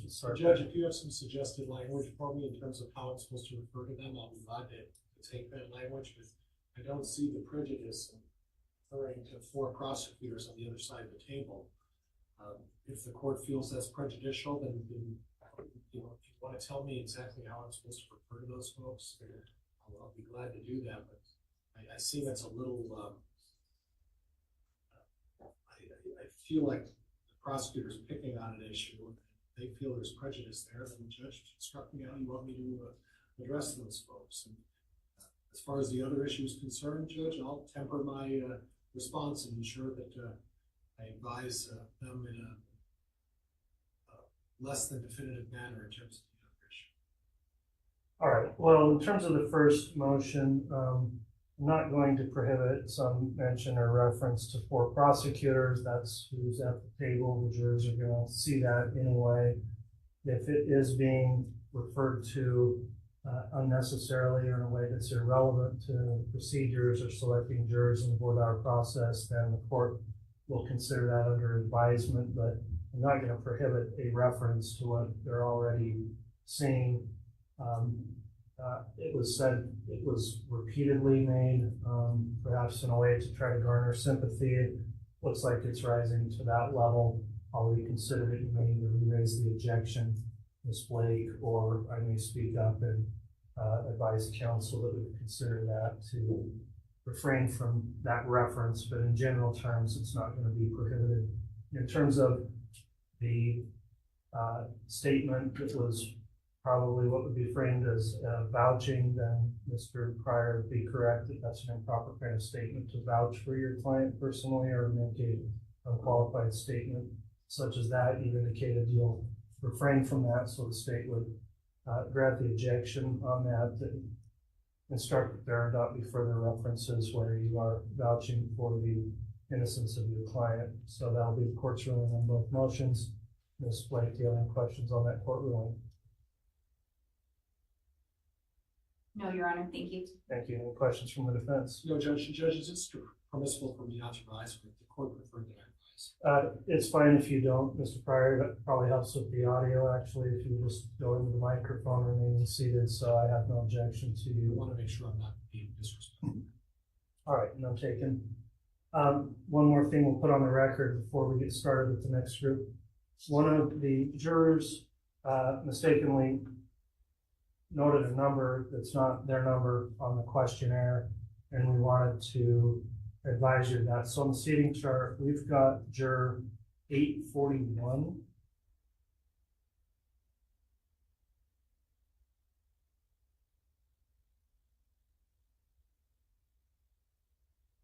And actually let's see, so 465 is the questionnaire, that's the number on the questionnaire, is that correct? You've got a questionnaire with the juror number 465. That is actually going to be red card juror number 841. So when they're in here, they should have a red card 841 that corresponds to the questionnaire 465. May I make a point for you? Was the 465 on the file, the questionnaire, is that the number on the questionnaire, or are they actually 841? That is the number on the questionnaire. So the questionnaire reads 465. However, that is actually your 841. You're welcome. All right, counsel. Took a while on that last group. To the extent we can make it any more efficient or move more quickly, I do intend to get through this group today. They've been waiting since this afternoon. So we will proceed first with the court's board dial, then on to counsel. If everyone's ready, then we'll go ahead and have this next group of 16 brought in for board dial. So instruct the marshals to have the jurors brought in, please. Yes, Your Honor.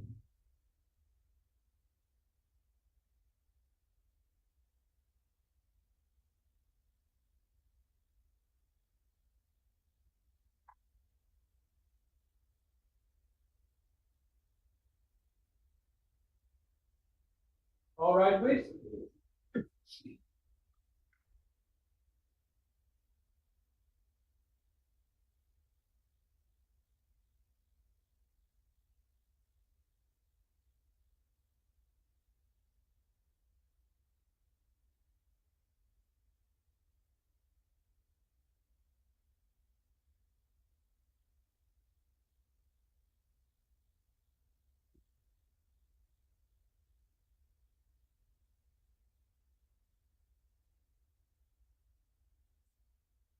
Go here, Your Honor.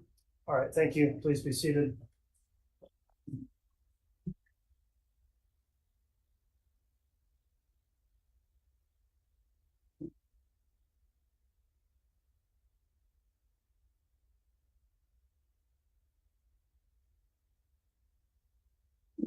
All right, ladies and gentlemen, thank you for returning. Apologies for the delay this afternoon.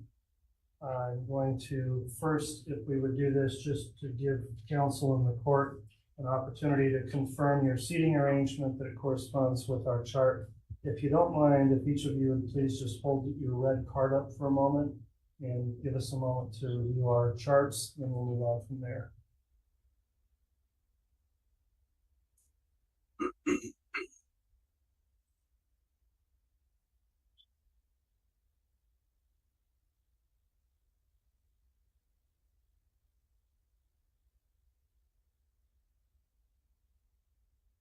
All right, thank you.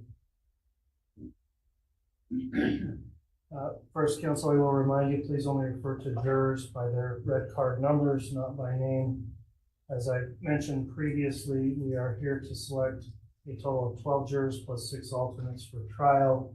So we're going to have a total number of 50 prospective jurors to get to peremptory challenges.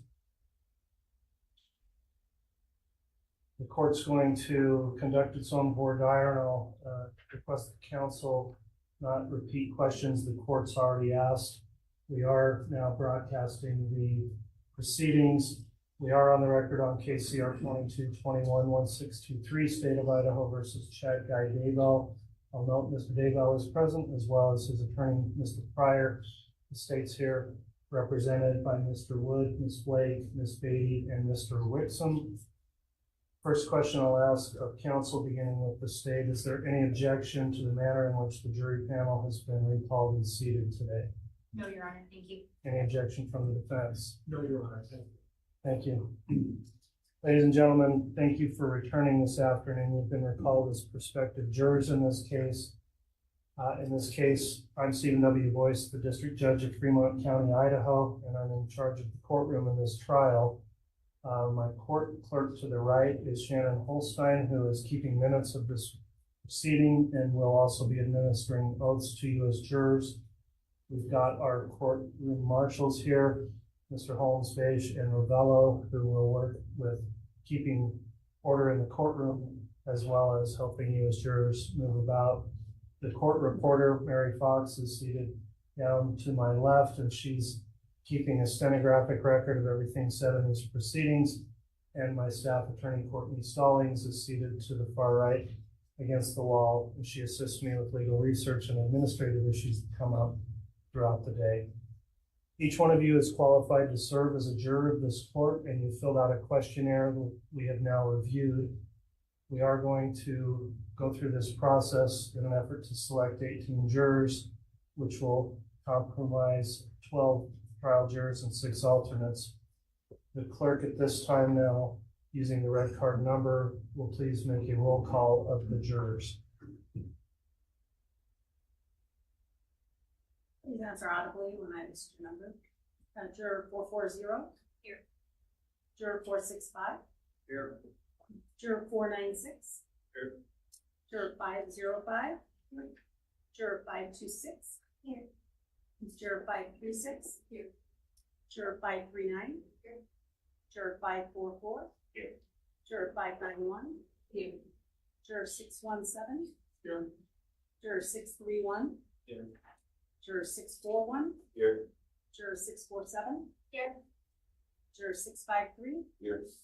Juror 686. Here. Juror 740. Here. All right, thank you.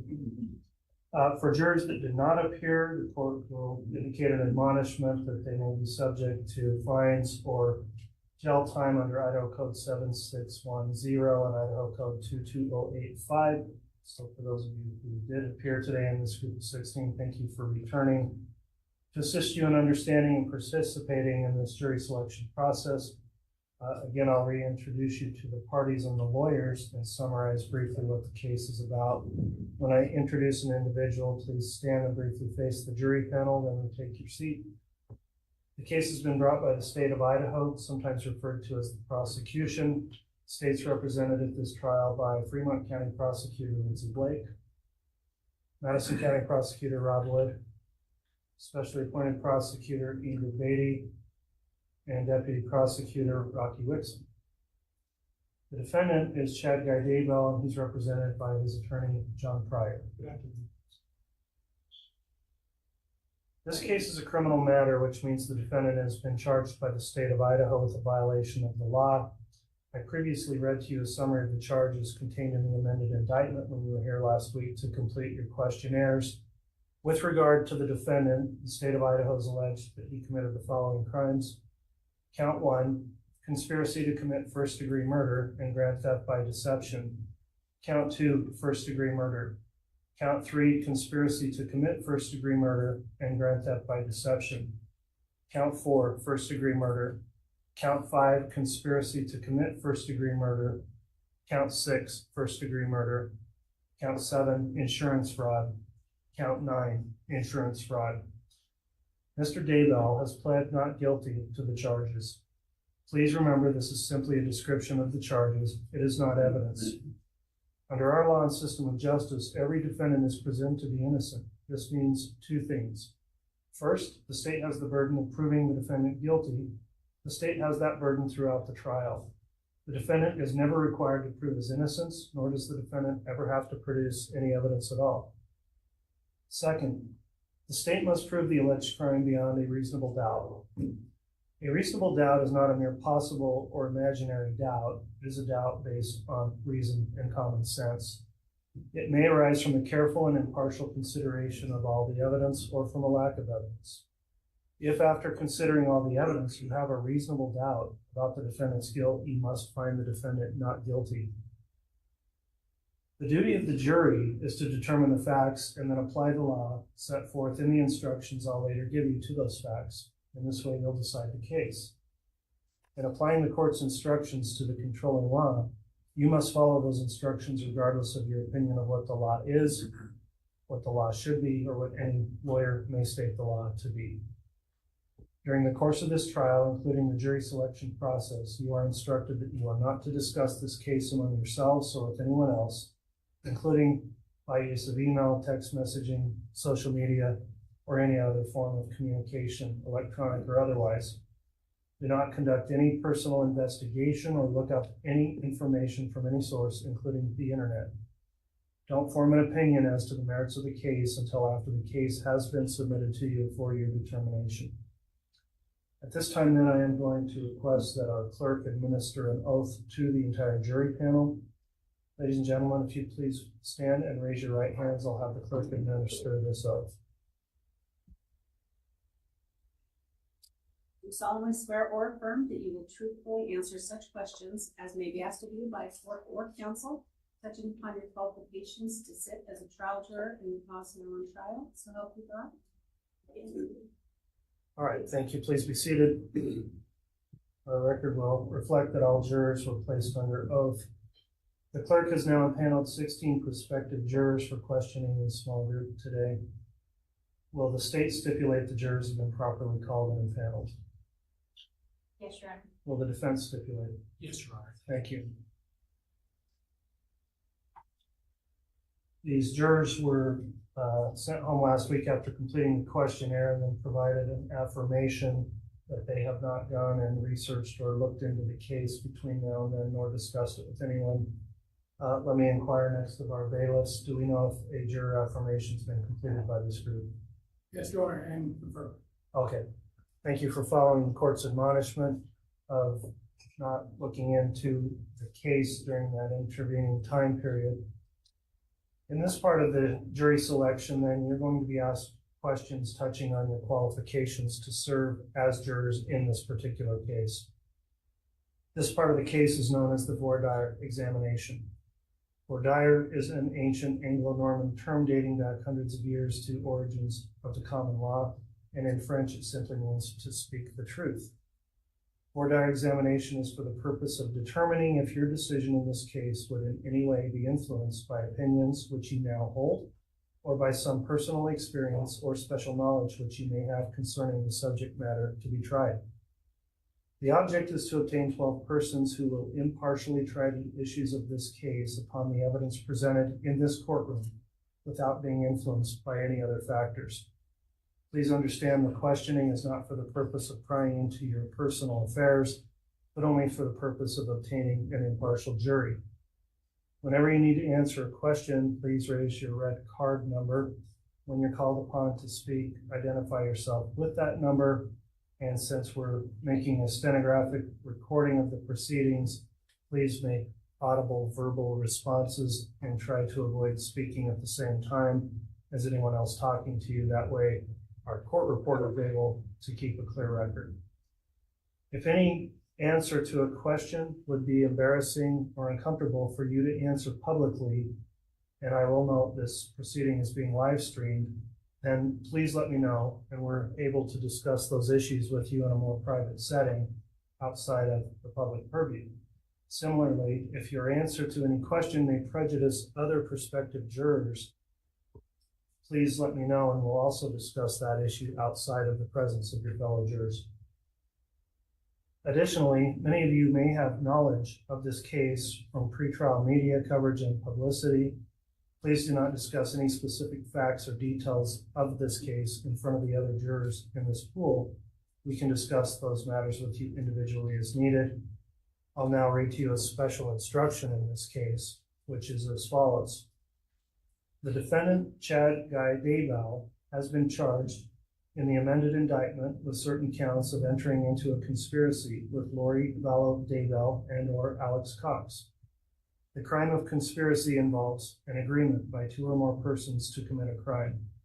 You must only consider the evidence against the defendant in this case and should not speculate as to any other case or legal proceedings involving the alleged co-conspirators. You must remember that the defendant has the presumption of innocence, and you must consider his guilt or innocence based solely on the evidence provided in this case. That concludes the court's special instruction.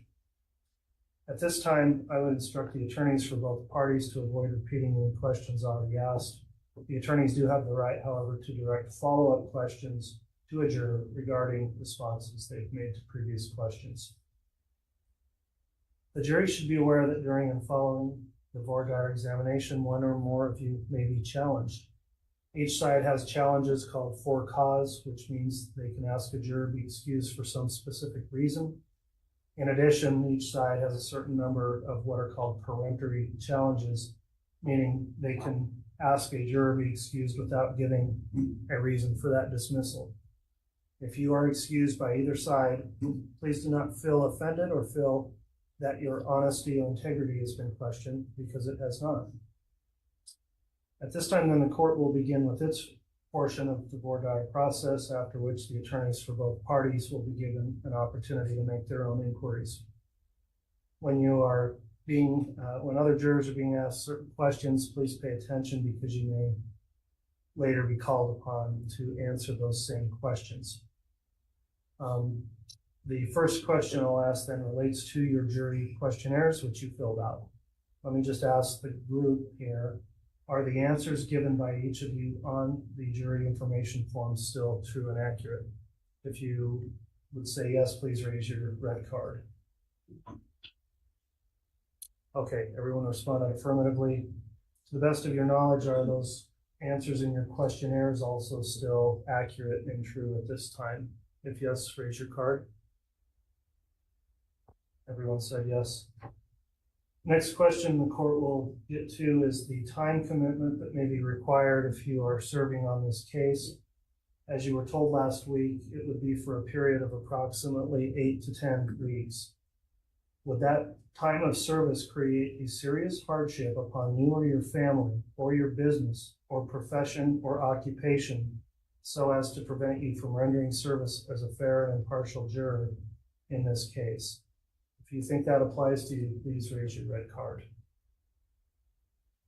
Okay, we've got 2 jurors, 3 jurors, 641, 544, and 496. Let me take those up individually with you. So starting with juror number 496.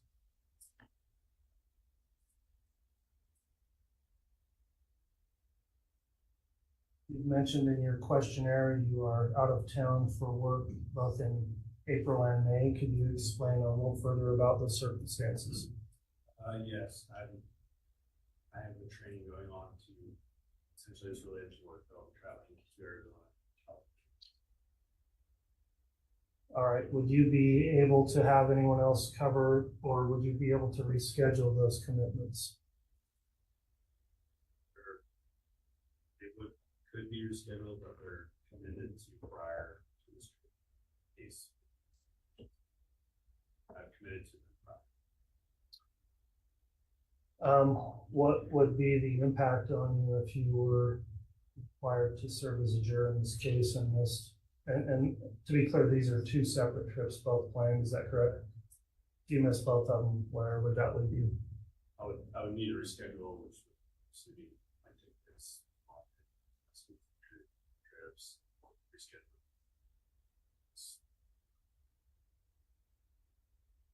All right, I think it would be appropriate at this point for me to allow counsel to step in and ask additional questions as it relates to the hardship expressed, beginning with the state.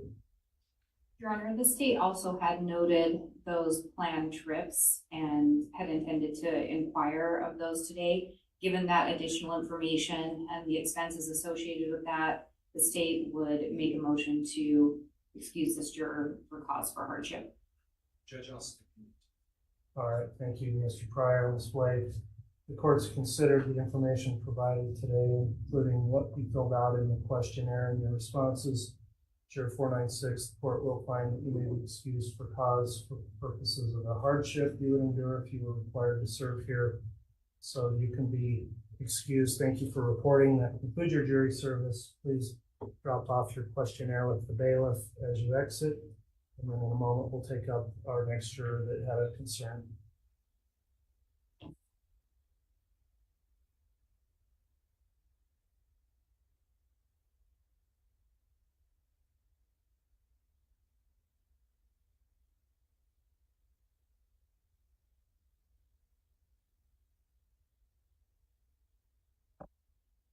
All right, let's next talk to juror number 544.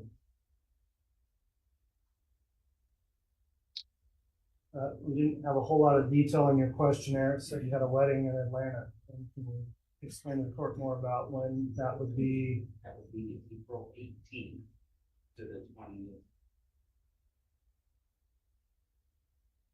And can you indicate whose wedding that would be? It's my nephew.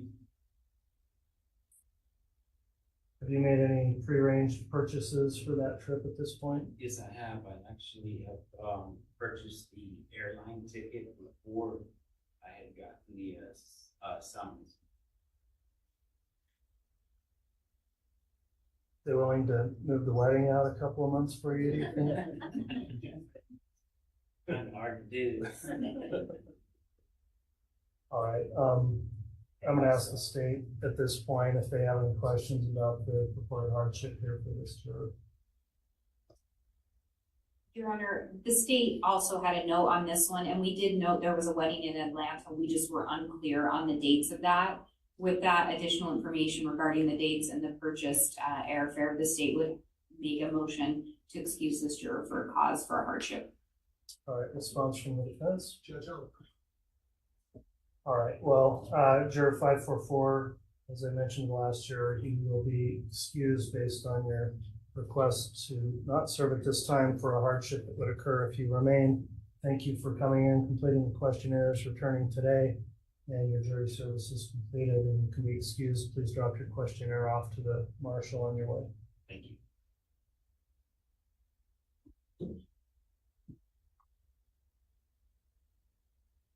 We'll next talk to juror number 641.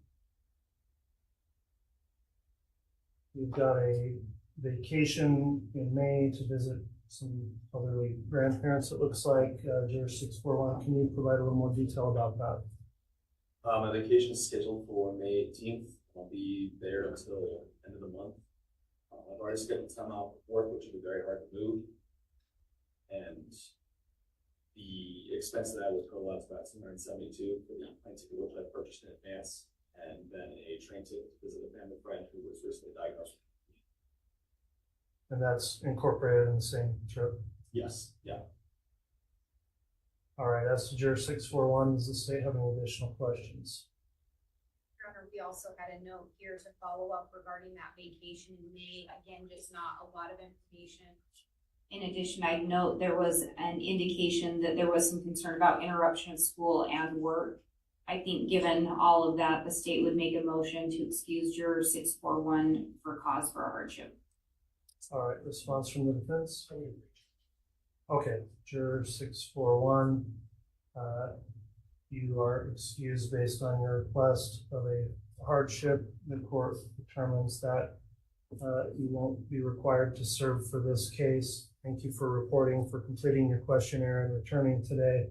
Please drop that questionnaire off with the bailiff as you exit.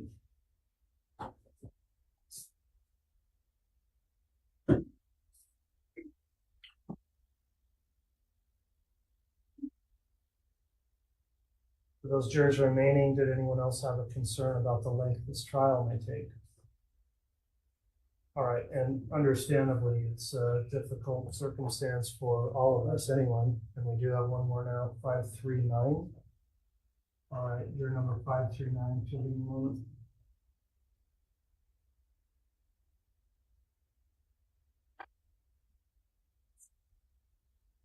All right, can you please explain a little more about your family situation that you believe indicates a hardship here? I have 2 vacations planned that are each 1 week long. One is May, I think 18th to 24th, 25th, and I'm also the primary caretaker for a 2-year-old.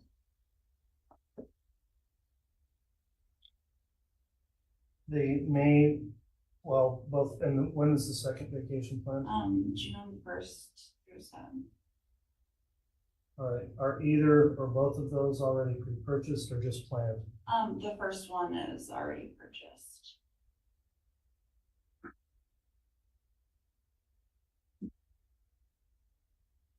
And can you provide a little more detail about your commitment to childcare with the 2-year-old? Yeah, I'm a stay-at-home mom, so I take care of him all day long. So I'd have to find alternate childcare for him during the hours that take place. And that's pretty hard to secure childcare around here, like, 1 minute. There are lots of waiting lists. It's been hard. All right, and understandably, it's a difficult circumstance for all of us, anyone, and we do have one more now, 539, to the moment. All right, your number 539, to the moment. In this case, there's a potential of being sequestered for some time, and you would be away from the 2-year-old for perhaps a week or even longer. What would occur if you were required to be sequestered? That'd be really hard for him, and I'm not sure what I would do with that. My husband works that. So he has weird hours. And do you believe that would become a significant distraction for you if you were concerned about that while being sequestered? Yeah, just trouble. So. All right, let me ask the state if there's any follow-up on these requests for excuse for hardship. Similarly, Your Honor, the state had already made notes of those 2 planned trips. Again, we didn't have details if they had been already purchased or not. And we did have the note regarding her young child and that she was a stay-at-home mom to follow up on. Given that additional information provided by her today, the state would make a motion to excuse juror number 539 for cause for hardship. All right, Mr. Pryor. Judge, I have a stipulation for being Okay, juror 539, the court's considered the stipulation of the parties as well as your request, which you did request for in your questionnaire. Based on those reasons already stated on the record, you may be excused. Thank you for coming in and serving and filling out your questionnaire. You can drop the copy off with the bailiff on your way out.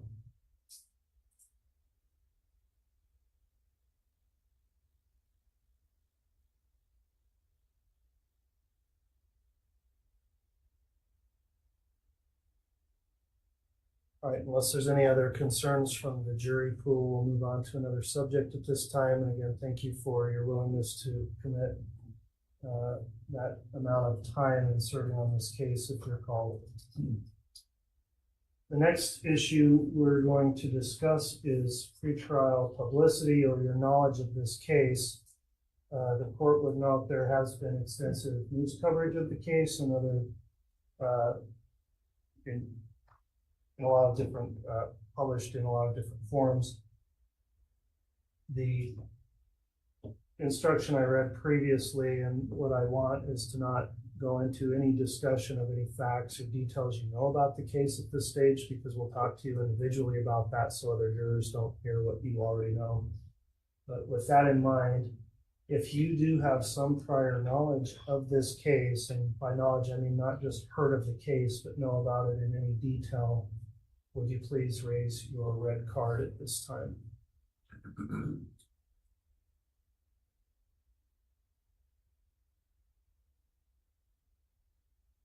That's a good question. Yes. You say in detail, beyond what's been on TV, like the news and stuff. Well, we'll probably talk to you about that individually. I know it's a generic term that might mean different things to different people. Some people have followed this a lot. Some people have just heard it in passing. Some haven't heard anything about it at all. So have you actively followed it at all? Okay, but you have heard about the case somewhat. Okay, we will ask you some further questions about that individually.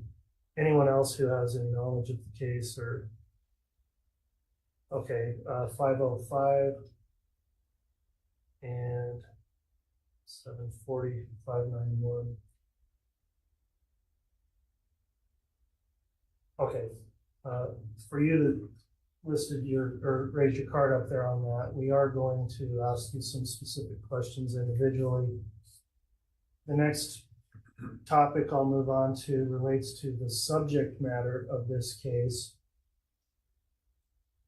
Would the subject matter of this case, which involves charges filed by the state of murder, conspiracy, and insurance fraud, would that subject matter make it impossible or difficult for you to fairly and objectively evaluate the evidence in this case and render a fair and impartial verdict?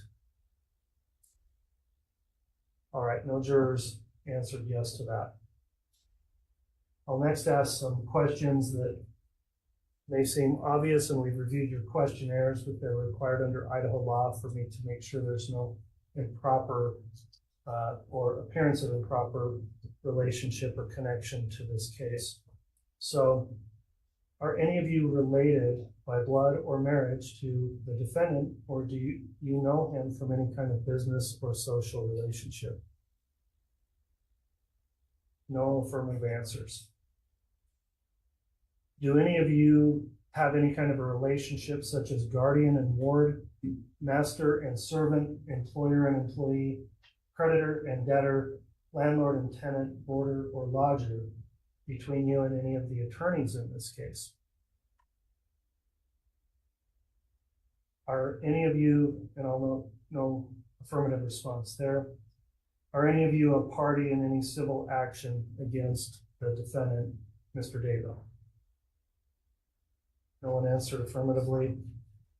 Have any of you ever brought a criminal complaint against the defendant or been accused of some crime by any of the prosecutors that are present here, including Ms. Blake, Mr. Wood, Ms. Beatty, or Mr. Wixom?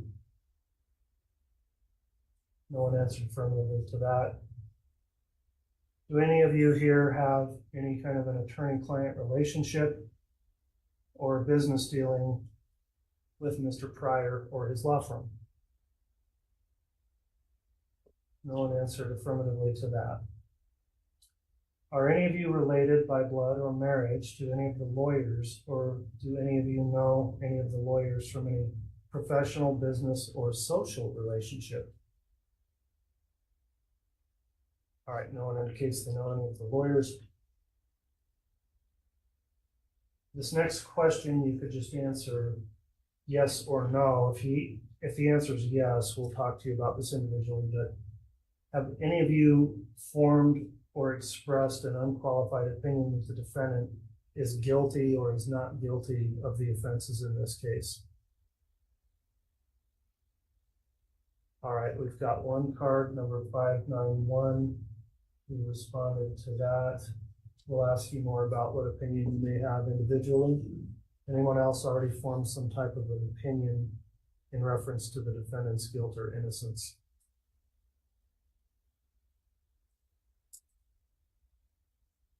Do any of you have any particular bias or prejudice either for or against Mr. Daybell as you sit here? No one answered affirmatively to that. Are there any of you who would be unwilling to follow my instructions to you as the jury as to the law that you must apply in determining this case? All right, no one said yes. Do any of you have a religious or moral position that would make it impossible for you to sit in judgment of another or to render a fair and impartial verdict? Okay, no one answered affirmatively to that. And then, are there any of you that, if selected as a juror in this case, would be unwilling or unable to render a fair and impartial verdict based upon the evidence presented in this courtroom and the laws instructed by the court? No one answered affirmatively to that. A final kind of catch-all question here. Do any of you have any other reason why you cannot give this case your undivided attention and render a fair and impartial verdict? All right, we have one juror raised their card, juror 465. Is that something you wish to discuss here? Do you think that's more appropriate individually? Here is mine. Okay, what would be a reason you believe you couldn't give the case your undivided attention? I work nights and usually wake up around 12. Yeah. And I'll just tell you that with our schedule, even though it doesn't look like much in my experience, this will be, it would be very difficult, if not impossible, for somebody to maintain a night shift and do trial in the day. I don't see that as feasible. So is that something you were considering when it got to the hardship question? Yes. Okay, so you were under the thought maybe you could work in the evenings, do this in the day? It's more of if when's the usual start time? Or 8:30. that'd be like 3 at night. And I guess the question is, would you be able to not do your job while this case is going for 10 weeks, because I kind of think that is what it's going to take for you to have the mental capacity to do this. I'd be falling asleep during. Okay. Let's go back to that question then on employment for juror number, I'm sorry, could you hold your card up again? 465.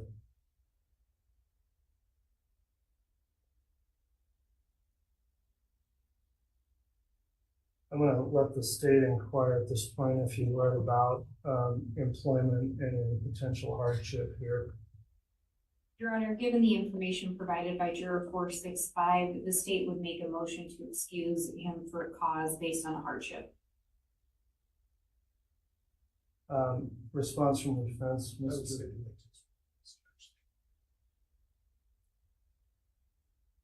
All right, and just to be clear, you are employed at that job full-time and that's your sole source of income? Yes, sir. Okay, and if you were required to essentially quit your job for the 10-week time period, would that result in a financial hardship for you? No, sir. It's the capability of saying what you're not in trial. Okay, and I guess there's been a stipulation, I just want to be clear on that. I guess what I'm saying is likely you wouldn't be able to work during that time frame. So if you weren't working, in other words, if you had to quit that job to do this trial, where would that leave you? Pretty bad. Okay. All right. Well, I've considered the responses also, the non-opposition motion from both parties. And I would find that with that in mind, juror 465, I think it would be a hardship for you to be required to serve in this case given the time frame and your employment situation. So for that reason, juror 465 will be excused based on a hardship. Thank you for serving and filling out your questionnaire. You can drop that questionnaire off at the bailiff as you exit.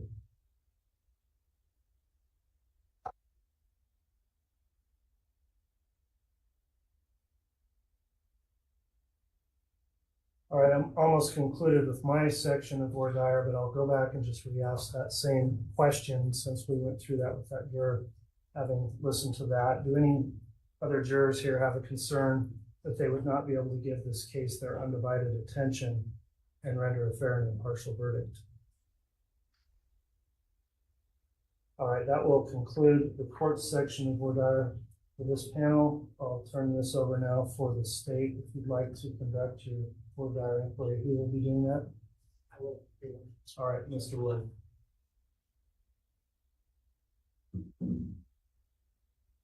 Ladies and gentlemen, again, my name is Rob Wood. I represent Madison County, Idaho.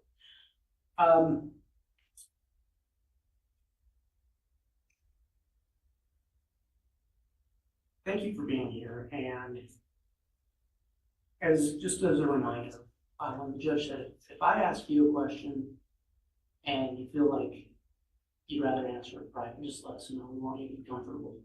And there's no wrong answers here. How you feel is how you feel. And we need to know that so that this defendant and so that the state can have a fair trial. And so, juror 505, when I say brutal honesty, what does that mean to you? He's being very direct. Telling it like it is.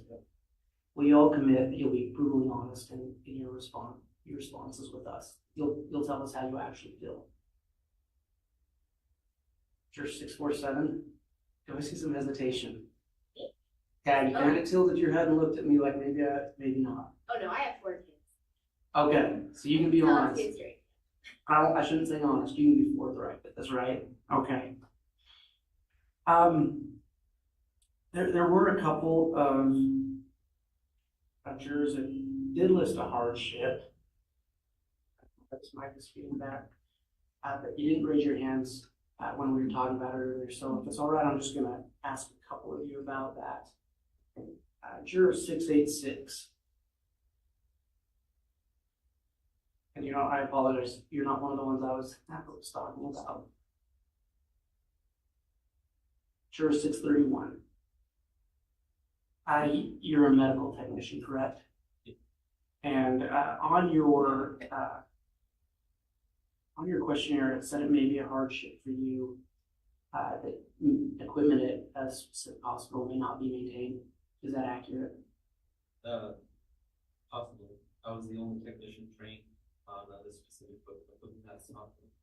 But I've already spoken with them, and they're calling the manufacturer. Okay, so you've taken care of that so that if you get there, someone else can. Yep. Perfect, thank you.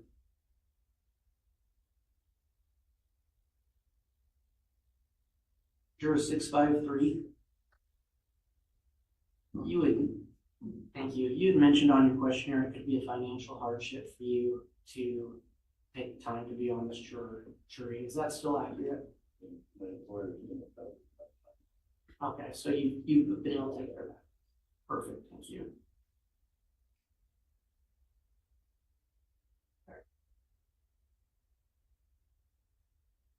Just want to talk to you really quick, as the court mentioned, we're going to get into what you've seen on the media individually later. But just really quick, does anybody here believe everything they read online? Nobody believes everything they read online. So we're all aware that sometimes there's information out there that's not true. Do you all agree with that? And what about news on the TV? Does anybody here believe everything they hear on the news? And to be clear, I'm not saying that in any way to diminish the news, just sometimes facts change, right? And we might think one thing one day and then we learn another fact another day. Has everybody seen that in their lives? And so this is so important. Can you all commit to this court, to the state, to this defendant, that what you have seen, you'll put that aside and you'll only rely on what you learn in this court?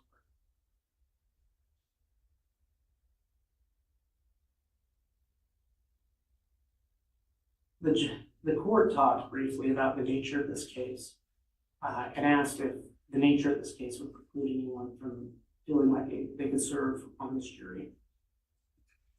And just to get into to follow up on that, this is a case that involves the deaths of two minor children and a mother. And there's going to be some evidence, some autopsy photos that is absolutely difficult to look at. Is there anybody here who feels like looking at that type of material will render them unable to render an impartial verdict, that it would sway them one way or another? 591, thank you for being honest. Tell me how you feel about that. I may get emotional if I do, but I'm a retired school teacher and I've spent my whole life trying to keep kids safe. And that, and really everybody's safe, but beyond that, I have a very vivid imagination, or I'm a very visual person. It's really more correct.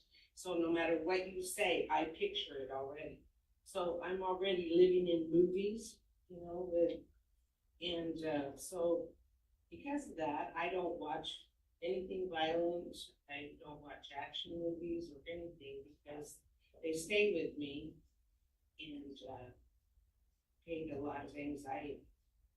So, and people say, well, stop picturing it. Well, it's there. It just happens, and it has my whole life. It does cause me. I've already lost about a week of sleep over this. Well, and I noticed you mentioned that in your questionnaire, you said the vivid kind of reliving of these things. Is that a fair characterization? Yes. I don't want to put words in your mouth.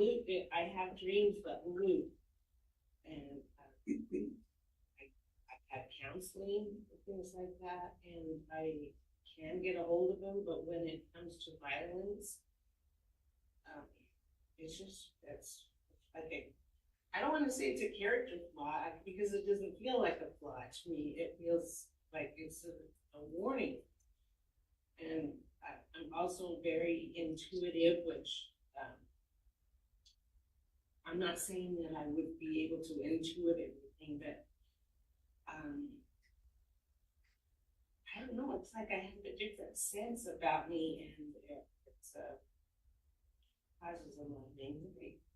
Okay, and I noticed you mentioned that as well in your questionnaire. So where this comes down, does this, are you concerned that this vivid looping? Ma'am, I'm John Pryor. I'm representing Mr. Daybell today, and I want to make it clear I am required to ask you questions, and I don't want you to believe that any of these questions suggest that Mr. Daybell is guilty or anything like that. But if they're just questions we have to ask, would that be okay with you?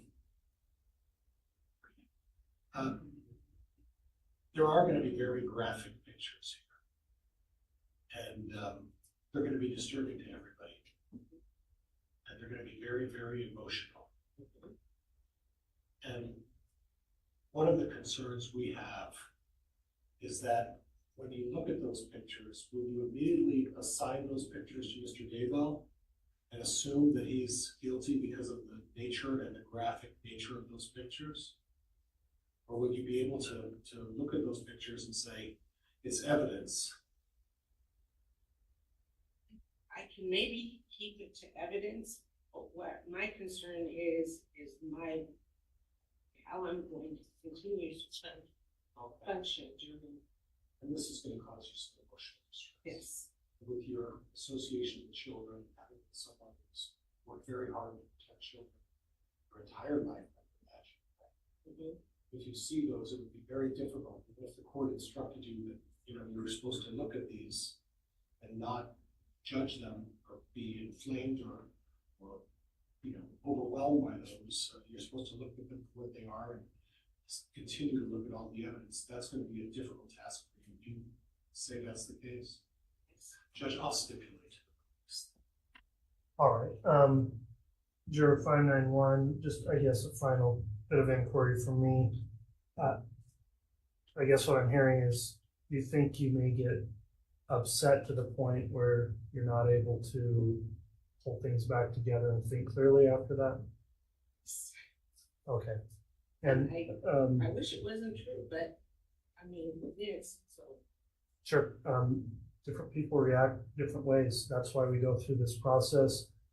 Thank you for your candor to the court in these questionings. I do agree that for this juror with this particular trial, she should be excused based on that nature of the evidence that will be presented here. And so for juror 591, the court is going to grant the motion to strike for cause. And we appreciate your taking the time to fill out your questionnaire and return today. Your jury service is concluded with the thanks of the court. You can drop your questionnaire with the bailiff. Thank you, I appreciate it. You're welcome.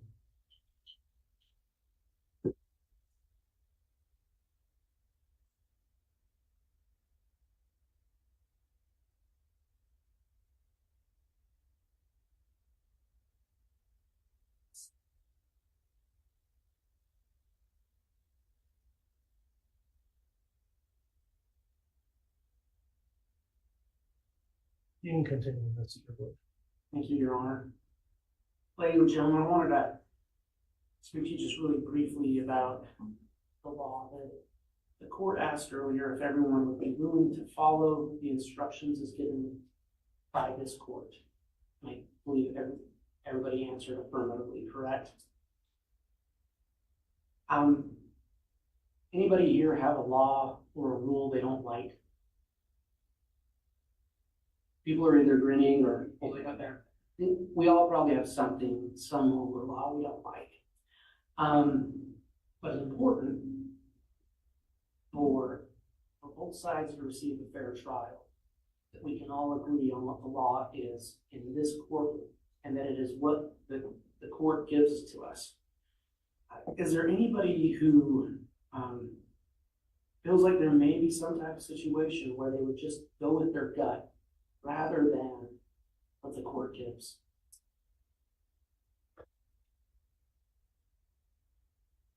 Sorry.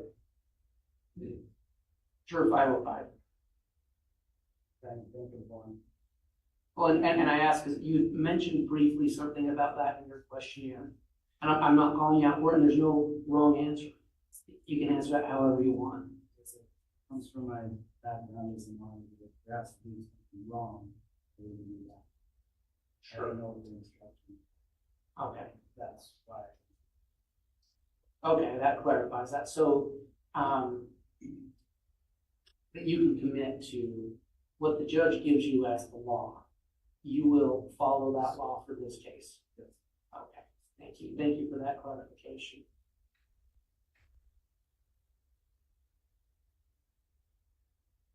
Your Honor, I'm going to turn my remaining time over to Ms. Blake. All right.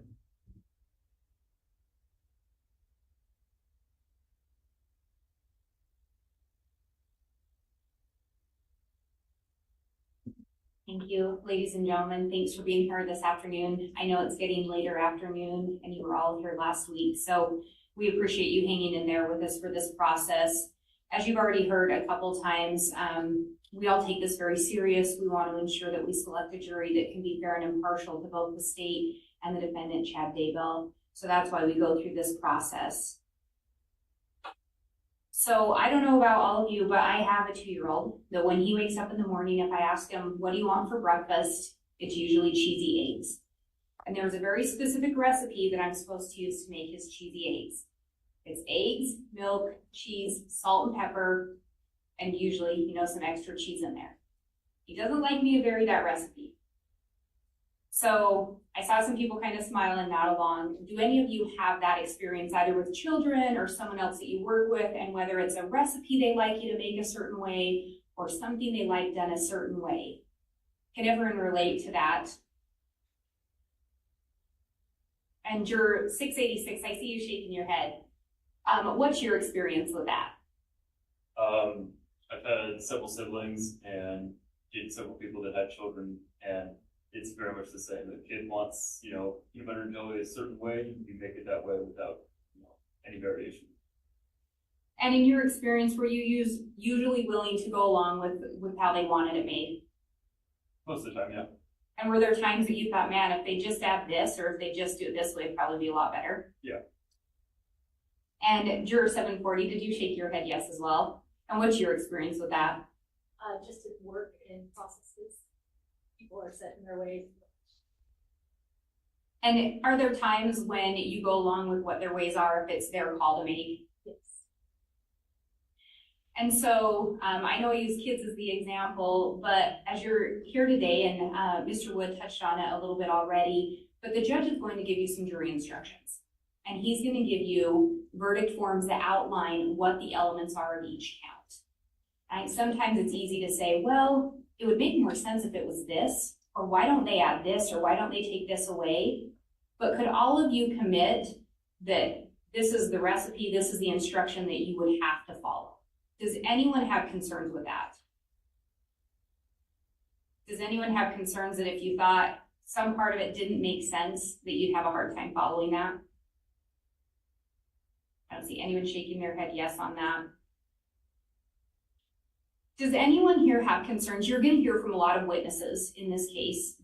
Does anyone have concerns if you hear from someone that holds different religious views than you do, whether or not you would be able to give their testimony the appropriate weight and credibility you think it was due? Does that cause anyone concerns?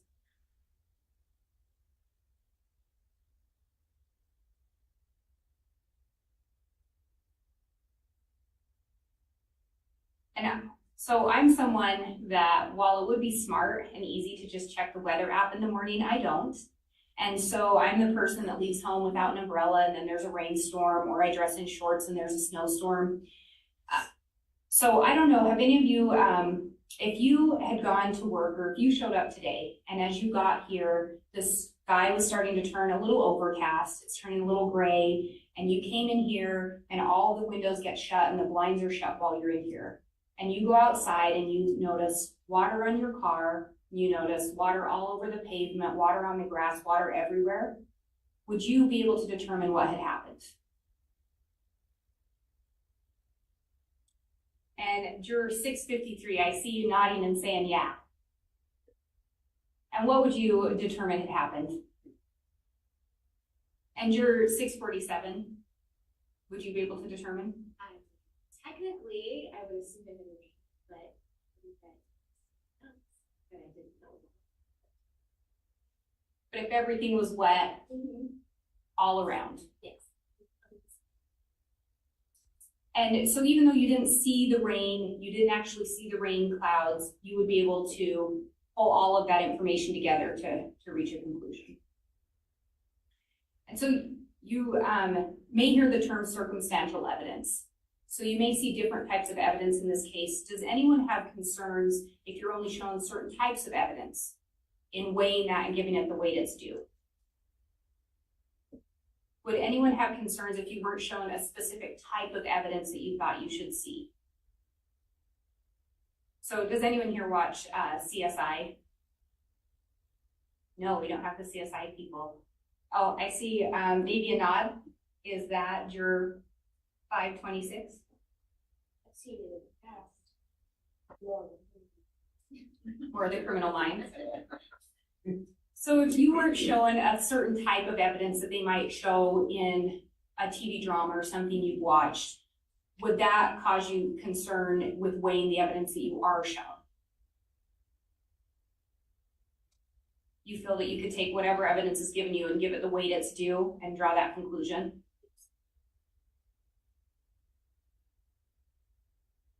And the judge in this case, actually let me back up. The judge has read off the charges in this case. So we have some counts of conspiracy to commit murder, and we have some charges of first-degree murder. Would anyone, if you're given the instruction, so we talked about that recipe, if you're given an instruction from the judge, and one of the elements is not that we have to show what the cause of death was. So the state has the burden, but if one of the elements is not to actually show what caused the death, so instead that we had to show or prove that the defendant engaged in conduct that caused the death, but we didn't have to prove the actual cause of death.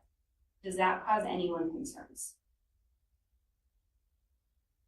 Would you be able to hold the state to the burden of showing, of meeting that element that a murder had occurred, but not add an additional element that isn't in the instruction? Anyone have concerns with that?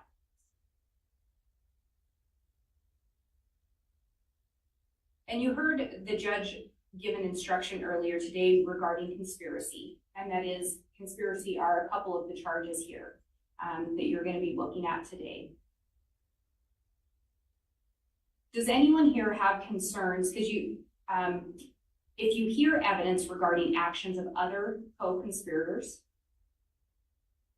does anyone have concerns in following the court's instruction that the conspiracy would be an agreement between certain parties to commit a criminal offense, and then one of those parties doing an act in furtherance of it? Knowing that, would anyone have concerns holding one person accountable for the actions of another co-conspirator?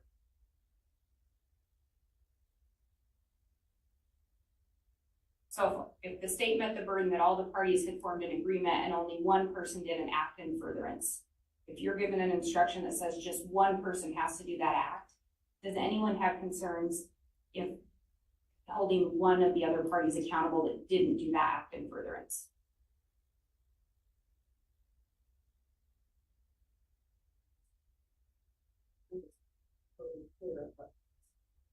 So, and again, the court will be the one to give you the final instructions, but if you're given an instruction with the conspiracy, it requires 2 or more persons to enter into some form of an agreement to commit a criminal act, and then that one of those persons commits some kind of an overt act in furtherance of the conspiracy. If person A didn't commit that overt act, but they were part of the agreement, would you have a hard time holding them accountable even though it was person B that committed that overt act? And thank you for telling me you didn't understand. I should have said that. If anyone ever has any questions, please let me know. So with that additional explanation, would anyone have concerns holding person A accountable along with person B? See people shaking their heads no.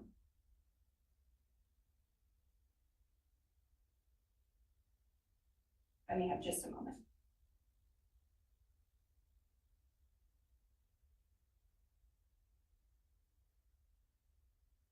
That's all the questions the state has right now. All right, thank you, Ms. Blake. Mr. Pryor, you can conduct voir dire with the group. Thank you.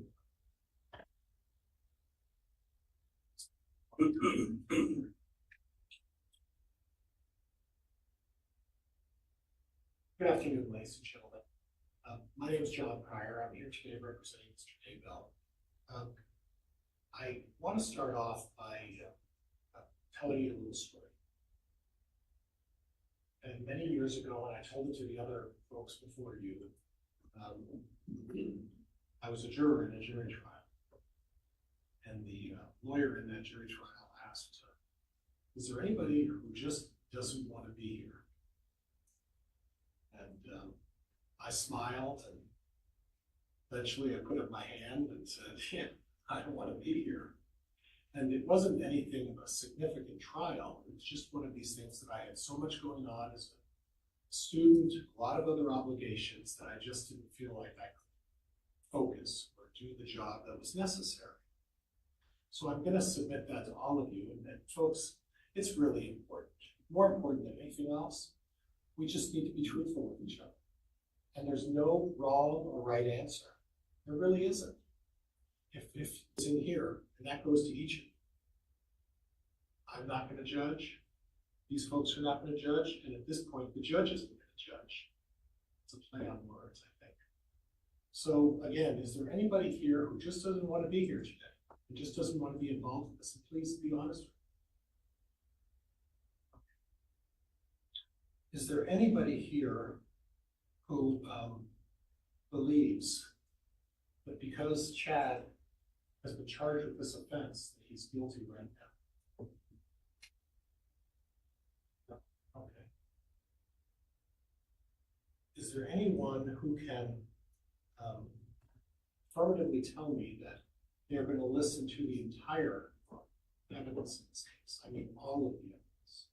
That means after the state of Idaho, these prosecutors put on their case, and after Chad and I have an opportunity to put on our case, that you're going to wait before you make a decision in this case. Can everybody promise me that? Put the cards in. Promise me that, please. Thank you. And I'll try not to get you to exercise this too much. Okay, I'll try to be patient with all of you as far as that's concerned. Is there anybody here who feels that they can't sit for long periods of time, that they're going to have a difficulty in sitting through this, whether it's medical issues, whether it's because you tend to twitch, or you tend to not be able to sit for long periods of time, or you don't have the patience? Okay, and sir, and again, there's no wrong answer, because same thing, if you watched, occasionally I'm moving around because I don't like to sit. It makes me uncomfortable, particularly in these chairs that the state of Idaho has decided to provide for me. So why don't you elaborate a little bit on the fact about your situation?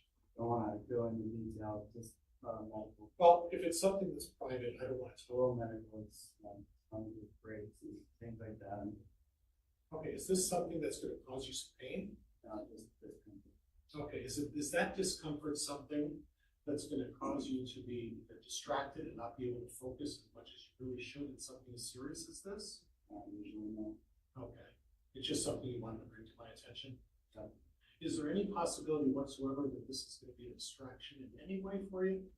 Not a distraction for me, for the. Okay.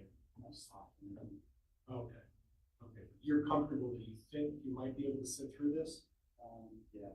And if there's any doubt, again, there's no wrong answer. If there's any doubt about that, please let us know. Okay. Is there anybody here who knows, other than these folks who are in the courtroom behind me, anybody in this courtroom right now from these stands forward? No.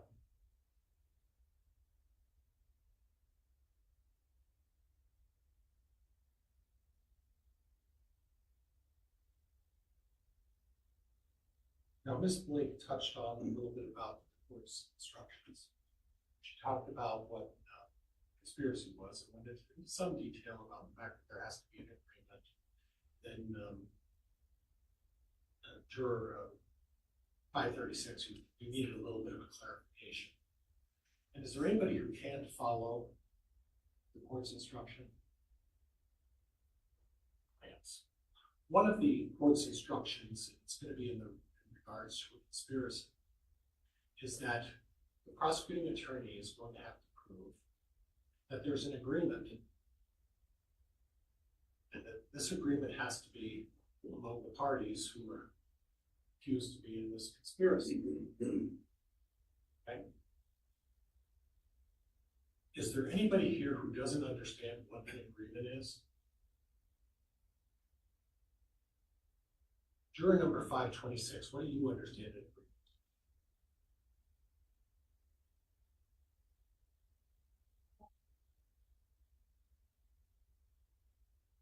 If you don't know, that's okay. We can pass the. You said something, it's just agrees. Okay. They're in positive affirmation.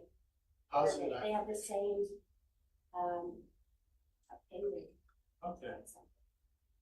And juror number 536, you were shaking your head. I saw that. She said the words, and I want to make sure I say what you said, which was, I think it was positive affirmation. And juror 536, what do you think? Yeah. Be of the same thought.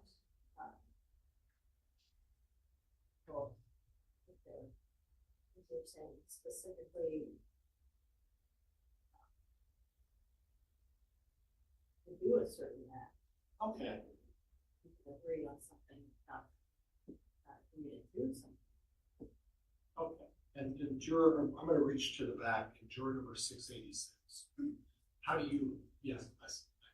How do you feel about this idea of agreement? How do you define that? Two or more parties come to a similar plan, agree on the details of the plan or whatever the idea is, and having trouble defining an agreement, but both parties have a similar thought and have stated that they match each other. So does it have to be stated? For an agreement, for a direct agreement, yes. For an implied agreement, if everything else around it matches, then yes, but that can be argued either way. It can be argued either way. So if you don't have the people making a positive affirmation, you have some questions about that.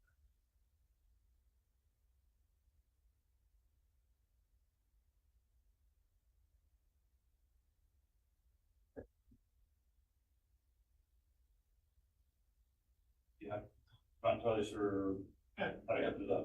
And that's okay. And it can be a confusing issue. Okay, and juror number 653, how do you feel about it? I didn't say there's multiple aspects. Okay.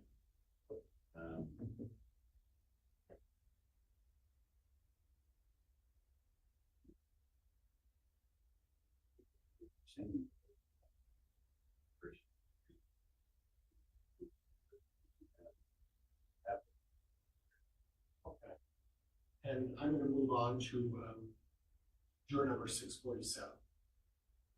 Is it an agreement if someone is tricked into or fooled into? No, because they weren't given all the information or the proper information. So in order to have an agreement, everybody needs to know what's going on, know the terms. Yeah. Juror number 631, what do you think about what 647 just said? I agree. Okay, is that it? Okay. Straight to the point, right? And juror number 617. I agree too. I think that if you don't have all the information and you're tricked into it, it's not an agreement. Okay, all right, thank you. Thank you. How do you folks, well, I think I'm going to pass on that judgment. You know, at this point, I think I've been passing. I appreciate everybody's time. Thank you very much, folks. I really appreciate it. All right, thank you, counsel. Mr. Wood. We just ask a couple questions. In the group setting here? Yeah, we believe there's something that, some law has perhaps been maybe misapplied. Judge, can we approach, please? Yeah, we can approach.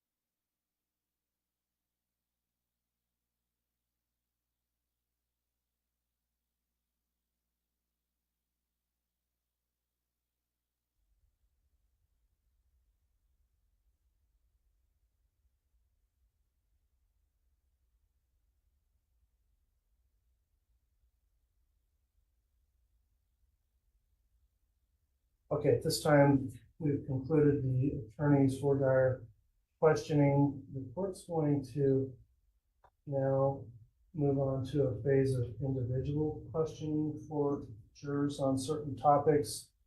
And so we will start with our lowest number, 440, I believe. Is that you? And we'll have the other jurors excused to the jury room while we discuss individual topics with the jurors. So if you're not juror 440, please follow the bailiff out to the jury room. We'll call you back in when we get to you. All right, please.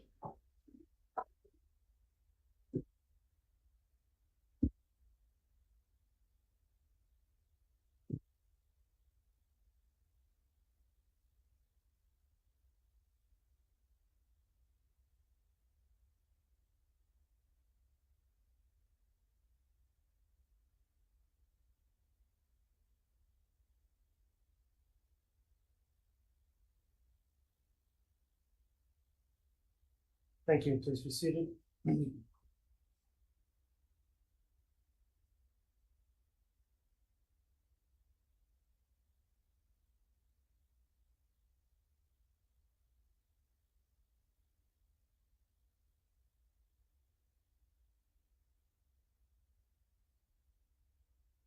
All right, juror number 440, we've got some indication in your questionnaire regarding both topics of potential, what we call bias. Don't take it personally. It's a question of whether or not you formed any type of an opinion based on pretrial coverage, and the other issue of a potential, there was some concern of hardship raised in your questionnaire also that I would permit the attorneys to ask about.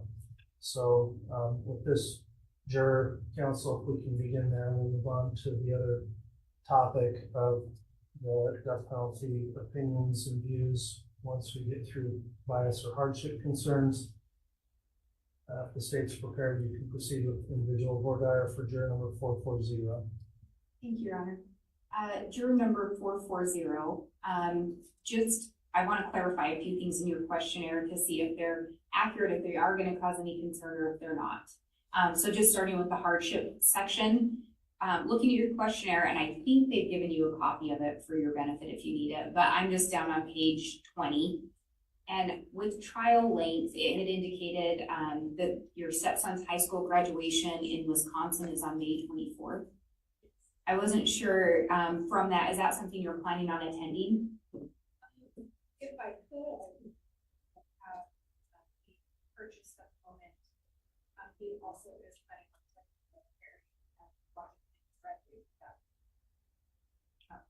And graduation from the military, you said he's just going to be joining. So it's not going to be a super quick graduation. Okay, just making sure. So with regard to that, if you were selected to serve on the jury, that wouldn't end up causing you any concern.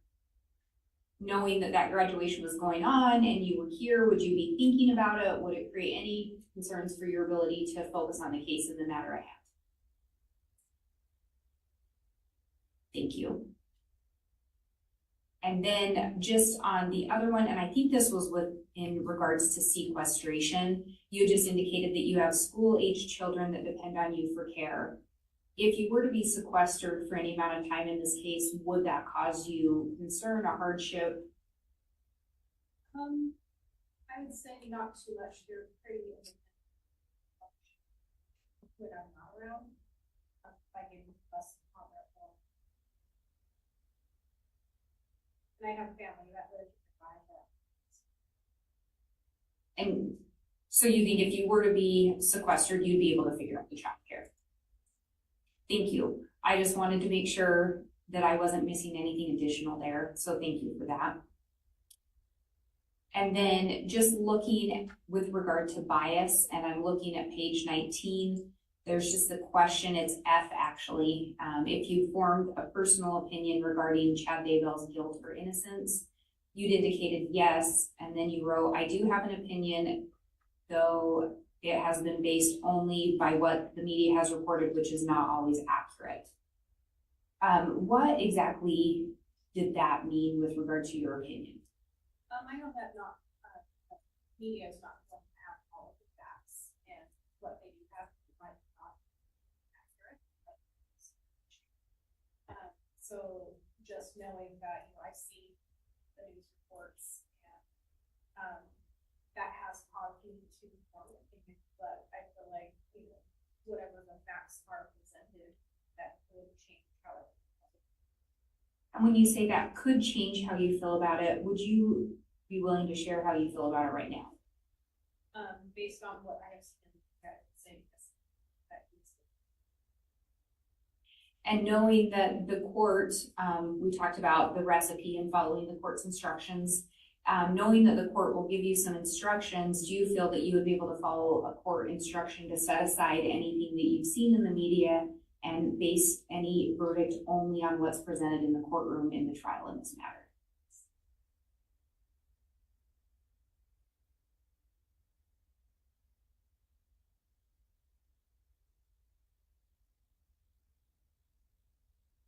I don't have any further questions, Your Honor. Thank you. All right, thank you, Ms. White. Mr. Pryor. In terms of communication. Prior, not executing very well. Is that better? Okay. In terms of the trip to Wisconsin, are you driving or are you flying? We would fly. If my husband goes, he's going to fly. But we haven't made any type of Okay. And it's a desire, and it's a desire for both of you to go, though. It's a problem. Okay.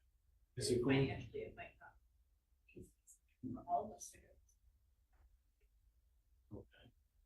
So there really hasn't been a determination as to whether you're all going or not. But you just have a desire to go. Is it going to cause you any anguish or cause you to lack the ability to focus on this at a time when this graduation is going on and you may be here as a juror in this case? Okay. And thank you for your honesty. I really appreciate it.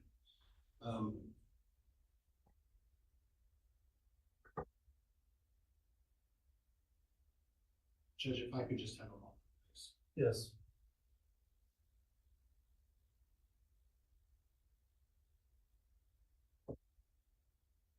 You made a comment that you formed an opinion. And you said, however, the media may not always represent things as they actually are, and that there could be some slant to the way the media reports things. Is that fair? Yes. Okay. But at this point, you have an opinion about this case, correct? And may I ask you what that opinion is? Okay. Now, are you going to maintain that opinion and say, well, I think he's guilty, and that's what your opinion is right now, correct? But if you see other evidence that suggests otherwise, you're open to changing your opinion. But at the present time, as you stand before us right now, you believe that Mr. Daybell is guilty, and that's the opinion you're going to go forward with unless evidence is shown to suggest to you something differently. Would that be fair? Yes. Okay, Judge, I'm going to move for cause, if I could, please. All right. Court's considered the responses here. Based on those responses, juror number 440, I am going to sustain the challenge for cause for bias. Again, nothing personal. We're trying to find jurors that don't have a preconceived notion of guilt or innocence. Just because you do, nothing wrong with that. You follow the news as many people have. And in this particular case, we're attempting to find jurors where the defendant's not improperly working against an assumption or bias someone may have. So for that reason, juror number 440, I am going to excuse and uphold the defense challenge. Thank you very much for filling out your questionnaire, for your honest answers today. Thank you for taking the time to come back in, and please drop your questionnaire off with the bailiff as you exit.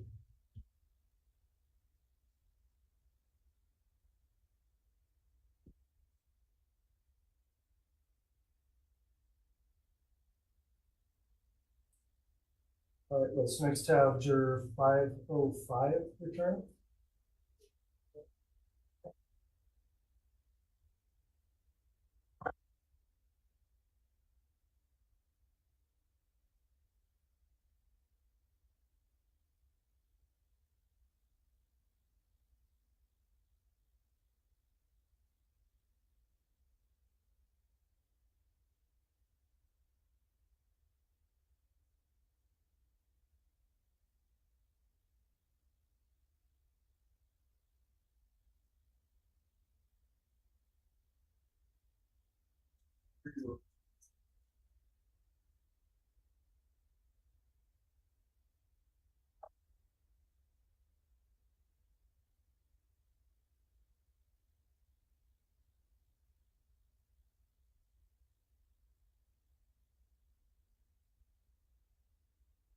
All right, juror 505 has returned for individual for questioning.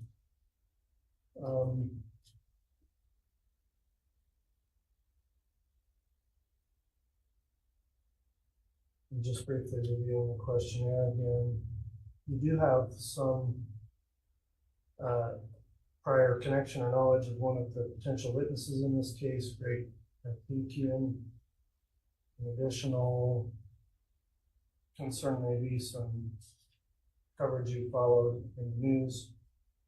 And so I'll let the state follow up on any additional Godard individuals for this juror.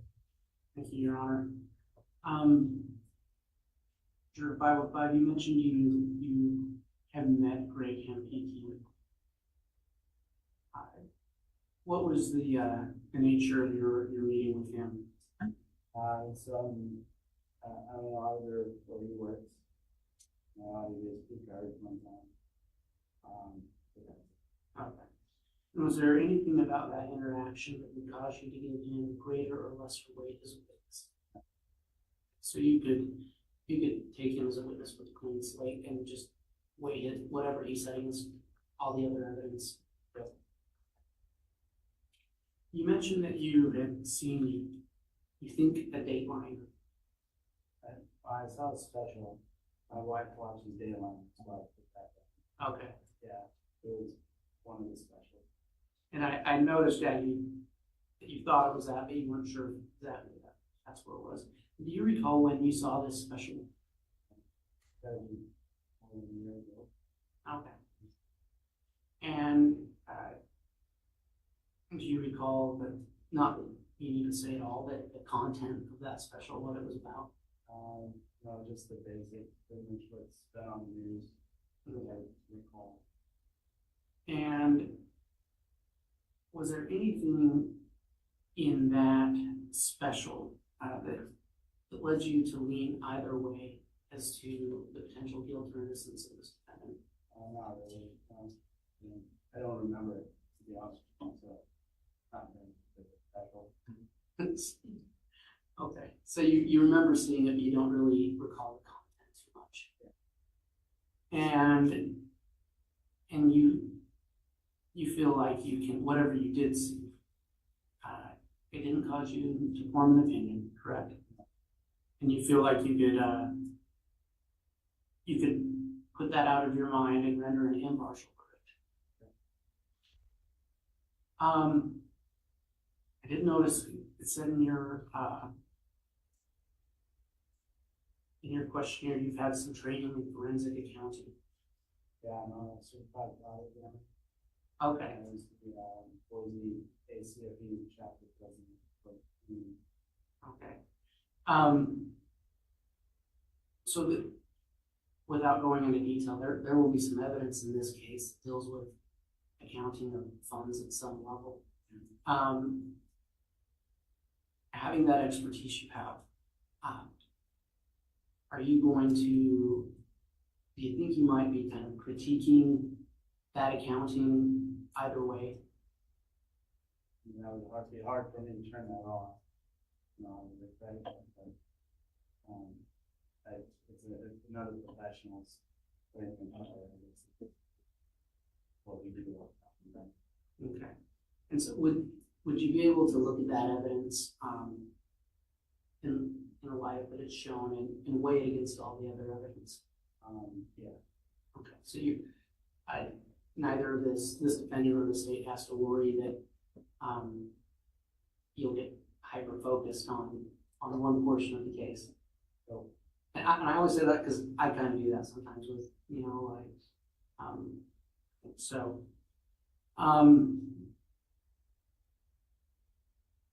I have nothing else about bias.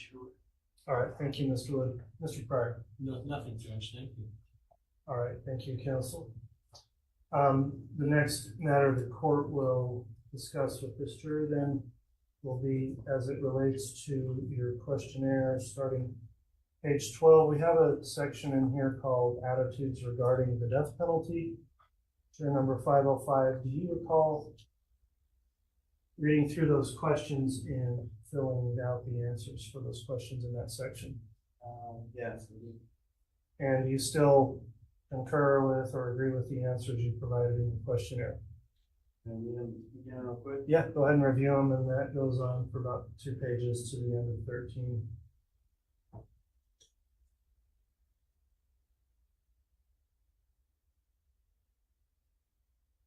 I think, yeah. Very well. As we mentioned earlier in the proceedings, in this case, it may be necessary for you to make a determination in regard to the imposition of the death penalty or some other penalty. And remember that any penalty you consider should be considered as if it is absolute and will be carried out in this case. So with that in mind, knowing this is not a hypothetical set of questions, but questions about this case, you've indicated on your questionnaire, I'll note, there's a line that says, do you support or oppose the death penalty? There was not a response or check there. Was that something you intentionally passed over because you thought it was yes or no, or did you just forget to answer it? I had a tough time answering on an opinion. Okay, so you considered it, you didn't have a yes or no? No. Very well. You next indicated you would,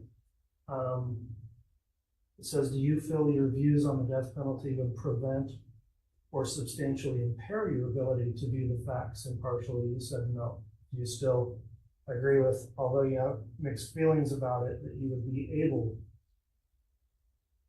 to view the facts impartially? Yeah. The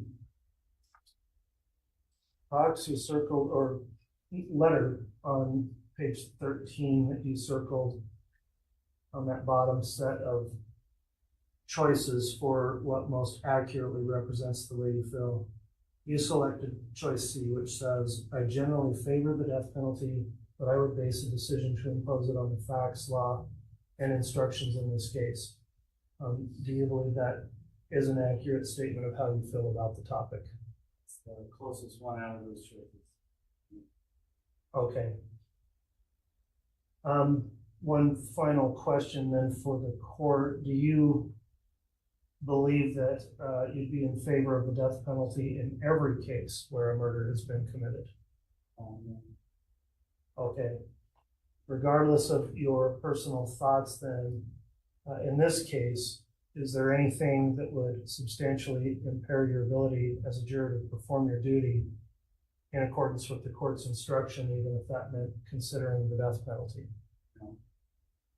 All right, thank you for your responses. That concludes the court's inquiry on that topic. From the state, any questions on voir dire? The state doesn't have any questions regarding this issue. Thank you. Mr. Pryor, any questions for the defense? And sir, you mentioned that under item number 6 on page 13. Well, let me know when you're there, sir. I'll be there. Okay. You circled number C. Yeah. And if I'm not mistaken, you said, well, that one's the closest to the way I feel. Would it be?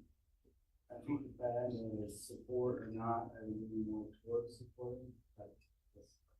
Would it be fair to say that you're neutral? That's probably close. And if there was a choice between C and D that said, I am neutral on the death penalty, would that be a fair assessment that you'd be neutral on the death penalty? That was an option. You would have circled that one? Okay, thank you. And thank you for your time, sir. Judge, I have nothing further. Okay. Juror 505, that concludes your individual voir dire. I'll have you return to the jury room with the bailiff to wait for further instructions as we get to the other jurors this afternoon.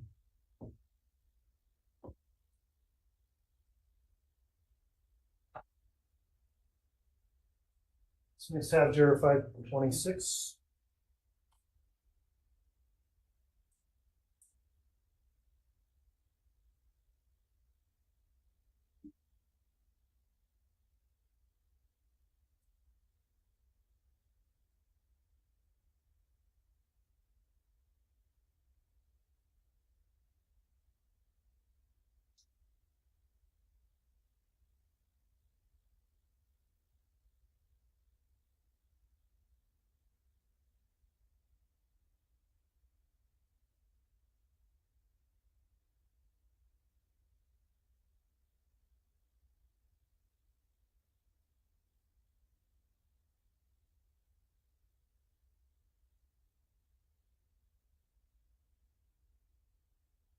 All right, welcome back, juror number 526 for individual voir dire.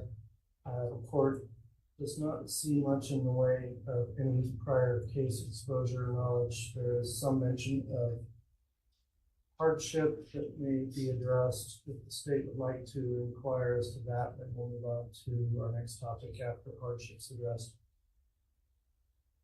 Thank you, Your Honor. Ma'am, hi. You indicated that you offered dog boarding in your home. Is that something that you do for income? Yes.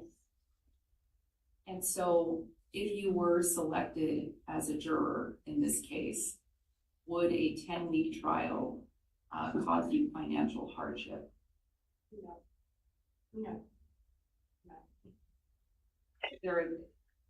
Do you have any pre-existing arrangements or contracts to provide that service with anybody that you would have to cancel or anything of that nature that would provide you hardship? Would be a hardship. If I were chosen, then I would let the families know that has booked me.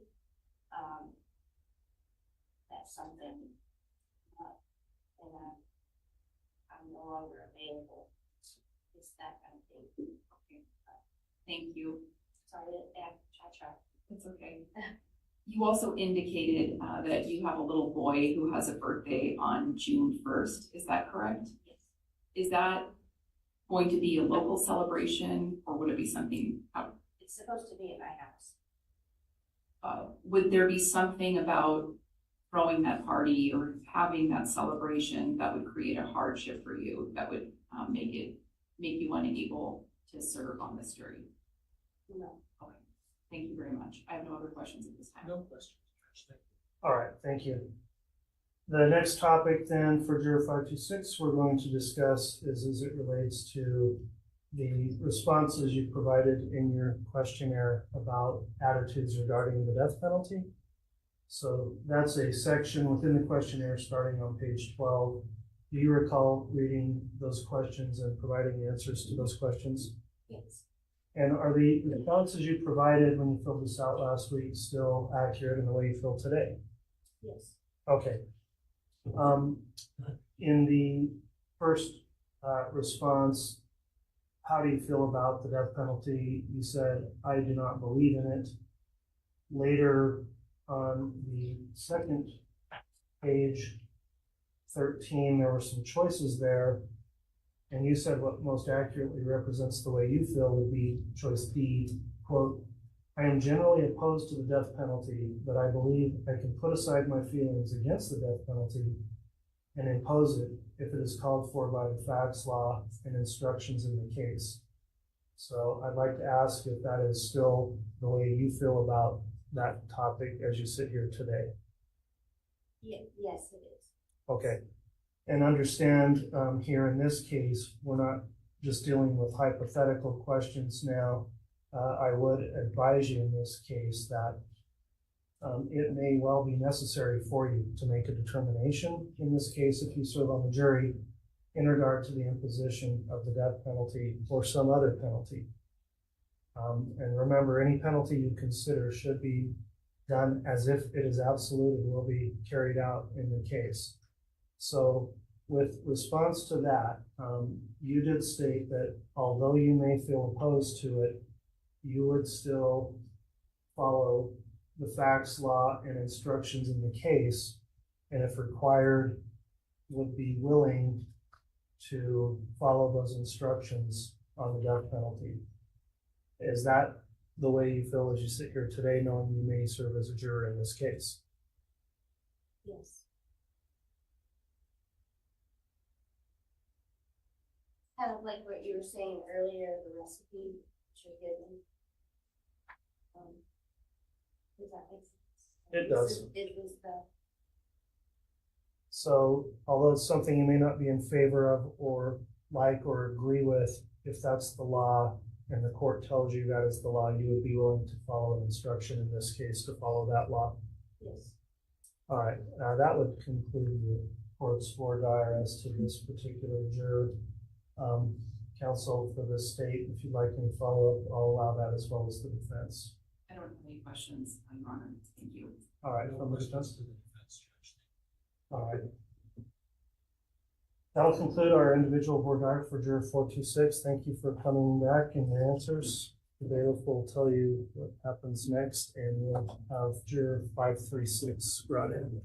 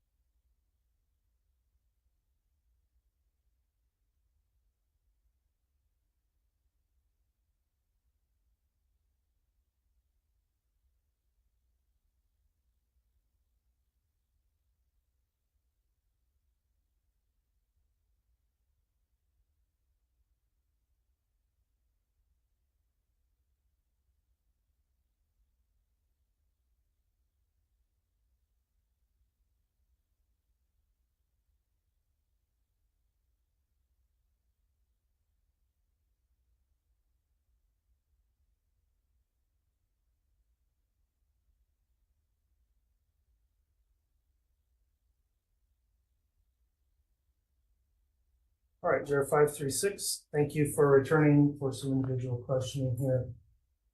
Reviewing your responses, let me first ask, are all the responses to the best of your recollection still accurate that you provided in this questionnaire?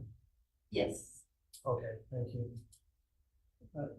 There's been some indication of previous knowledge of the case and perhaps an opinion expressed by this juror regarding guilt or innocence. I don't see much in the way of a concern for potential hardship. So for the state, if you'd like to inquire as it relates to any potential bias, I'll begin there and then I'll move to defense.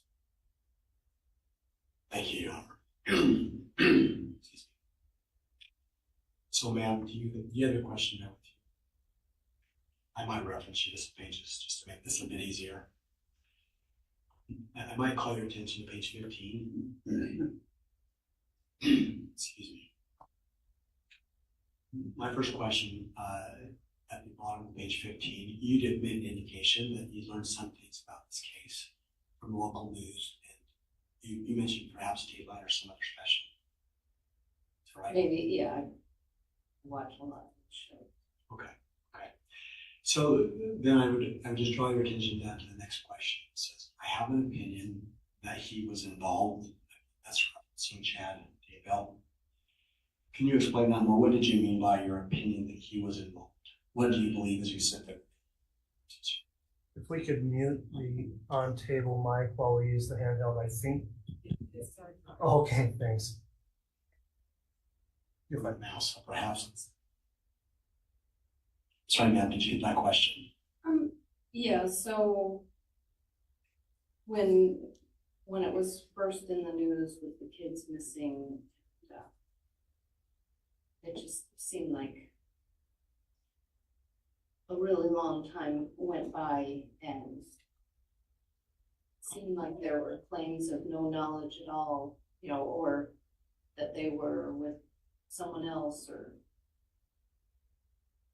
So it just seemed like there was a lot of time that passed where there was no voluntary knowledge of what might have happened. So without wanting to put words in your mouth, I don't. Is it accurate then to say that you're not sure exactly what you believe he was involved with, just that there was involvement? Is that a safe way to say it? Yeah. Now, you understand that, as Mr. Daybell sits here today, until the state completes our job and proves he's guilty, he's got the benefit of a presumption of innocence. You understand that? Okay. When you make the comment in the questionnaire about you believe he's involved, do you think that's going to impact you and your ability to presume his innocence until you believe he's been proven to be guilty? No, I know that I need to go by the evidence that we are given. You're prepared to do that? Yes. Okay.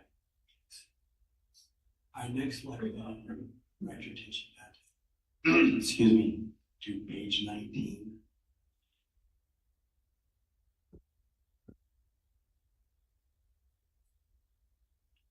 On page 19, the very last handwritten response that you made, it says, I can't think of any specific involvement or specific actions. And that was in response to a question about an opinion.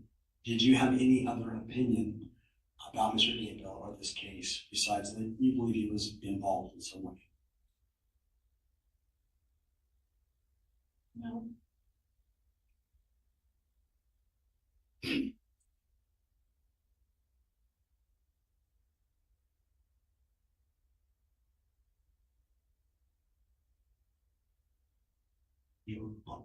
On the bias portion, Your Honor, I don't have any more questions for this juror, but I may have some others. Thank you. Mr. Fryer? Juror number 536. You made the comment that you think he was involved. Was that based on the facts that you had heard some time ago and said, you know, looking at this thing, it seems like he has some involvement in this? Would that be fair? Or is that how you feel at the present time?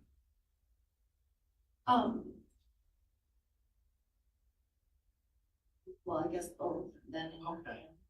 Okay, so going into forward, if you were to be chosen to stay on the juror, is your mindset that he's guilty right now and I'm going to have to prove that he's innocent? No. Okay, and that's really what I'm trying to get at is at the present time, you have information based on what some of these folks in the media have provided to you, right? Right. And you recognize that that may not have anything to do with the truth. Right. And you may recognize that when media outlets and all of these TV shows that talk about this stuff, they have a tendency to sensationalize things. Yes. It's what sells. I mean, newspapers take all sorts of liberties. TV shows take all sorts of liberties because they have to do that gotcha thing. Right. You recognize that. Yes. And at this point, you don't have any bias or you haven't made a decision that Mr. Daybell is guilty at this point. Is that fair? Correct. So you would be agreeable to looking at all the evidence. That includes what the state of Idaho does and those prosecutors and what I put on before you actually make your determination of what you're going to do. Absolutely. And you will guarantee to all of us that that's the process you're going to go through. I appreciate you walking through this. And you understand how important that is, correct? Yes. And I'm not trying to talk down or be condescending in any way. I'm just trying to make sure that I, step by step, that we both recognize that it's really important that you look at all the evidence and hear what everybody has to say before you say, this is how I feel about this case. And would you be agreeable to that?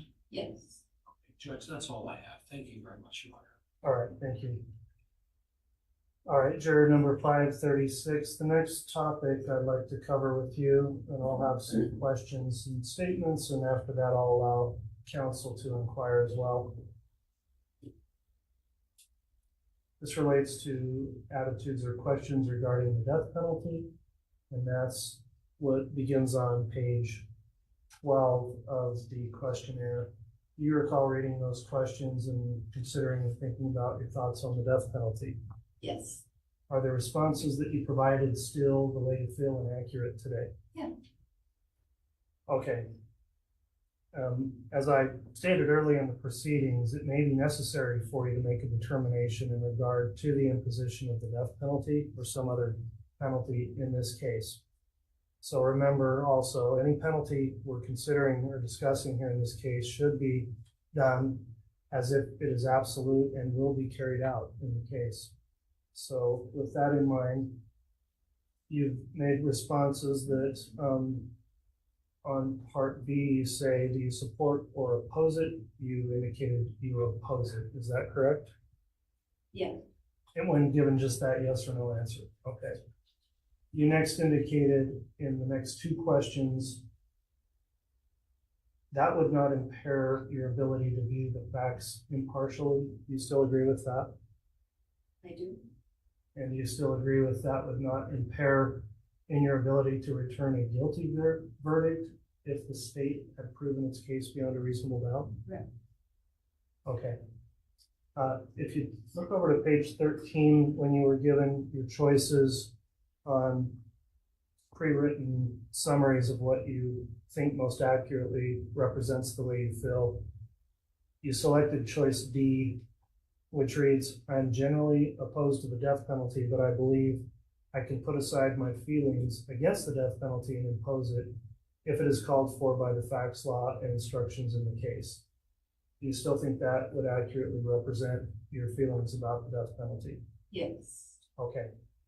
So knowing here you may potentially serve in a case where that is something you would have to consider as a juror, let me ask you to confirm, would you be willing to follow the court's instructions on the law, even if you may have some opposition to the death penalty, and follow any instructions given to you, even if it required you to consider that in this case?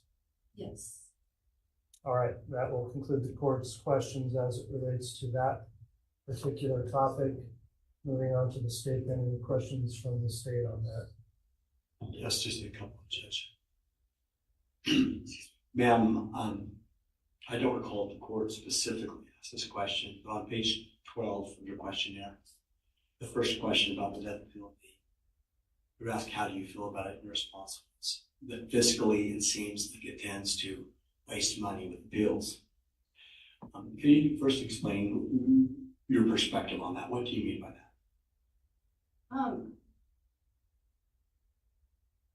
It just seems like there's a lot of money wasted,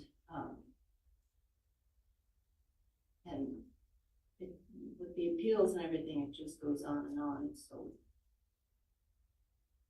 you know, life in prison is a lot of times what they usually end up serving anyway. So there's just a lot of money spent there. So is it accurate to say that with that statement, do you feel like death penalty imposition wastes money because of the appellate process? Is that what you were trying to say or not? I don't want to put words in your mouth. Yeah, that's what I mean. So then if that's a feeling that you have, and again, we are just asking you to be really honest, would that feeling have any influence on you when you are listening to the facts of the case and then after the verdict you're asked to consider the death penalty? Will that feeling that imposition of the death penalty is largely can be a waste of money, would that influence your willingness to decide to impose it or not?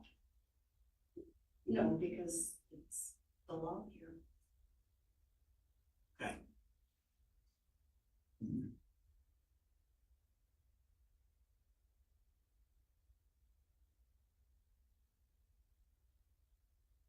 Your Honor, if I may, I had missed one bias statement. May I go back to that topic? It was just one statement. Go ahead. Thank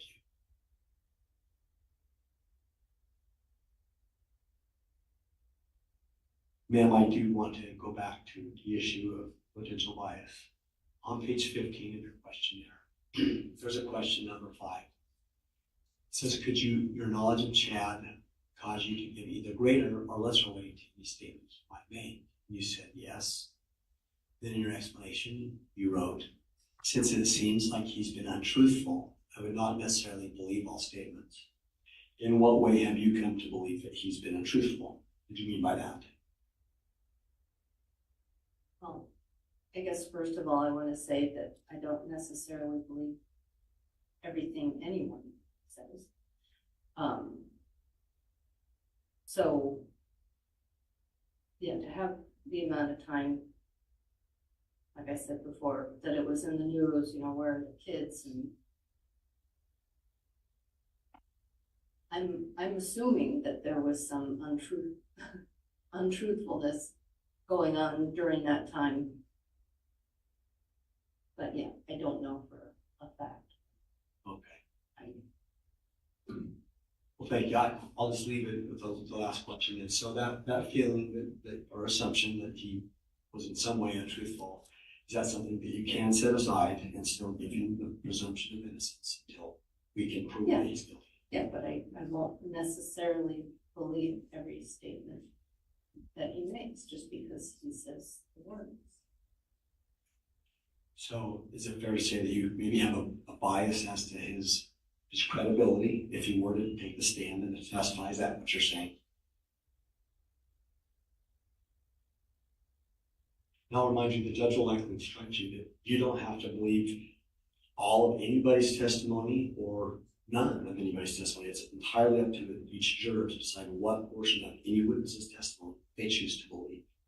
So with that understanding, do you feel like this assumption that he's been untruthful is going to cause you to be unwilling or unable to presume that he's innocent? No, I will look at the evidence that would support either way, innocence or not. Thank you. I don't have any more questions now. All right, thank you. Mr. Pryor, either on any follow-up to that bias topic, I'll permit, as well as any questions you have regarding court's questions on the death. Okay. And ma'am, part of your job, you understand, is to not just look at Mr. Daybell as anything he may have said, but you're also going to be looking at every single witness. You're going to be looking at police officers. You're going to be looking at witnesses. You're going to be looking at experts. Part of the process is to determine who you believe and what you believe. You agree with that, right? Yeah. And part of that is statements made by Mr. Daybell or anybody else. Part of your job is to evaluate and say, listen, I believe this, I don't believe this. And if you're doing the job of a juror, as you seem to be suggesting you will, that analysis will go on throughout the trial, and you making a determination who, what, where, when you believe. That be fair? Yes. And then lastly, your comment about death penalty, and this is at the bottom of number 12. And this is I promise this is going to be my last question. Okay. I promise. Yeah. You said, do you feel the death penalty is used and you check too often?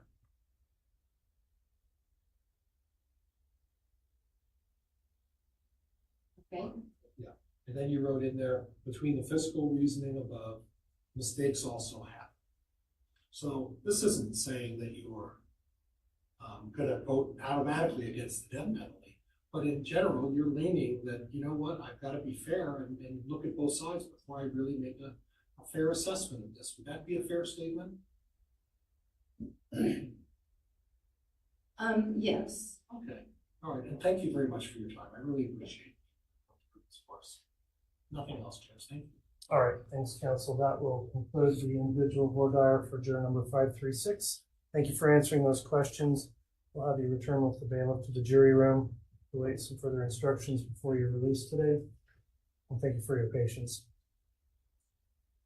Juror number 617 will talk to next.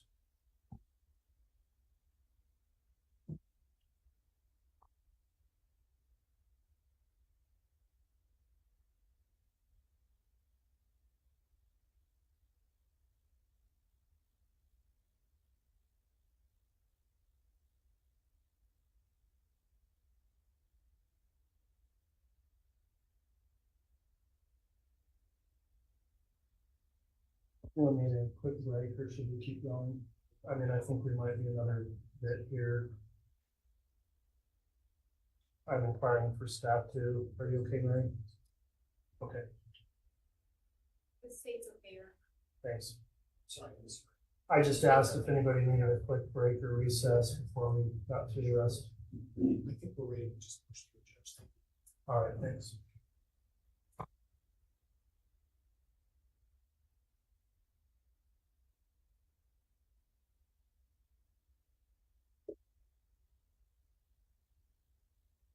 Welcome back, Chair number 617. This is the time we got you here for some individual questioning on these questionnaires. I'll note there's been a minimal discussion, but some knowledge of the case and not much in the way of hardship. So if the state would like to make any inquiry as to any potential bias, we'll start there and then I'll allow the defense to follow. Thank you, Your Honor. The only thing I saw on potential bias, so I just wanted to follow up with you. It looked like you had maybe limited media exposure or limited knowledge of the case. You had written a statement on a question regarding your ability to act impartially. You had written, I would try to act impartially. So I was just going to follow up with you as to what you meant by that. Yeah. I don't know how you could live in Idaho and not know about the case. And so try to, at least I've tried to, you know, especially I haven't watched it all the news. Any reference comes on since, and actually I stopped watching it because it's sort of beating us up with it a long time ago. Yeah, I mean, it's on Dateline and everything. So I think it's important to try. Like I said, I would do my best to listen to the evidence and stuff because I think a jury, serving on a jury, it's like one of the things of the American that we do. Here, you know, the economy of your off a trial by a jury of your peers. And so it's to me, it's almost like it's like something you're supposed to do as an American citizen. You try to, you know, do your best for the person, for everybody. Like you said, both sides. Actually talk today.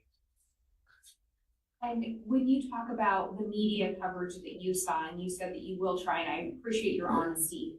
So knowing everything that you've seen and heard, do you feel that you could set that aside and act impartially, or do you still have concerns as to whether or not you'd be able to do that? You know, I would try, it's like I said, I stopped a long time ago. Like I didn't even watch the Dateline thing or about Dateline,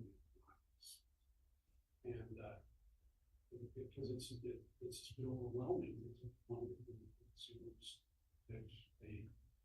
Anyway, yeah, I think I can set it aside. I'll do my best.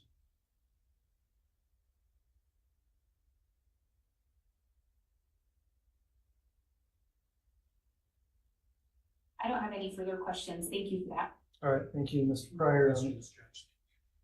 All right, next topic then, juror number 617. There is a section of the questionnaire that you filled out, and it's entitled Attitudes Regarding the Death Penalty. Do you recall reading through those questions and answering those? Yes.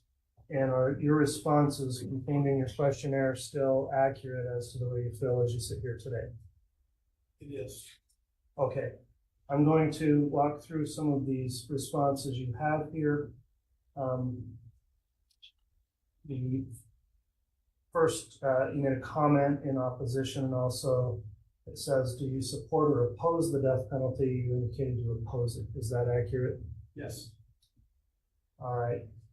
Now, just so you know, that what I'll try to resolve here are your responses on that part C and D with the response you have on the next page. And again, we're just getting information. So I'm on page 12. And kind of right in the middle of that page, there's a question C, 1C on page 12. And it says, if you've located it, do you feel that your views on the death penalty would prevent or substantially impair your ability to view the facts impartially? And you said no. And then the next question, do you feel your views on the death penalty would prevent or substantially impair your ability to return a guilty verdict of first-degree murder against the defendant, even if the state had proven its case beyond a reasonable doubt? You said no, that would not impair that ability. At the bottom of the page, you say it should never be used. And then if you just flip over to page 13, and I'll have you finally review your response at the very bottom of the page where you circled G.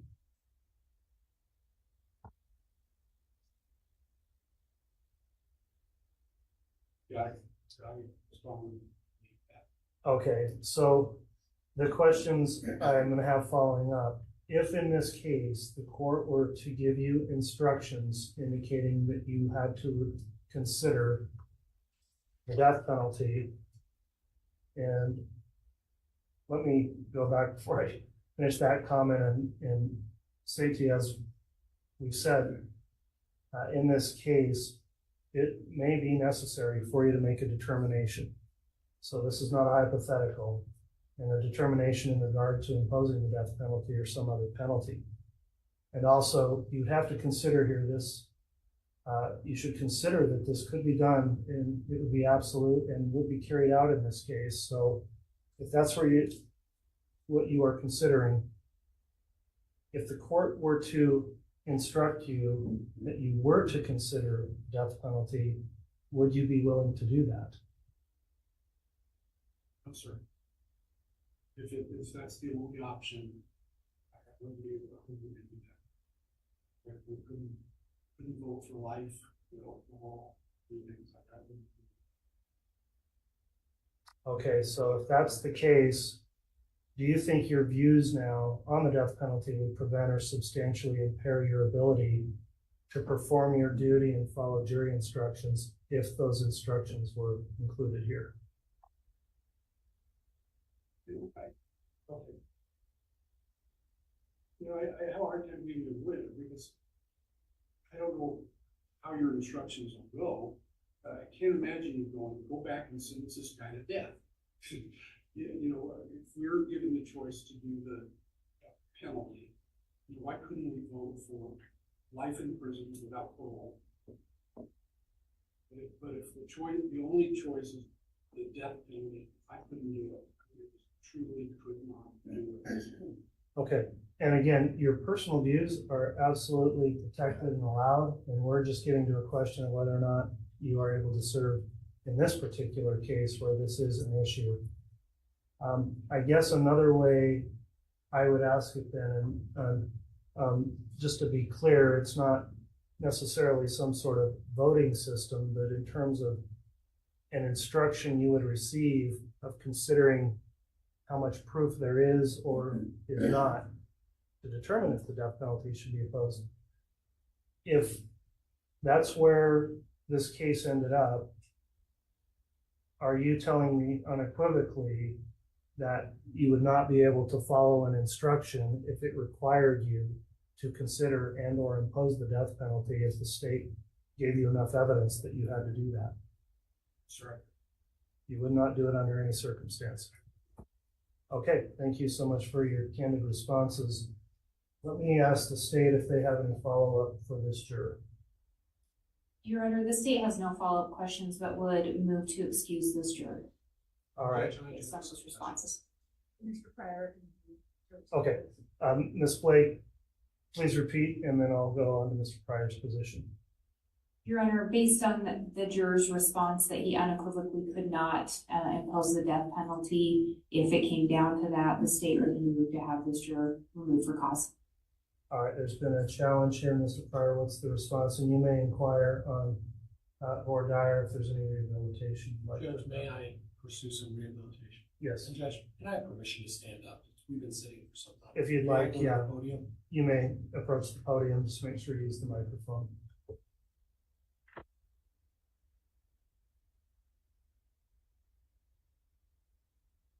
And juror number 617, I want to clarify something. If you were chosen as a juror in this case, and the judge gave you an instruction that said you were to consider either life imprisonment as an option or the death penalty as an option, would you follow the court's decision and agree to consider both of those? Would. Okay. And let me finish that, if I could, sir. Would it be fair to say there are circumstances that you would consider the death penalty? No. Okay. Could I give you an example? Would you mind talking about this a little bit with me? Sure. Okay. It sounds like when you made mention that you think that it's a high honor to serve on a jury and it's our obligation as citizens. Would you agree with me in that regard? Okay. And as a high honor, it's also part of our laws of our country to protect our country. Our president's job is to protect our country. So there are very brave military and our police officers, and all of the folks that are involved in any aspect of law enforcement. If we were attacked in a foreign country and they started engaging in genocide, do you understand what genocide is? Yes. And they started killing people needlessly. And at some point there was some sort of trial. And it's an egregious act. Children, young people murdered on the streets. Horrendous acts of violence against people that are citizens in this country. And at that point, we have to make a decision. And the options are to consider the death penalty. And if it means we have to take actions in order in the future to protect our country, is that a situation where you would consider, voting to impose the death penalty on a situation like that? I didn't come by this like it's who I am.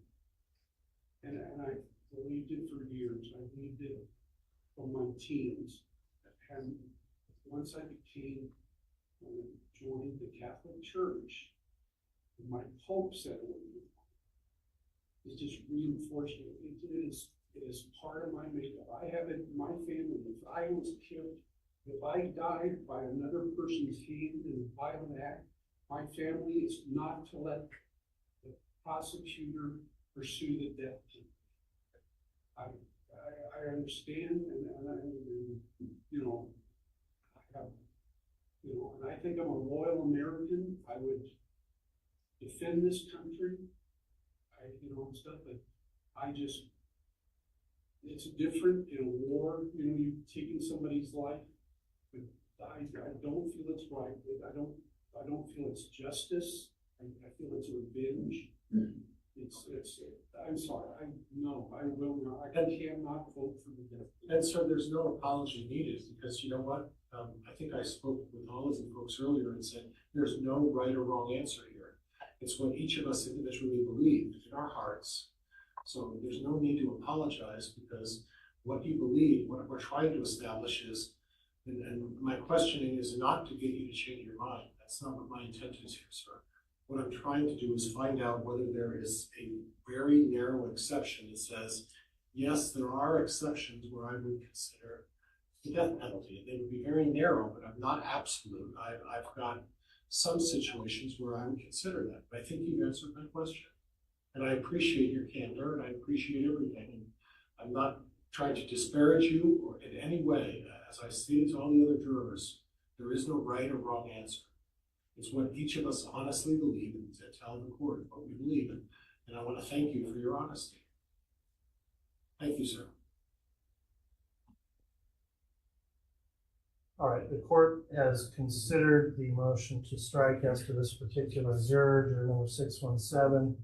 The juror stating unequivocally they would be unable, because of personal views and beliefs, to follow or unwilling to follow an instruction if it involved imposition of the death penalty.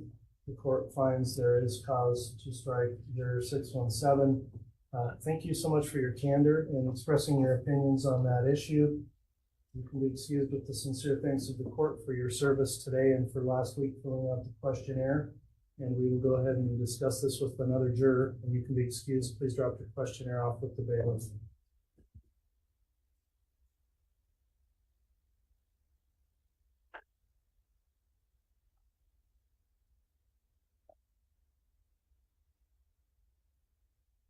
Juror number 631.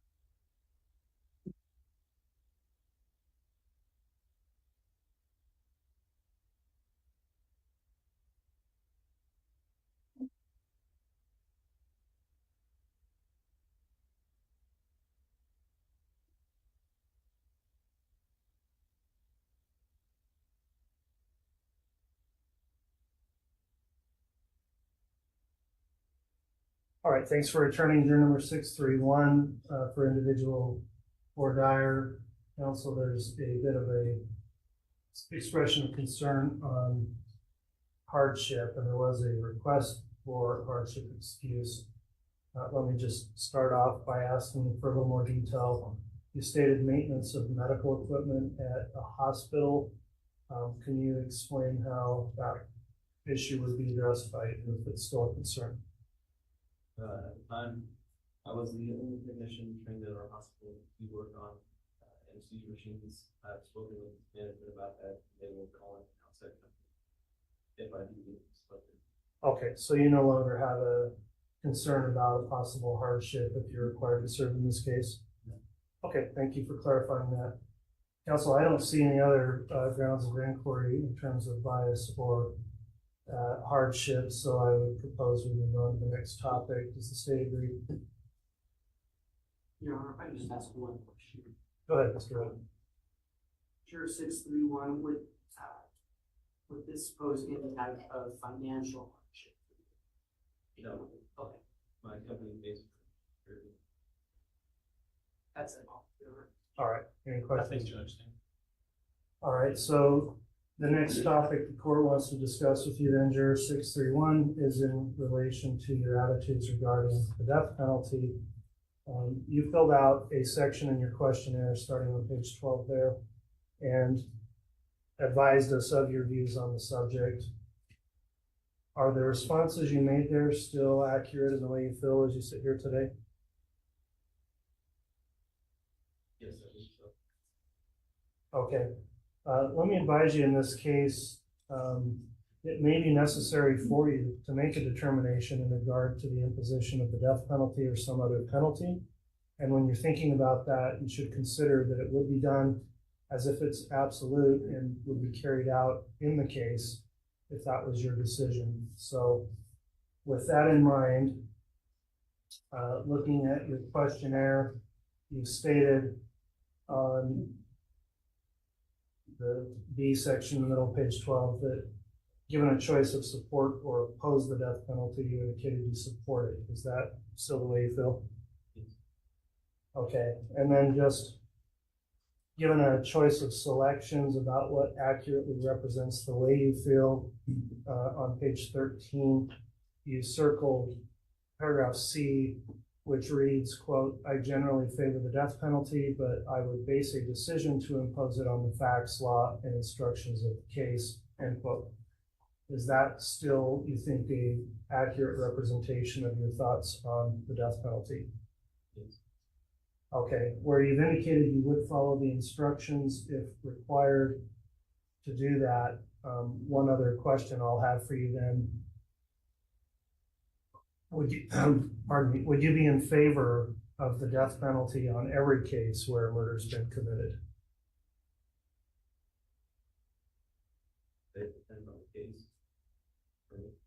Okay, so if the instructions were there that you were to consider it, you would be able to consider it? If you were not instructed to consider it, or instructed not to consider it, would you be willing to follow those as well? Okay, that concludes the court's voir dire of this juror as it relates to the death penalty. Is the state wishing to have any voir dire on that issue?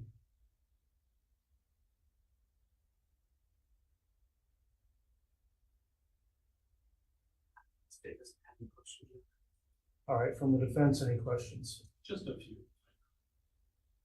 So I'm looking at your questionnaire and it's on top of page 14. Could you refer to that for me?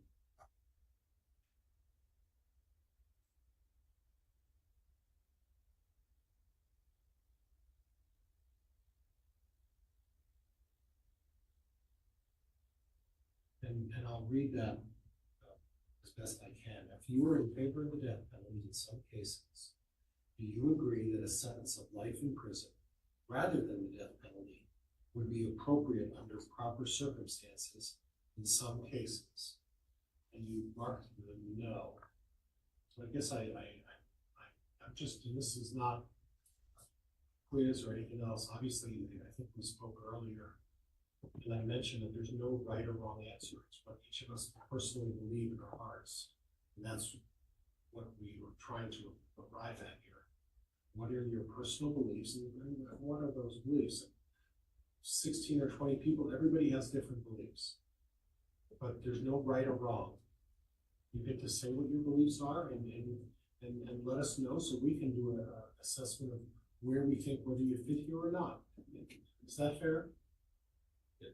Okay, so when it says that you would not consider life in prison as an option, if for some reason, and this isn't to apply that Mr. Daybell's going to be found guilty, but if we are in front of and the jury makes a decision that it's a guilty verdict, and the court gives you a life sentence as an option, and the death penalty as an option, and you have to decide which of those two you're going to choose.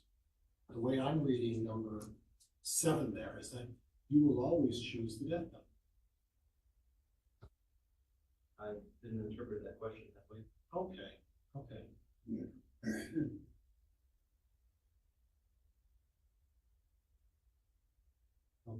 So is it fair to say then that under certain circumstances you would not impose it? Yes, and on the circumstances, yes. Okay. When you're looking at those items, A, B, C, D, E, and F, and G, and that would be on page 13. Could you go to 13 for me? Do you mind?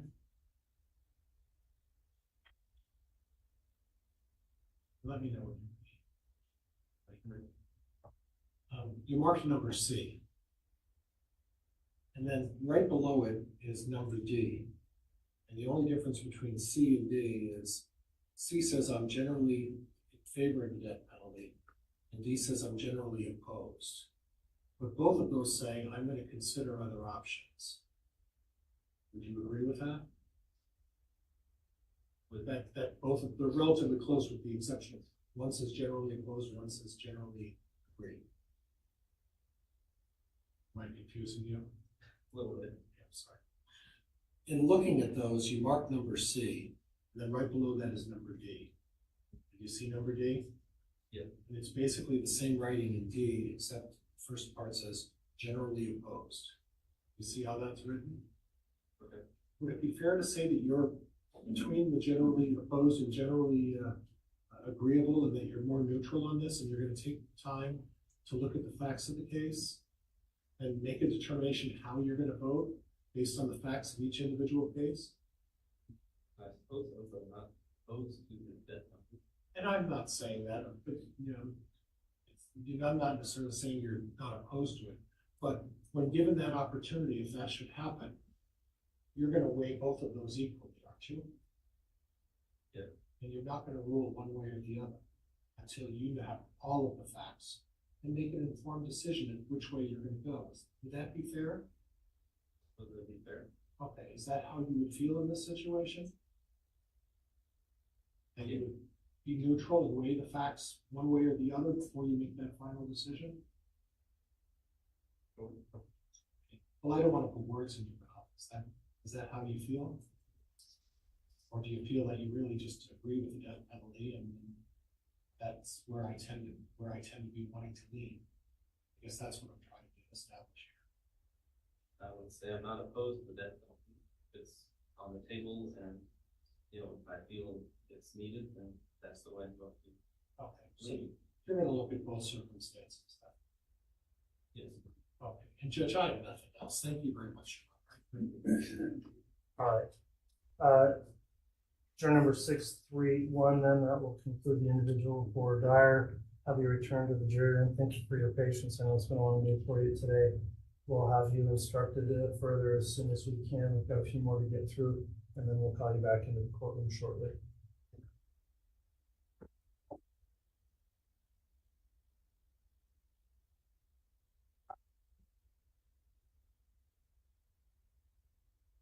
Juror 647.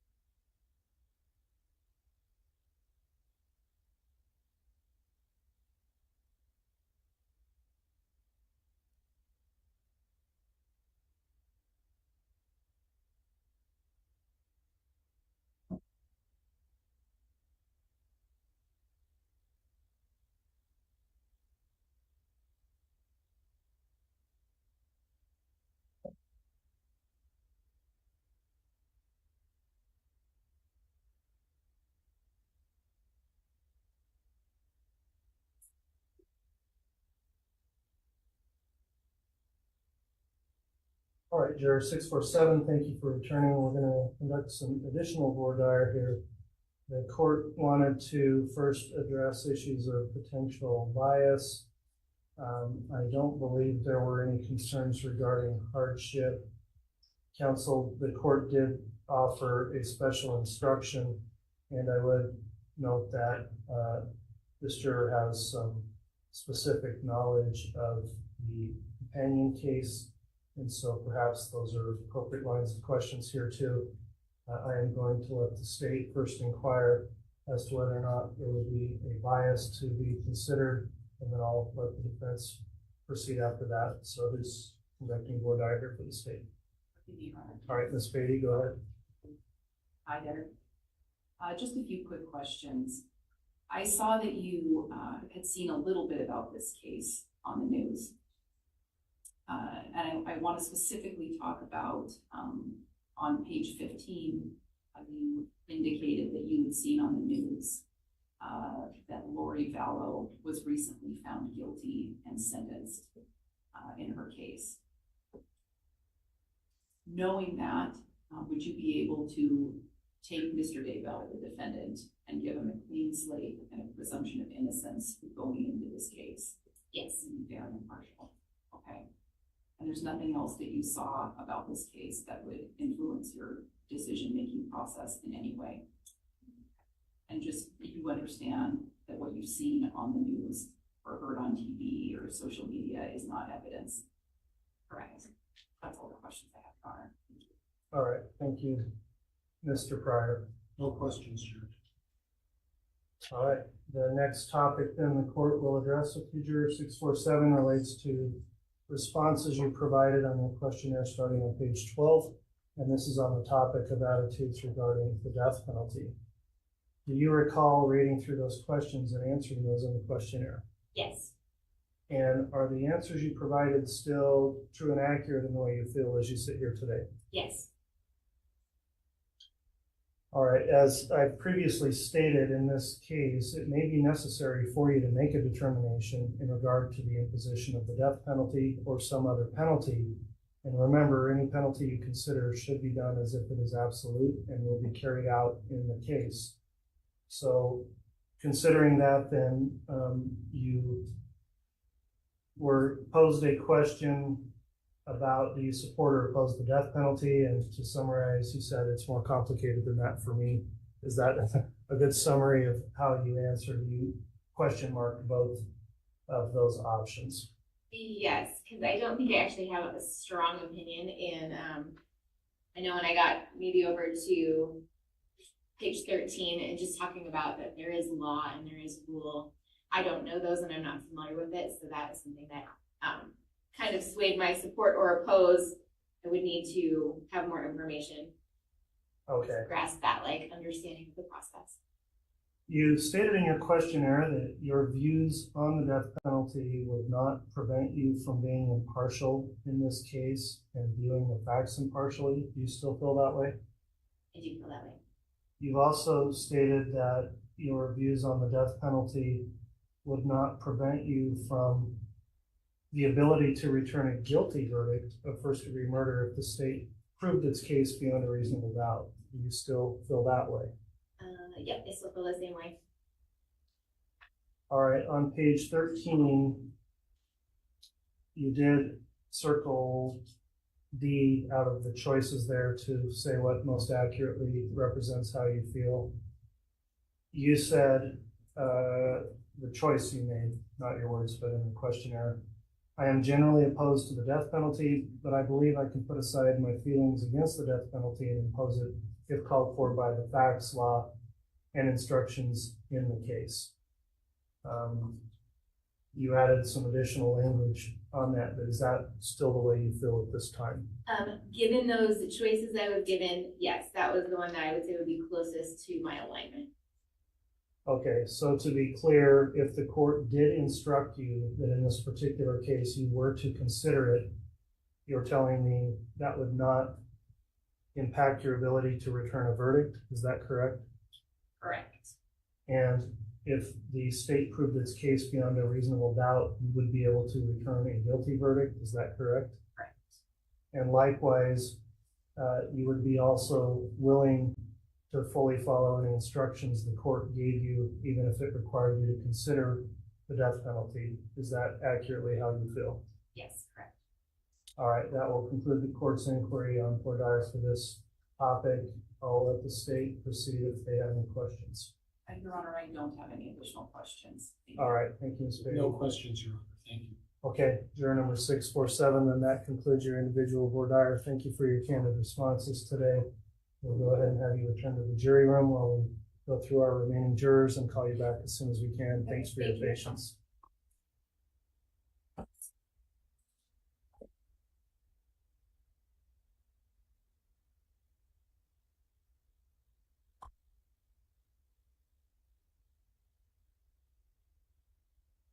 Juror number 653 will be next.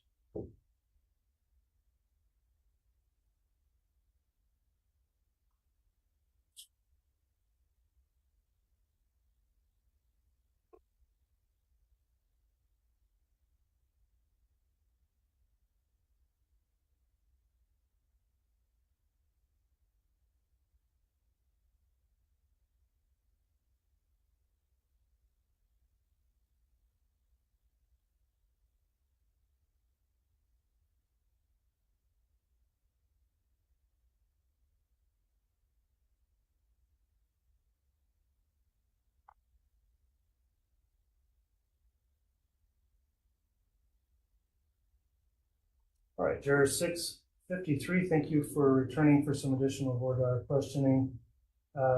There's a bit of previous case knowledge, you do have, in addition, there was a concern of hardship. Let me first ask you some additional questions about the potential hardship here. You did fill out on your questionnaire, and you said it could be a financial hardship given 10 weeks and no paycheck. Is that still the position you're at currently? No, that was before my employer told me that I was covered. Okay, thank you so much for clarifying that. Given that, then, do you have any concerns about a hardship if you are required to serve in this case? No.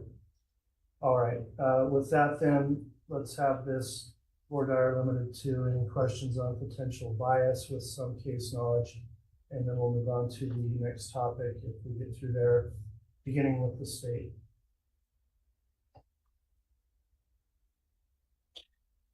Your Honor, the state doesn't have any questions as to bias or case knowledge on this farm juror. Okay. No questions, Judge. All right. So juror number 653, then the next topic we would discuss, is it in relation to your answers about your attitudes regarding the death penalty? Mm-hmm. Do you recall reading through those questions and answering those questions on that topic? It starts on page 12 in the questionnaire if you want to refer to your copy.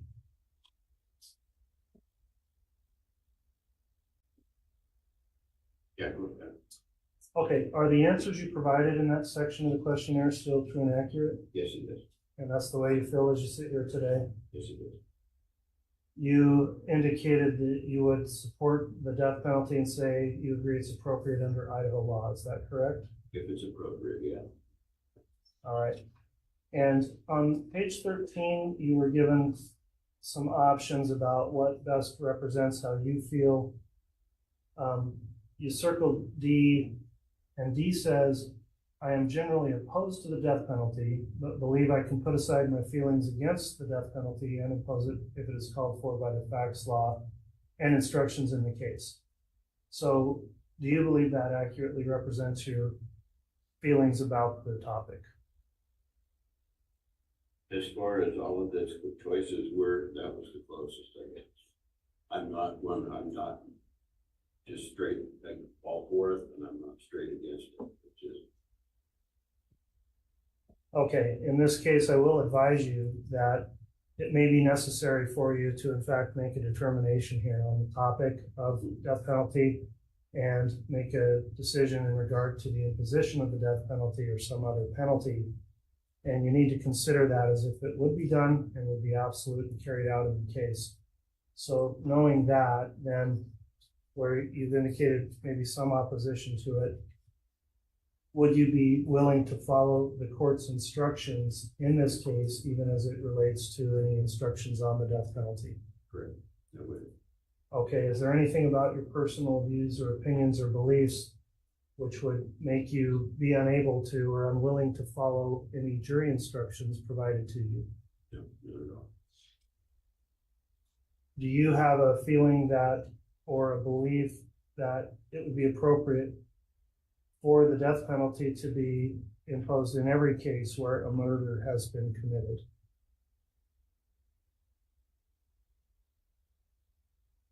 No. Okay, so you'd be willing to consider each case independently based on a court's instruction? Independently on the facts of the case.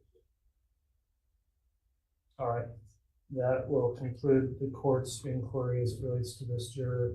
Does the state have any questions for juror 653 on that issue? We have no questions, Your Honor. No questions, Your Honor. Okay, thank you for returning juror 653. We'll have you go back to the jury room, and we should be getting to you pretty quick here to release you for the evening. We'll next bring in juror 686.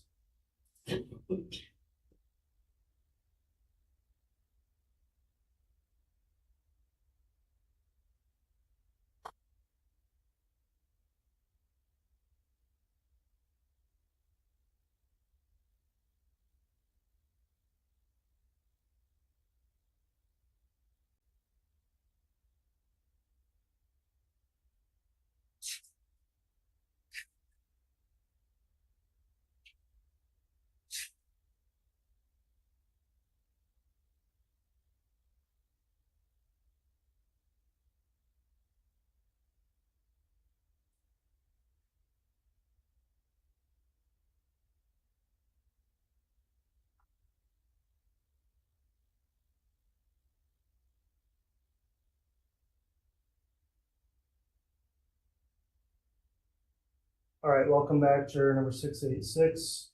This is the time we have for some individual questioning. I'd note that you didn't indicate any previous knowledge of the case. So in terms of bias, I'll just inquire of the state. Will the state waive any further voir dire on bias? Your Honor, I have no questions regarding bias or hardship. All right. I don't either, Judge. Okay, I've actually got one I do want to follow up on hardship, just to be clear here, juror 686. So you said the length of the trial wouldn't be a problem. You did make one comment on page 20, and you said that with the court's trial schedule of finishing each day at 3:30, it said that time would allow me to continue to fulfill work obligations. So I wanted to sort of clarify what may be happening here. Is it your proposal to us or yourself that would you believe you're going to be working full time or maintaining whatever current job you have while this trial is going for those 10 weeks?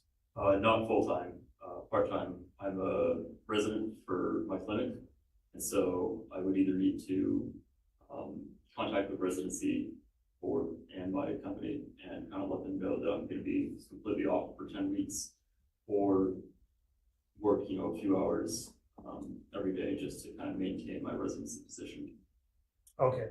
The reason I bring that up is I believe you may find between the time to get here or even listen to trial through a day that you might be mentally exhausted and done working. So I just want to dispel any sense that maybe somebody could work full time and do this full time. I think it'd be very difficult.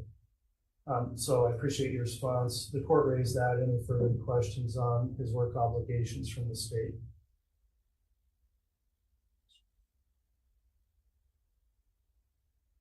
I guess just briefly with that additional information, does anything about that in your mind impact your ability to sit on a jury in this matter? No, if I'm here, I'm committed. Thank you. I have no additional questions. Okay. No questions, Judge. Thank you. All right. The next topic then we'll get to is on your attitudes regarding the death penalty. That was addressed in the questionnaire starting on page 12. Do you recall reading through those questions and answering those questions? I do. As you sit here today, do you think your responses are still accurate in the way you feel? I do. All right, let me just advise you that in this case, it may be necessary for you to make a determination in regard to the imposition of the death penalty or some other penalty. And remember, any penalty you consider should be considered as if it is absolute and will be carried out in this case. So with that in mind, I'll note you had a choice first on page 12 on the question, do you support or oppose the death penalty? You said you support the death penalty. Is that still your position here today? It is. You next stated you didn't think any opinion you held on that would prevent you from being an impartial juror. Is that still the way you feel? Correct. And do you believe you'd be able to follow all of the court's instructions relating to the death penalty if they were provided in this case? I do. All right. On your selections on page 13, where we gave you some options about what most accurately represents the way you feel, you selected choice D that said, I am generally opposed to the death penalty, but I believe I can put aside my feelings against the death penalty and impose it if it is called for by the facts, law, and instructions in the case. Is that the way you feel about it? Yes. Okay, so with that general opposition, I'll just ask you to cover this. Does that mean you're not in favor of the death penalty in every case? So I guess to clarify, I support the death penalty as an option. I personally feel that I generally oppose it just because I feel that death might be considered an easy way out for some people. And so part of that goes along with my argument against it, which is the life imprisonment in a small cell would be, I consider, a far worse punishment than killing someone. Okay. given all of your thoughts on this then and your responses, is it correct for me to say that you would be willing to follow any court's instructions, even if it required you to consider the death penalty on proof of evidence by the state? Yes. All right, that will conclude the court's voir dire on that topic for this juror 686. Does the state have any questions? The state does not have any additional questions. All right, thank you from the defense. Okay, juror 686, thank you for returning for individual voir dire. We're going to talk to one more juror individually, and then we'll bring you back in. Oh, thank you. You're welcome.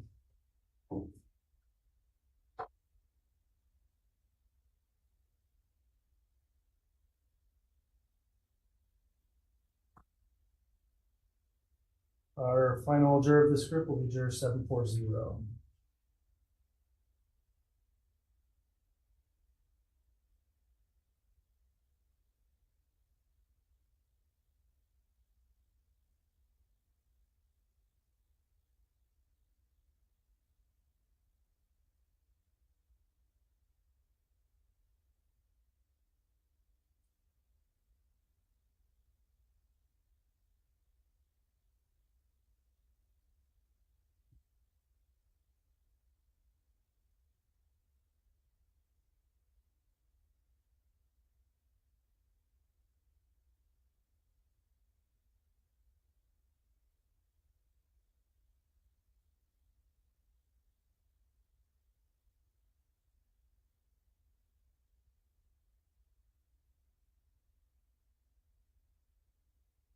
All right, juror 740, thank you for returning. We've got some additional individual questions for you. Do you recall filling out and completing the questionnaire last week? Yes. And is everything you provided in there still true and accurate as well as you remember? Yes. Okay, counsel, there are some indications here both of potential hardship and also a knowledge of the case we need to discuss.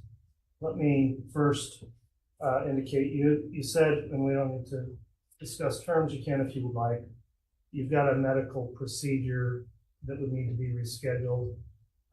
You did indicate you thought that would be a hardship.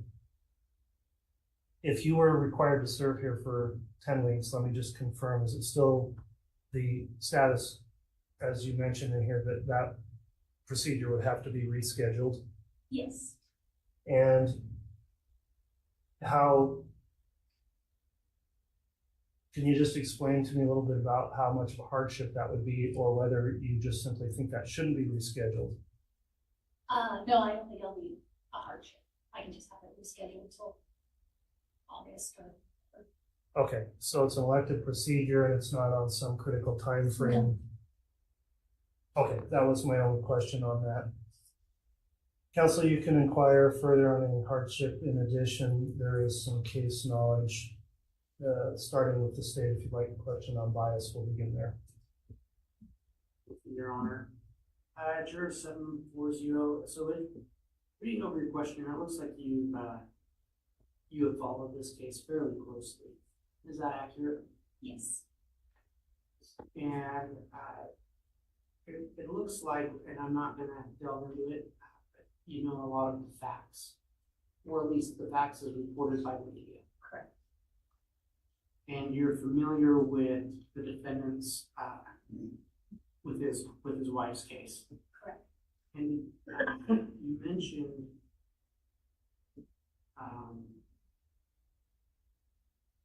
did you follow that trial? Just from the news reports. The news reports, okay. But you did keep current with it? Yes. And is there, you have your questionnaire with you? I do. Would you open it to page 19 and question 10D? Yes. And so is it fair, and I don't want to mischaracterize what you said, but is it fair to say that you feel as though the media has portrayed this defendant as guilty? Correct. And You then go on to say you'd be able to put that out of your mind and render an impartial verdict. I think I. Okay. Thank you for your honesty. Understanding, you understand that the state has the burden of proof, correct? And this defendant has the benefit of the presumption he is innocent until proven guilty. And so when you say, I think I can, and there's not a wrong answer. There's nothing wrong with your answer, just to be clear. Can you understand how both the state and the defendant might be concerned if that's not an unqualified yes, I can set it aside? Yes.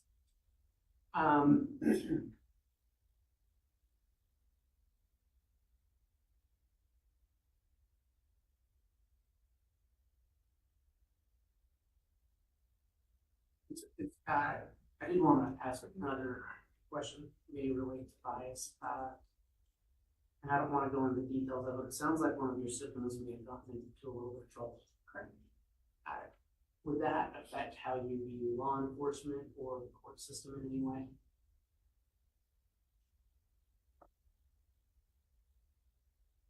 I have a bias against how his court is handled. Okay. Thank you for your honesty. Do you think, is it possible that might even unintentionally seep into how you view this case? It's possible, but I think it would seep in that innocent until guilty. Okay. So on the benefit of the defendant. Yes.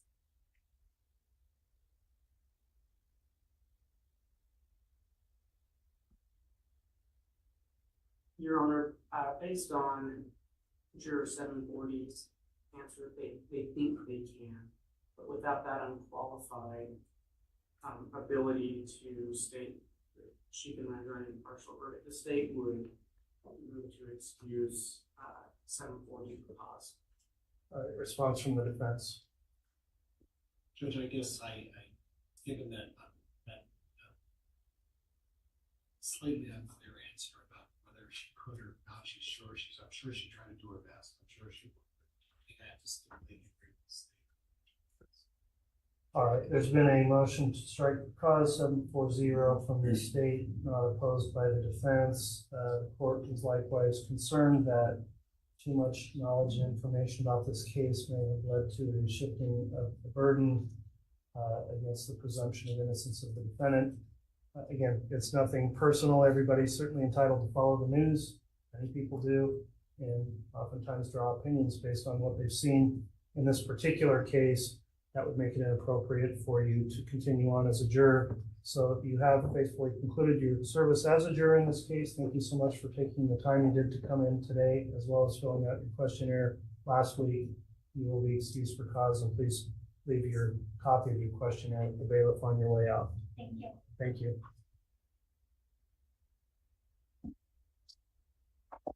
All right, Mr. Bailiff, we'll have the remaining jurors return, please.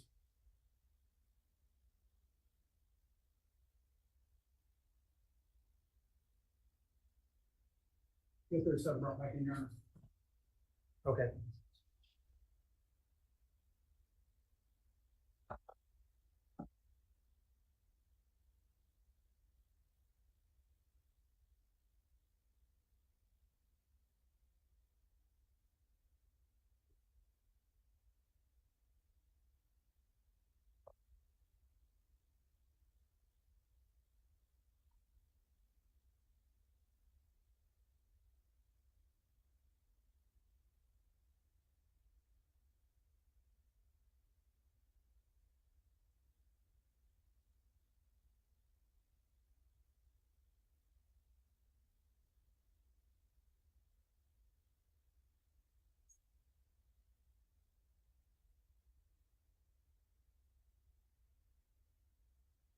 All right then.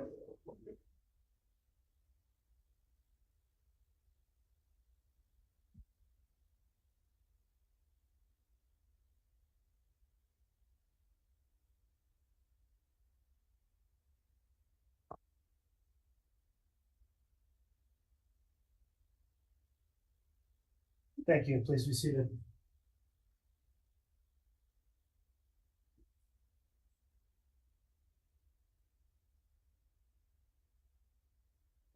All right, if I correctly organized my stack here, biggest number smallest, we should have returning here jurors 686, 653, 647, 631, 536, 526, and 505. Did I catch all of your numbers there? Is there anybody here that I didn't call their number? Okay.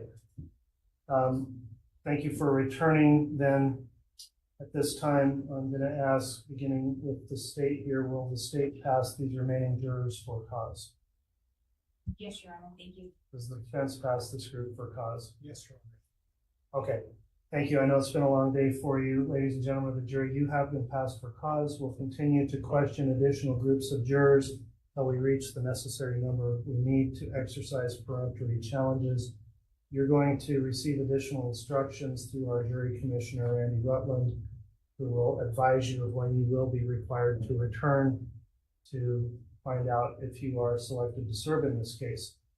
While you are waiting for that to happen, please follow the court's previous admonishment not to do anything to develop a bias in this case by investigating the case. Don't do any investigation of the case, look into the case, discuss your jury service with anyone other than to talk about potentially arranging schedules to provide for your jury service.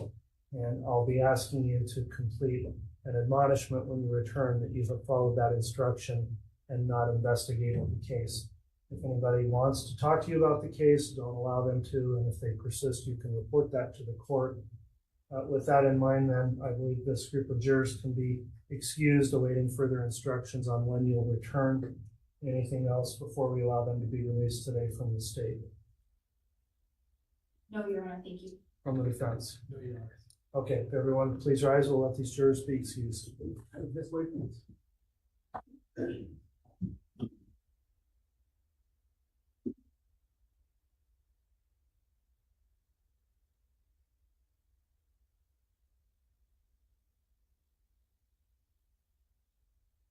Thank you. Please be seated.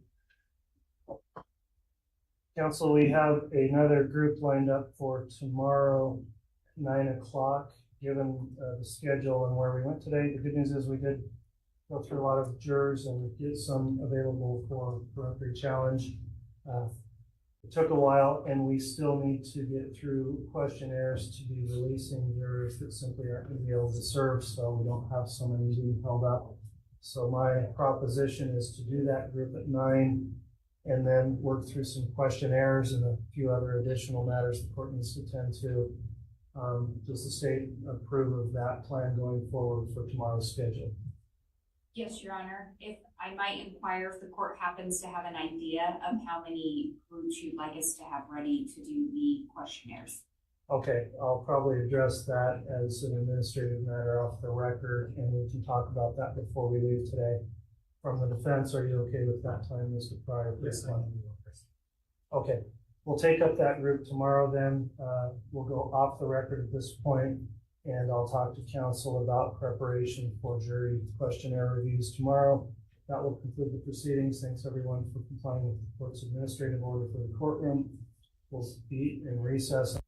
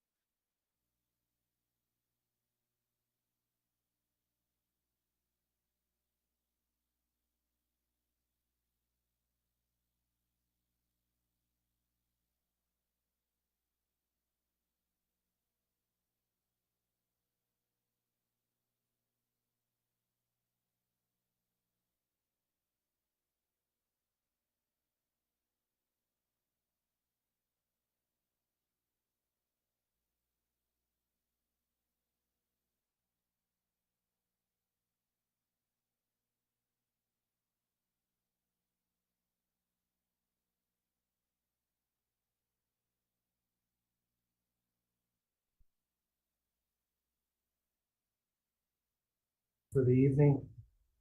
We'll next bring in